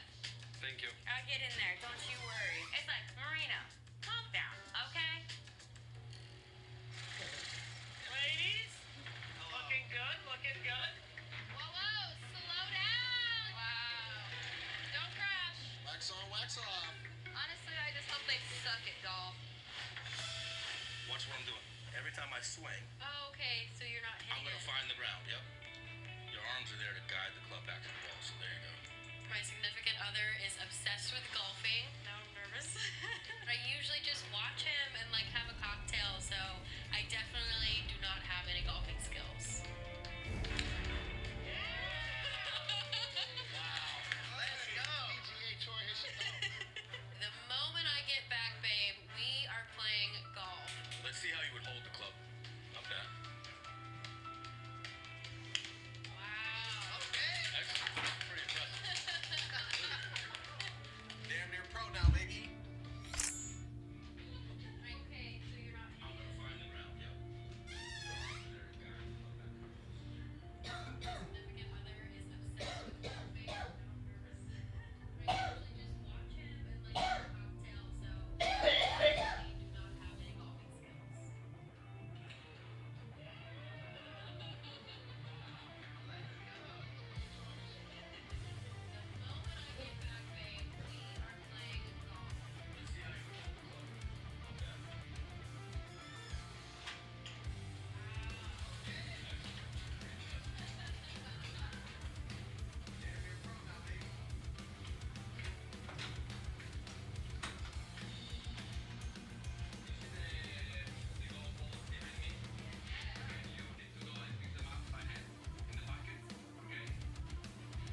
We're already exhausted from cleaning the dog carts. Now I gotta run all around and pick up golf balls and carry buckets. Yeah, they're all the way down here. Oh my god, walking up a hill too. I'm tired. No, Kat, it's never candy. I did not think.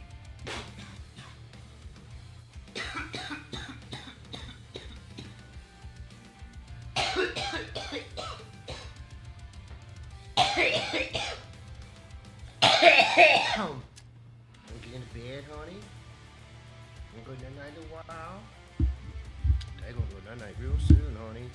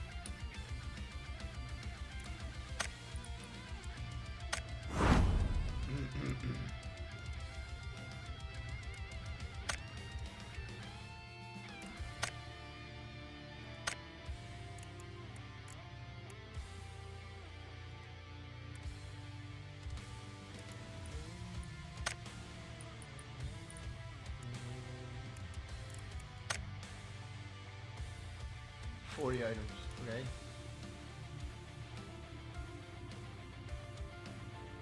Okay. Thanksgiving treat. Nice.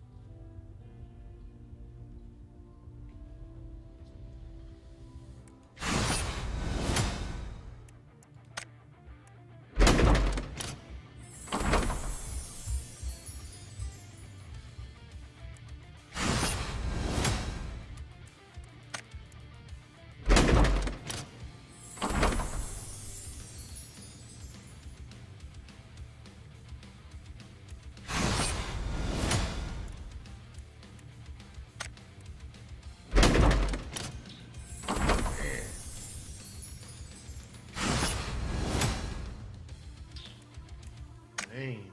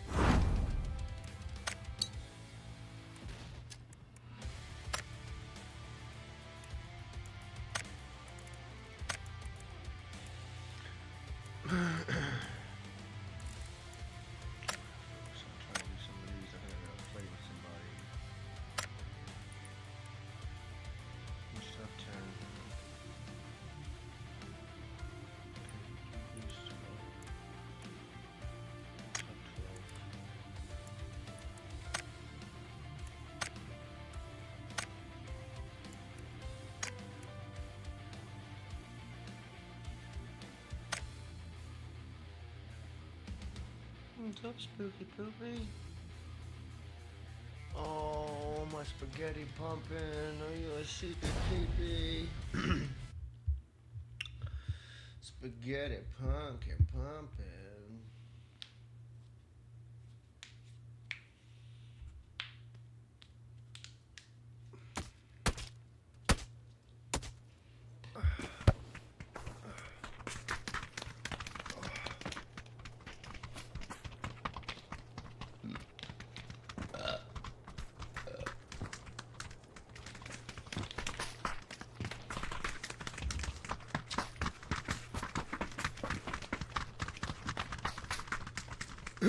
Going to the church.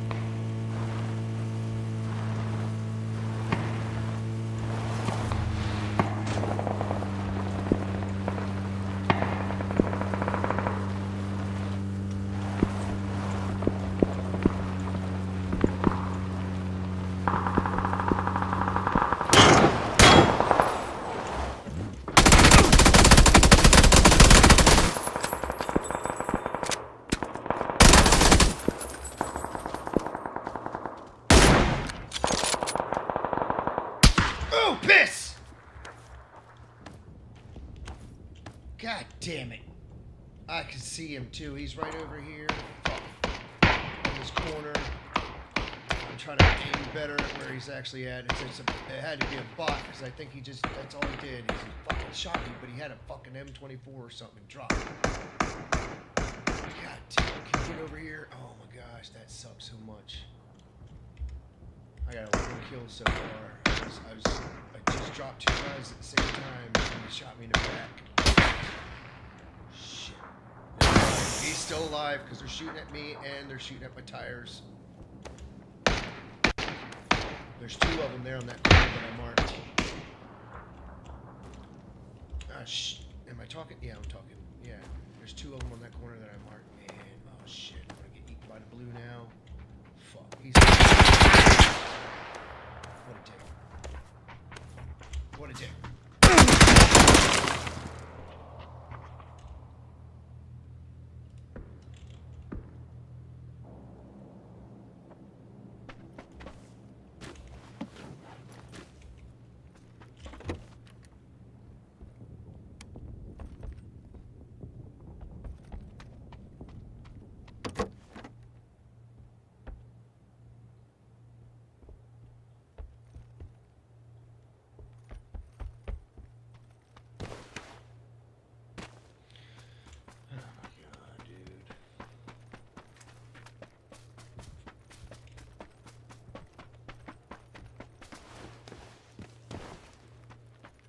Awesome if you could save me. I mean, I'm right there on the edge, and I'm right there next to that satellite.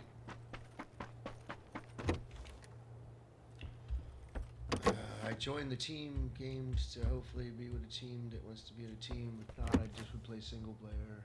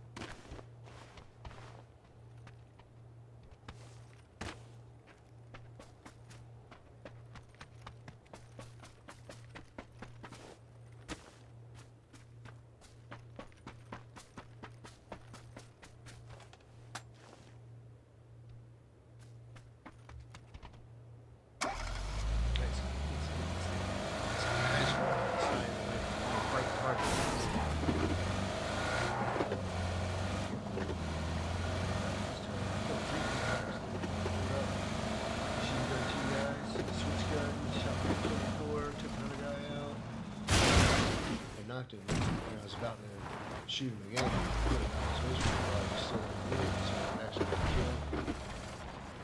It's too late. Suicide.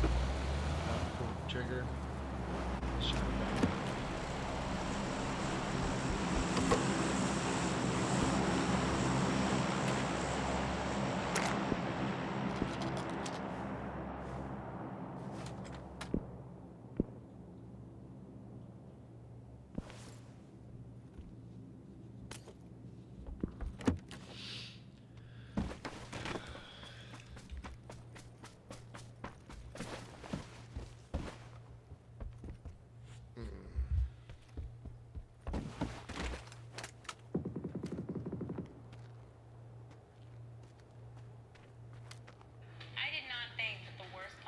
that I was going to endure was going to be picking up golf balls. This is hell's golf course right now.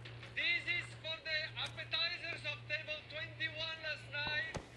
This is for the burnt flatbread. The burnt flatbread? Oh my god, how do you remember that? We're never going to get done if you keep throwing more. Way to trick a man when he's down. Marino the Punisher. Can we be done? Stop being lazy! Hey, get your asses up. What are you guys doing? Taking a break? The car!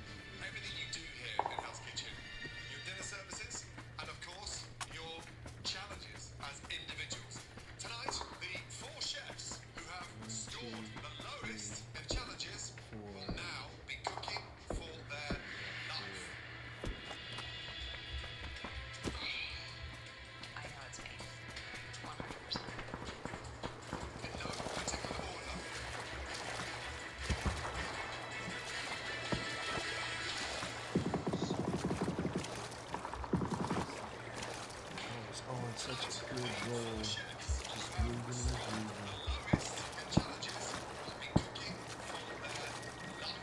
That's a good roll too, man. Just moving as usual.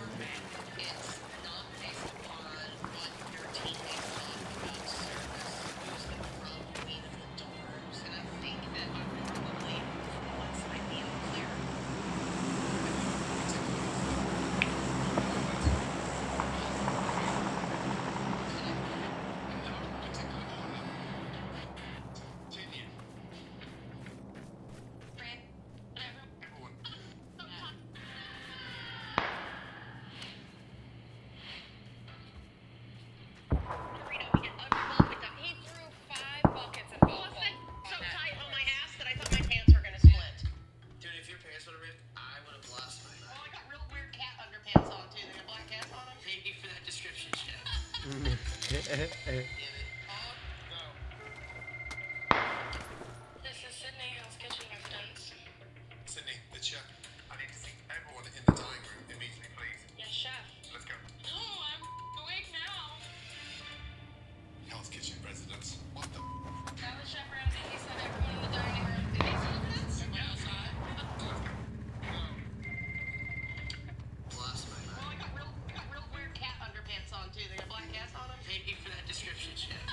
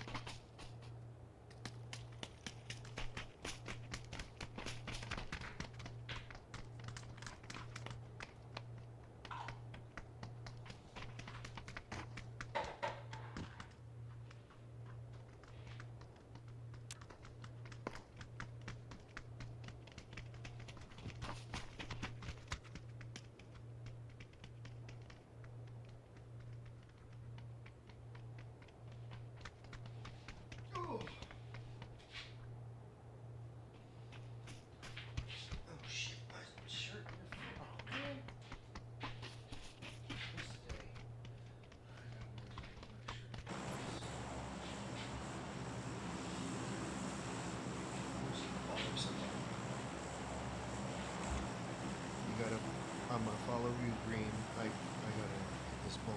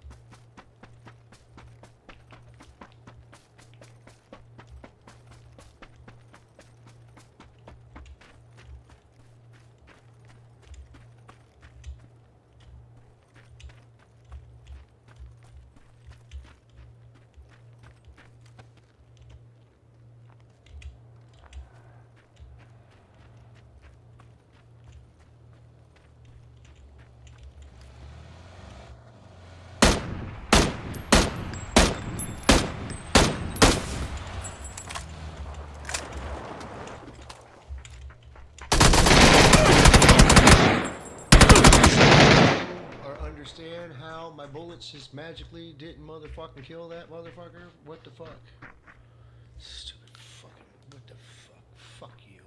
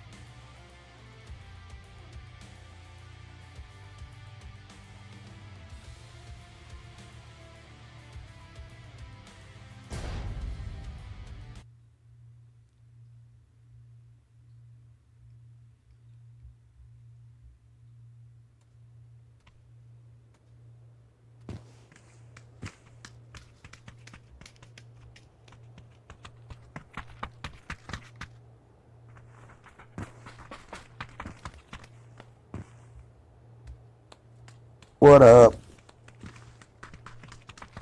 Howdy.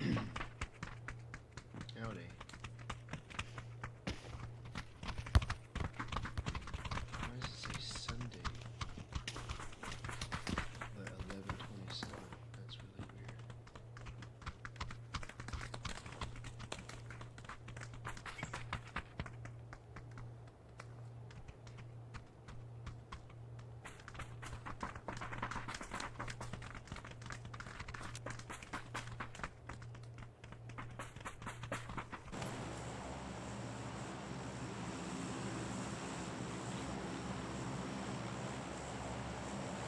Let's go to Post Stanky Gobble Gobble.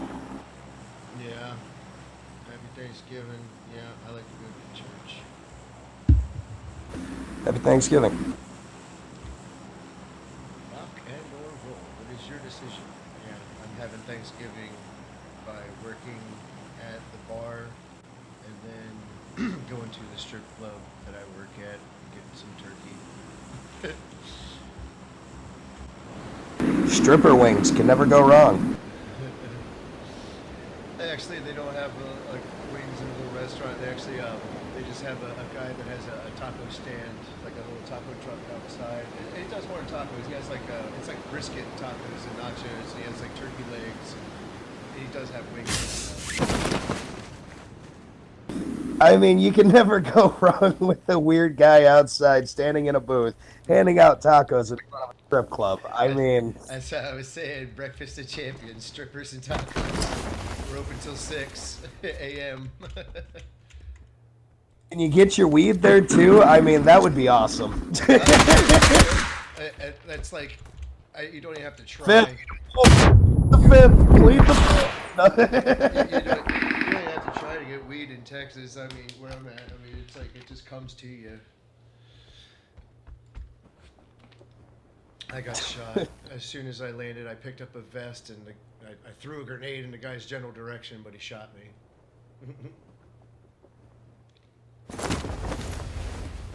I got you marked. Yeah, I'm right outside the back door.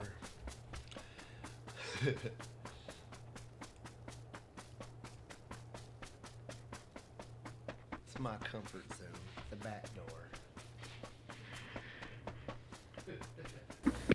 Poop on a loophole. That's what she said. Maybe think of that. Did you see Walk Hard, the John C. Reilly movie, making fun of the Walk the Line, the parody of like the music movies, and he does the duet with the chick from The Office, and that's the song "Let's Duet." She's like, "You can come in my back door anytime," and shit like that. But then I sing all like old folk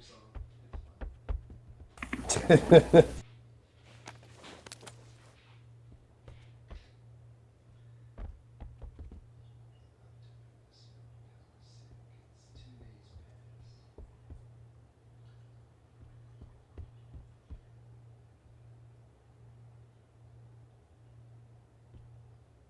Oh, he had a fucking shotgun. That's bullshit. Yeah,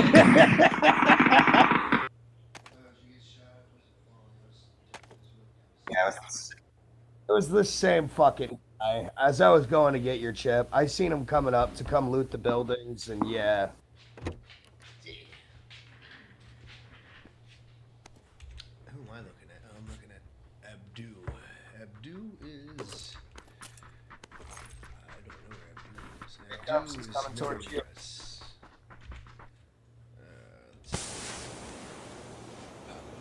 Nobody's got a lot of movement over there. Paco Char could save us, but he's got to Rambo through all that shit. And then who do we got? Yeah. Abdu just almost noped himself off. This guy's That's right. Give him a new asshole. Alright. And Abdu is... Running around with grenades. Alul Akbar! Kapoof! Like Steve Carell and Anchorman. Alright,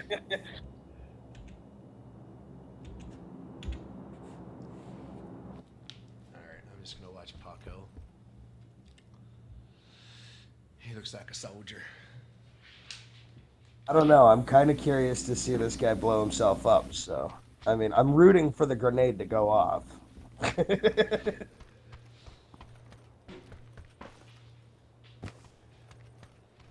some fun at the shooting range yesterday. I was like, all right, I had some hollow points I wanted to get rid of because I had been like taking them out of the magazine and putting them back in so many times. I was like, I want to get rid of these because I don't trust the casings on them. And then I shot like all my steel casing ones because they were like, you want to get brass casings? I was like, all right. So I shot all my steel ones. That's all I have left is like 50 brass. I have like 30. What is it? Yeah. I got enough. Yeah, well, here in Wisconsin, they're like 23 a box, so I don't know how much they are by you, but yeah. Yeah, I shot 100. And that's for 9 mil. Yeah, I shot 190 rounds yesterday, just in less than an hour. I was just like, kept reloading the magazine. I had 2 magazines. And then the last target, I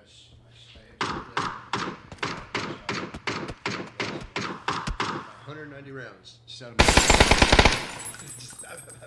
Nice.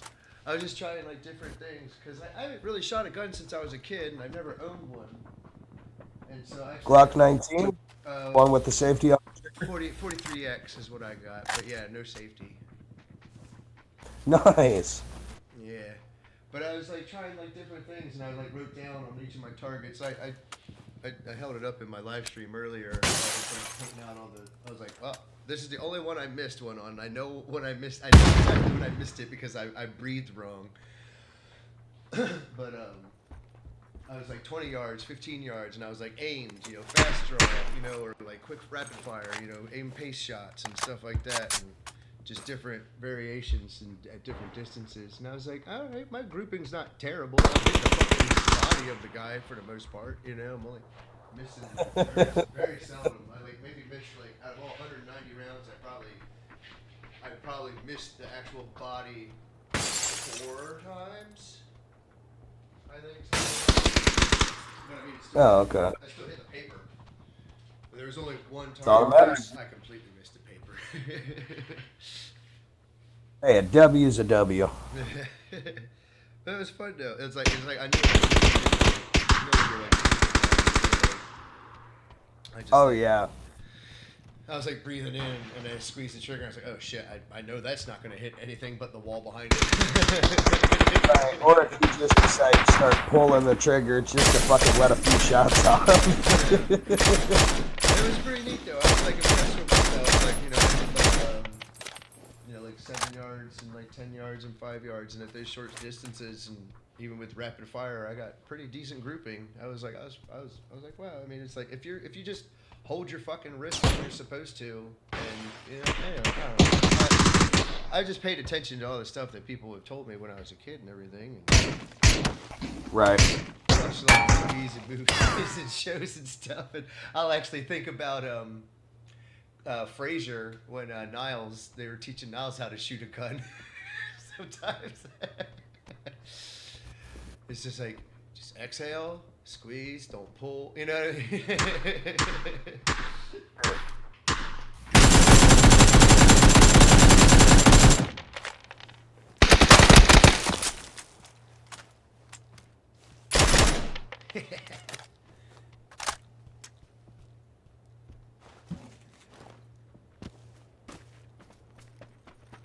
I told him, I was like, Right "Thanks, behind the wall. I was like, thanks guys, it was a great time. I was like, let me know if you ever get a copy of the RoboCop gun. I'll put a loan out for it.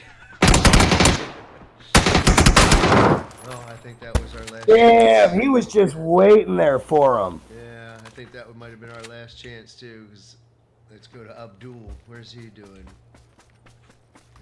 He's hanging out by the edge. I don't know, my game kind of locked up. I can't spectate. I'm all out of casuals, but I was gonna do one more round. And then go to sleep before I have to go to work tonight. Oh, I'm doing the whole family thing right now, so this is my last round. Yeah, I'm 1,600 plus miles away from my family. I hear you there, man. Some days, though, it is kind of nice to be away from everybody. It's the first time. Like, I lived all 40 years of my life in Delaware, and I got struck in the head with a steel girder, and I took the settlement money, and I was like, I'm going to go pursue my happiness and stop denying who I am and go be the clown I'm supposed to be. And I've been out here fucking working 6th Street and these couple jobs and trying to do clubs when I can't. I haven't been able to. I've been trying to do this YouTube channel. I've been trying to work these 2 jobs. I've been trying to get. I just haven't been able to get on stage and actually do stand up in like a few weeks. But I got on Kill Tony this past Monday. And, Nice. I fucked it up. I was like, Oh, no. yeah, I just, my material wasn't bad. My just delivery was just awful, and I was just like, just came off as like, just like I just was like exhausted or something. Repetition. Yeah, it was. I don't know what happens to me. I have been performing on and off since I was a kid, all throughout my life. I've worked in front of 5 people. I've worked in front of 5,000 people. But for some fucking reason, when they've called my name those past 2 times I've been on the show, I'm like, what the fuck is wrong with me? Why is my solar plexus seizing up on me? It's just like, oh man. Just breathe. You got this. Yeah, he told me not to sign up for a year Yeah, last time I was on. It's again, repetition. Oh, they tell people not to go back to American Idol, but it happens, and sometimes you end up walking away with the golden shower from R. Kelly. Yeah. So. I'm gonna try to. I'm just gonna do my ice jokes next time. Like that's what I tried to do last time. Just 3 like short, quick jokes, and I was talking too slow the last time, and I got the bear both times I've been on the show. And he's like, "Do you practice?" I'm like, "Yeah." I just was like, "Oh my god." I was actually making truffles all day that day. I literally got up early that morning. and I was making truffles. You take a pack of Oreos and a block of cream cheese, and I pulverize it and mix it and everything. And I scoop Okay. it onto a tray and I freeze it, and then I melt chocolate and cover it in chocolate. And I made a whole batch for the mothership, and I made a whole batch for Shakespeare's, and I made I made 2 batches for the strip club. And then I showed up, and then I'm like, I'm the first one on the show, and I'm like, oh fuck, and I'm like, okay, here we go, and I'm just trying to breathe and like not feel those like feelings, and I was just like, I said my jokes, but like I kind of forgot a line, and I was just like really slow the way I was saying it. It was just like horrible. Well, you've come this far. Don't give up now. Yeah, not. Yeah, I've been up the past.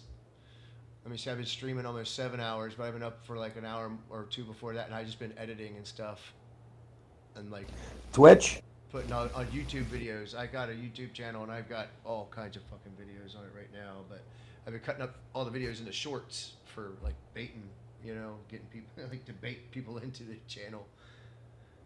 But it's Matthew Coffin. What's the name? I'll send a like and a follow. Yeah, it's Matthew Coffin, Mattthiew.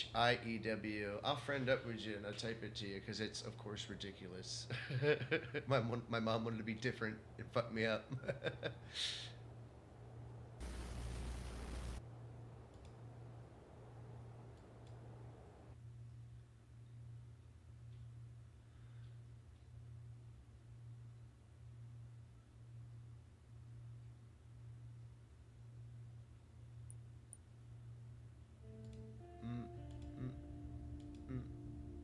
I think I was talking to you.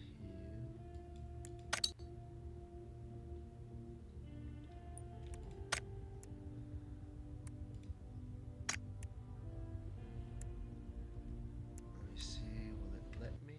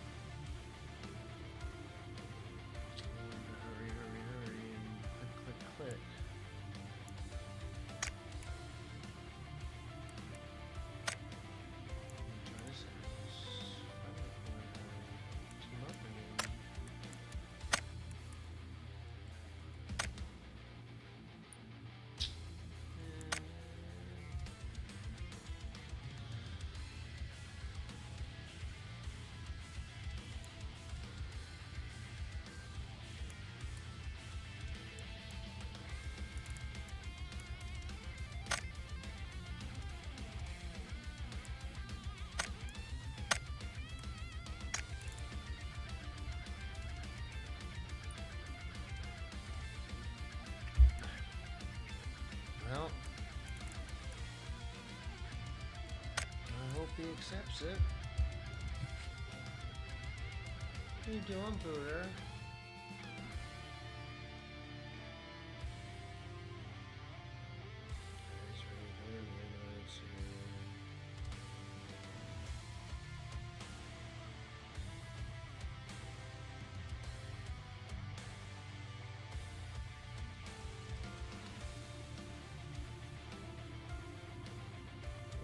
Thanksgiving. He might be taking the day off. I don't know.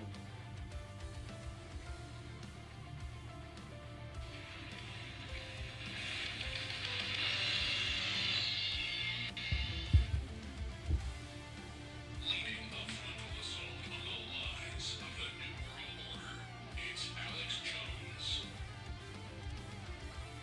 Alex Jones.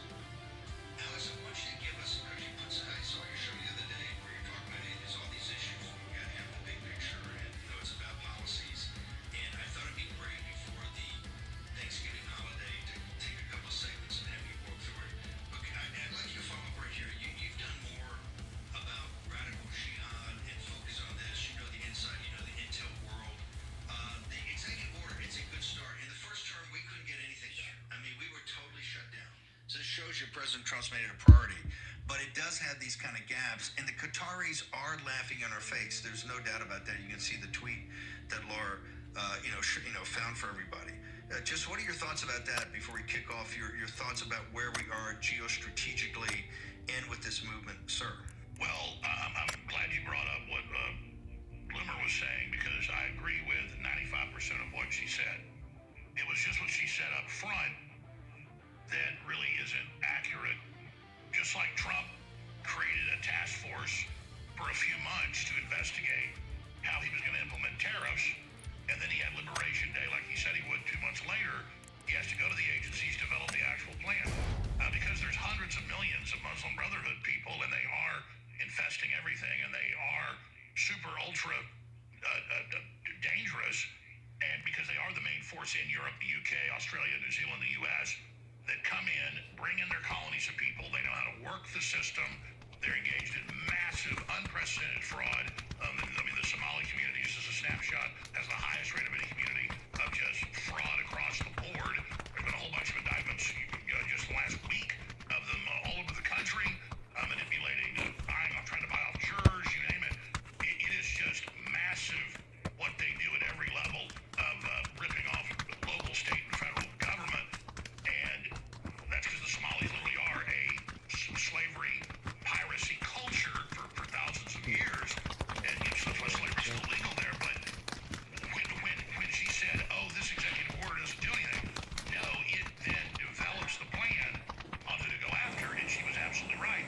It needs to be extremely broad because all these major institutions she listed are run by it. And of course, it's one of the main groups allied with the Democrats and other socialists and communists around the Western world. And once they get 6, 7, 8% in a town or city, then they get violent on purpose. It's in the Quran. It's what Muhammad took over Medina in the first 2 years he was there. Come and act like a friend, bring in more people, expand, then get violent, kick people out, then take over the next city the same way. And so she's 100% right, raising the alarm that expansionist Islam is the cancer. It's just that, no, this is how Trump's done all of his rollouts. When he's launching something new, he has to give it all the agencies, get the reports, and come up with a plan, and then implement it just like he did with Border Patrol and ICE now, accelerating that, doing an excellent job from it being shut down by Biden. So a lot of people criticized, Trump when he first got in. Well, where's the deportation? They're record low. Well, he had to turn on the facilities, do the recruiting, ramp it up, which he did. And so it's the same thing here. We have to put pressure on, help spotlight the problems like she did, but also be realistic that we were caught flat-footed in the last few decades, but now we're taking action. So Alex Jones is taking time out of his busy schedule to join us. Alex, I want to get to the reason I want to have you on here, the bigger picture, but I got to ask you about Texas, because there clearly, I've spent, about 4 or 5 days down in Texas, I think in October, and had this exact discussion with people about Abbott designating the Muslim Brotherhood and terrorist organizations and what we had to do to move him forward. But they're clearly targeting Texas, sir. They understand that Texas is the jewel in the crown of our union, right? Not just the history of it, the almost the origin myth of it, but the today technology, agriculture, energy, the people, this kind of entrepreneurial spirit, tough as boot leather. They have targeted Texas because they understand if they can take down Texas, they got us. Your thoughts? My 8-year-old daughter wanted to go on one of those amphibious, trucks from World War II that then goes in the river this weekend. And it first does a tour of Austin, just an example. So I go down there.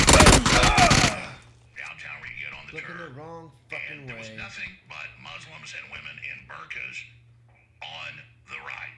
So I'm there, and there's one other family, that are Americans, and all the rest of it is Muslims that don't speak English, and women in burqas, and it's literally everywhere. And we are under absolute total invasion. It is in the Quran. It is a military political takeover system.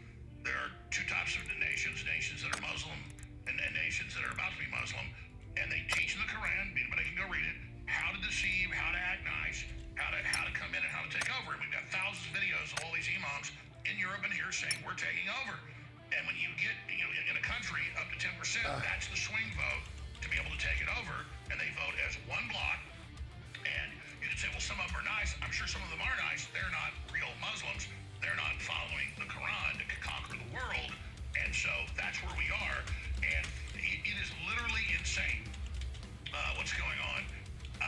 My wife went to the grocery store when it's like at 10 o'clock at night last week. She'd forgotten something. And then in the morning she said, I'm really upset. A Muslim man in the Muslim guard comes up to her, she's getting in her vehicle, and he yells at her and says, you shouldn't be out this late at night. You shouldn't be out. It's not safe. And he was yelling at her. And so that's what this is all is. It's them intimidating, and it's them in our face. It's just all over the place. And I'm just glad I wasn't there. I would have gone completely crazy. So to them, that's why 80% of the rapes in Europe are, in the UK are them. They see an unaccompanied woman, and there's my wife, beautiful, blonde hair, and then the guy it was really a very aggressive thing he did, and that's what they did. And they believe if somebody isn't a Muslim, they can go brainwash and kidnap your 8-year-old daughter and put her in a sunset. I'll turn off Alex Jones then. That's awesome. I appreciate that. Thank you so much.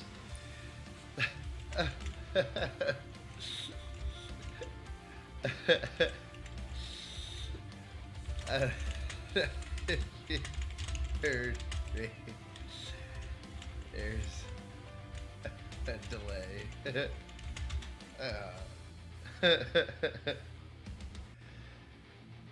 Yeah. Everything always comes full circle with me, and it just from Pee Wee Herman to Alex Jones, it's just everything's kind of always drawn me to come out here, and here I am finally after 40 years of my life. I just try to round. I failed right away. It's all good. I'm just trying to try to get one decent round in left before I go to bed. One decent round in.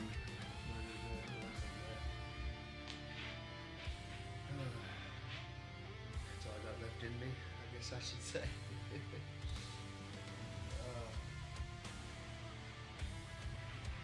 Yeah. I think I did it earlier. I went through all of them. You might be able to rewind. It's like hours, like I said, so it's going to be probably hard to find. But this one's 7 yards, fast fire. Yeah, that's what I wrote at the bottom there. And I was like, I got, that's a pretty good grouping. That's not terrible. But, yeah.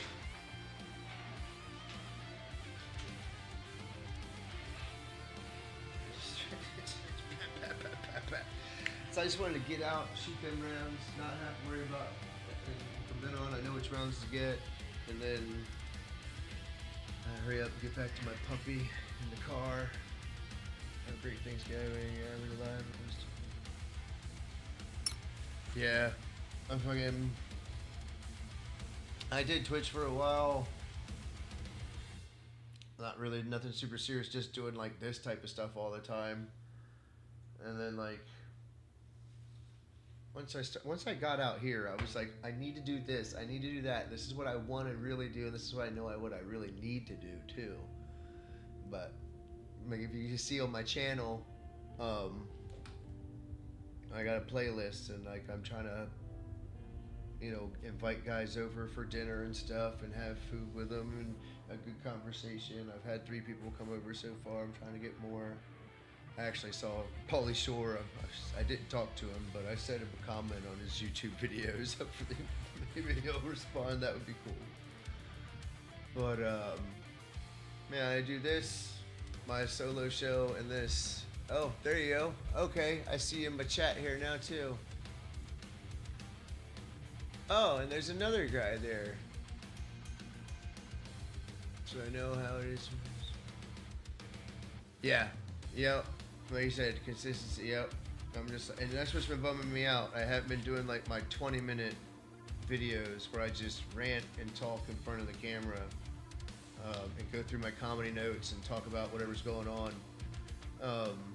I haven't done that in a while because I'm learning how to edit, and like I finally broke down and just bought into it. I bought one of those AI editors so I could do it faster, and I just started going through fucking videos like for hours today, and then yeah.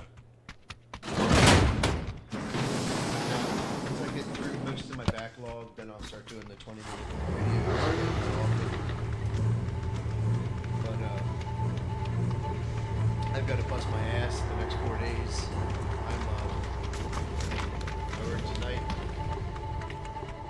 and then I gotta go to the club and get my Thanksgiving dinner, and then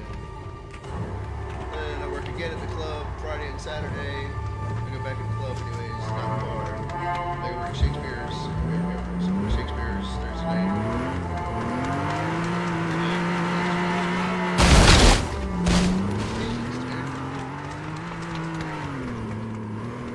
Next 2 nights I'm gonna work at the Bear Cabaret, and then Sunday I gotta work at Shakespeare's again. So I work the next 4 days, and then I get my schedule on Sunday at Shakespeare's, and they might have me scheduled to work on Monday. And Shakespeare's is the bar that houses the comedians for Kill Tony. So I'm right there. So if I'm working and they call me up, I go up.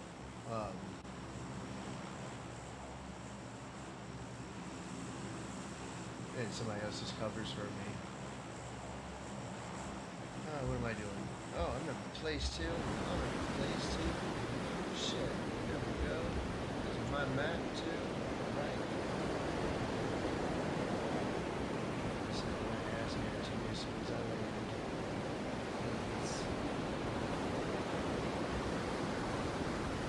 Sure, there's already people there too.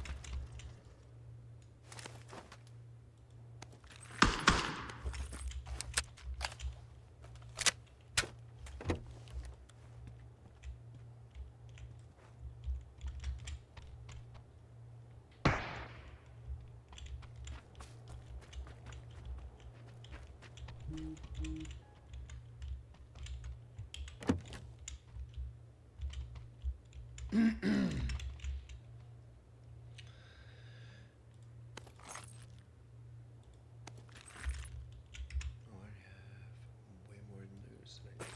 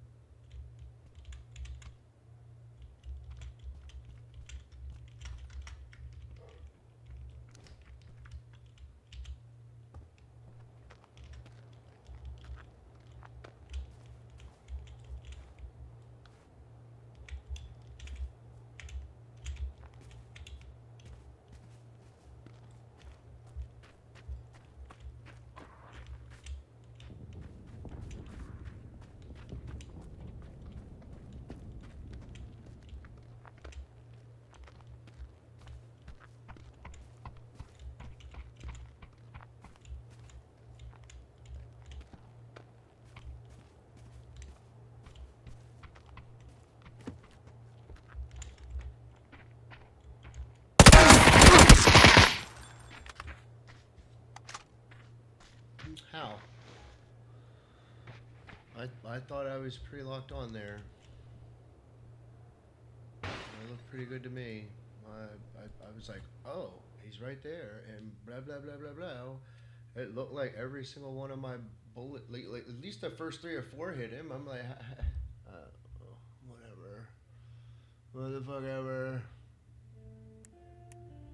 Shit, I never played Magic. I'll play Magic tomorrow, I guess. I'm pretty fucking beat. I've been up, like 7 hours doing this now. And I was up before just cooking. That's what I did before this. I live streamed myself fucking cooking and cutting up shit. Yeah, I did all that shit. I forgot. Yeah, I cooked all my dog's fucking meal prep shit. Yeah, I've been up for a while. Fuck. That's what sucks about this game though. It's like, and one more. Let me do one fucking more.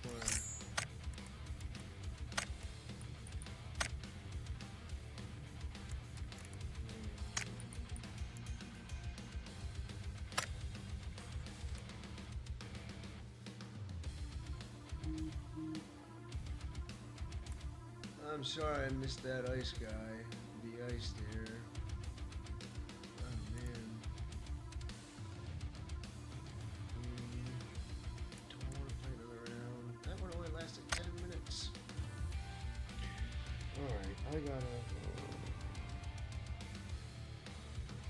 I have to be to work till 9, but come on, man. No, it's not.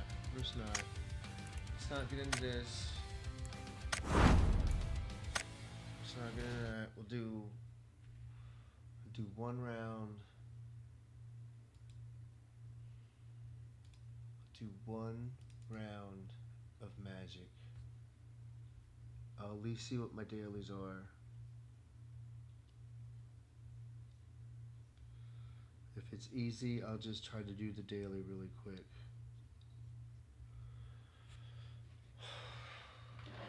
I need to eat my milk and cookies anyways. I need to eat my milk and cookies anyways, right?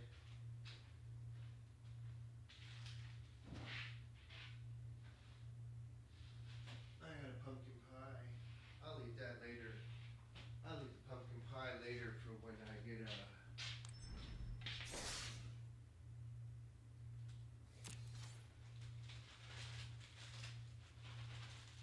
back from the strip club tonight. In the meantime, I got 1 chocolate Christmas tree left. I'm saving that bitch. Oh man, see how tempting that is. Now it's super tempting.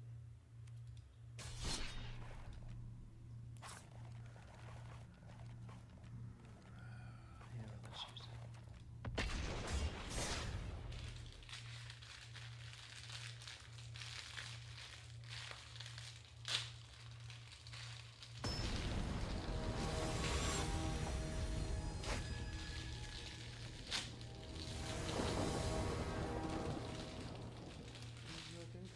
This time, I'm gonna turn Mr. Jones back on. Slavery, because you're a kafir.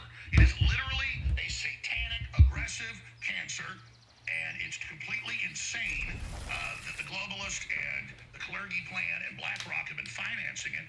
And you think back 20 years ago, suddenly you go to the mall and there'd be the Nike shop and the all the other clothing stores, Banana Republic, and it was women in burqas in signs up everywhere preparing you for the invasion allied with the left, and that's exactly what all of this is. I know that Trump wanted to disarm Mondami by acting nice to him to not give him power and elevate him. I think you could argue that's a smart move at one level, but at the end of the day, I just say we put it right out on the table.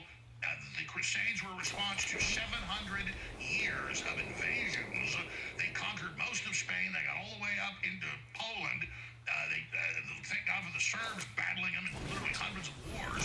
And then so Hollywood makes movies about the Crusades and we're mean and we go and we attack them. And that is, Ridley Scott made a great movie, but it's still just pure crap. We're under attack. We're under assault. The West is under attack. They're allied with the left. The Chi-Coms and the Japanese won't let any of them in. But we're supposed to. I mean, cities in the United States have more Muslims than in all of Asia that has been conquered. Because the Asians look at how the Muslims conquered much of Asia. I mean, they were, within a few hundred years of Muhammad's death, they already had their pirates all the way launched out from the Arabian Sea, all the way into the Philippines, all the way into Malaysia, Indonesia, everywhere. For God's sakes, people, this is a religion of political war and enslavement. Alex, you don't have a tougher group of people or more common sense or hard-bitten. In fact, their cussedness, their grit, and their resilience is the reason Texas is so great. Why, when I'm down there, there's just a small group of people that are awakening to this? Why are most Texans asleep on this issue, sir? Texans, I mean, look, my grandparents were classic Texans. Really were amazing people. And I thought growing up, this is like how everybody is. I learned most people aren't like this. So the old-fashioned Texans definitely you deserve the cliche of being a really tough, cool, amazing people. But the modern Texans grandparents might have been like that. Their parents like that, but they got their cowboy hats and their cowboy boots. But they're going out in the suburbs. They're watching the football game. They got other things to do. They just basically ignore all this and think Texas is invincible when it's almost gone purple and then blue because of election fraud. And you have these colonies of Muslims. I mean, you go to Dallas and you go to Houston. It is absolutely outrageous, and they are pissing on our face. They are marking their territory. They are taking over, and they've already taken over Minnesota. They've already taken over Michigan, and they're taking over New York. These people mean business. They've basically taken over Seattle. We've lost our tribalism. They are ultra tribal. We have no tribalism. We have no instincts anymore, basically, of self-defense, self-preservation, and territorialism. We had territorialism for a reason. We have locks on our doors for a reason. We have fences and walls for a reason. I mean, we better rediscover that and know we're under attack and just repudiate the Muslims and cut off all the welfare funding. I mean, you look at Europe here, you name it. They are the masters of milking welfare. And almost none of the men work. They might have a side business, side hustle, but they deal drugs, all of it because we're the kafirs, we're the evil ones. We deserve to have our women kidnapped, put in sex slavery. We deserve to have drugs dealt to us. We deserve to be sucked off of. And we have to make it absolutely inhospitable. Forgot I don't have to wear a fucking headset when I'm playing Magic.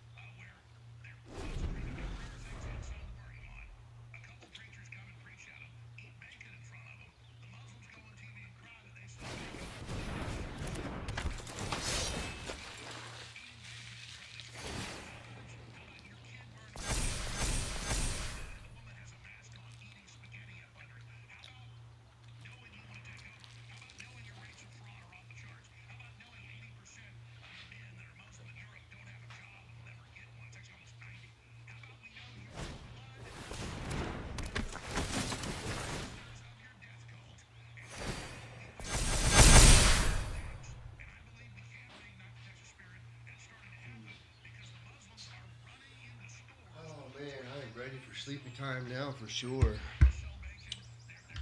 Now we might go for cookies. Betcha.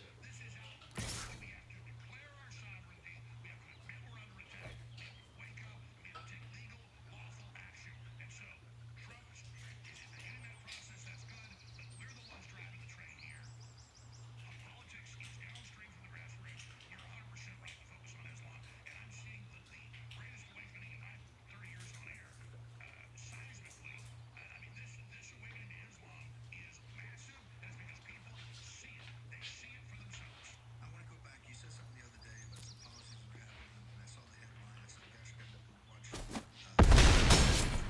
exact opposite. We're talking about supporting President Trump. Some of these policies are make sure they're going the other way. Walk us through now, and we got a few minutes on the other side. As we go to Thanksgiving, tomorrow around the table, because people are going to talk politics, particularly MAGA people, where do you think we are in all these big things like Islam, the sealing of the border, our sovereignty here, not just what we're trying to give Ukraine or Israel or the Middle East, but the United States and what we need to do to focus on? Take you out. Israel's got different governments, different people, different groups.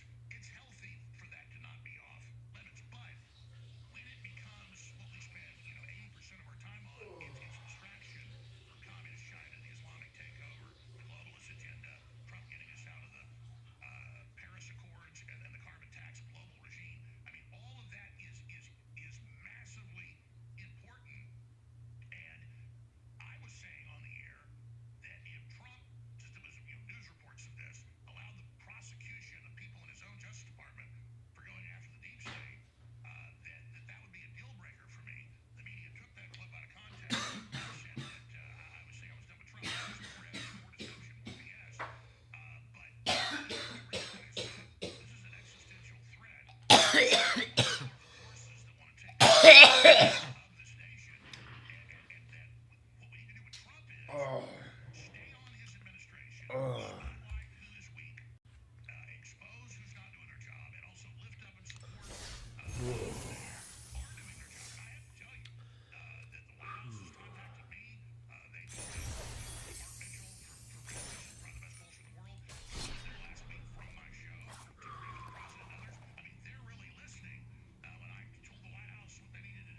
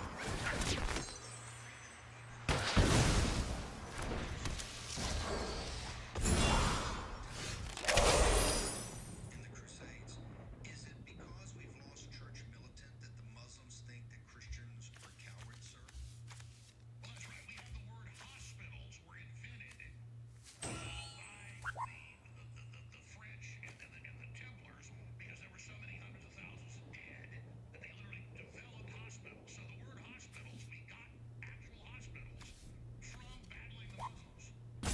Okay, that's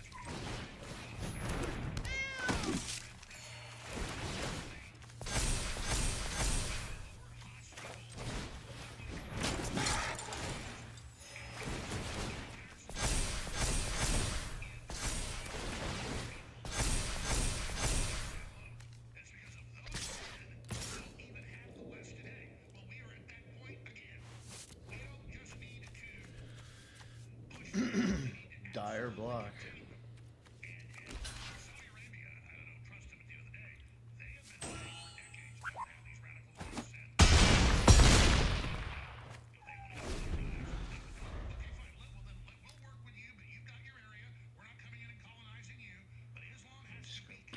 Destroy everything. One spills food, right?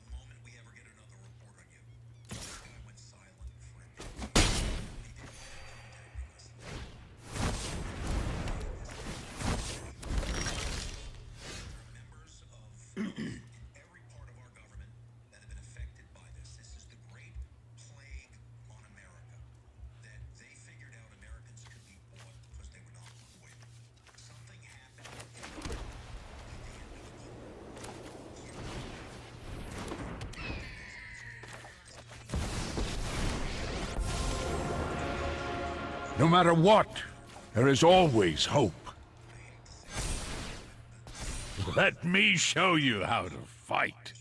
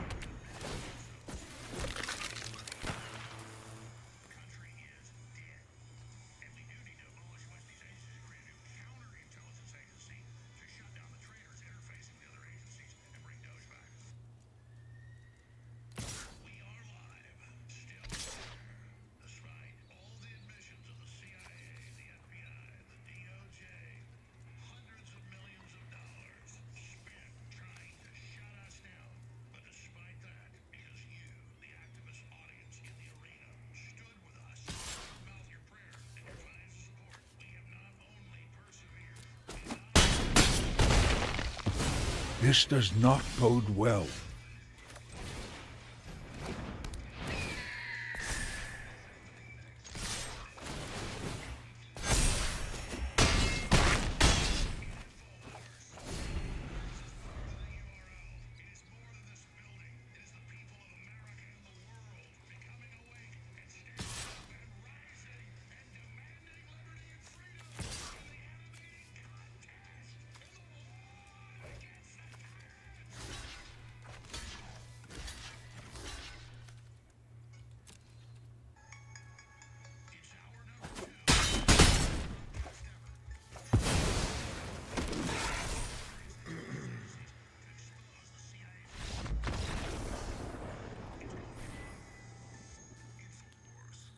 It's looking hairy, but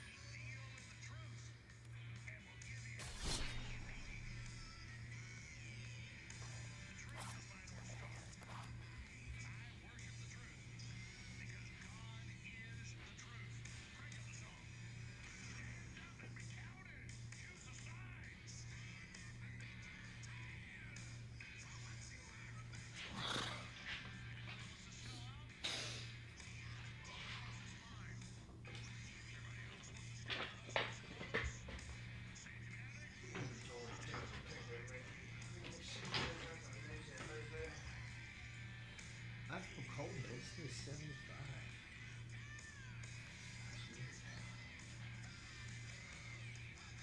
I'm not gonna mess with it. So I feel chilly. That's kind of weird.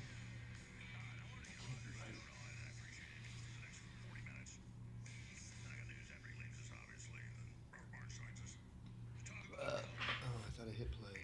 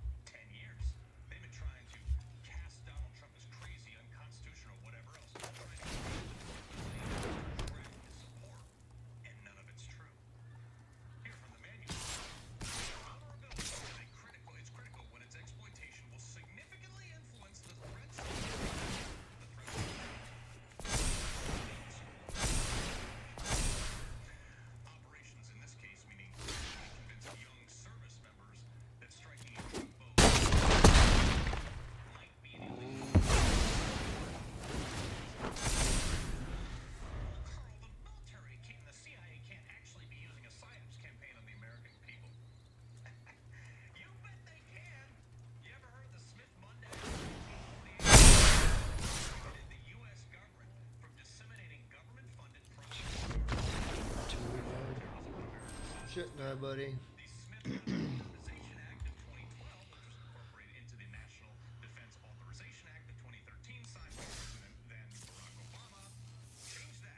Specifically, Section 1078 got the receipts voted. The primary goal was to remove the United States government's ability to counter foreign propaganda. This basically showed the government the ability to influence U.S. public opinion. I mean, don't even get me started on the Patriot Act and how it allowed them to spy on all Americans, but whatever. So, think about this. If your opinion has gone negative of Trump, especially in the last 8 weeks, you are likely a victim of a massive psyops. Trump hasn't changed in the last 3 weeks. That's right.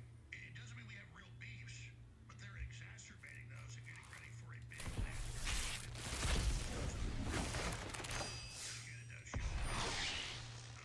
Former top Trump advisor at the White House last week.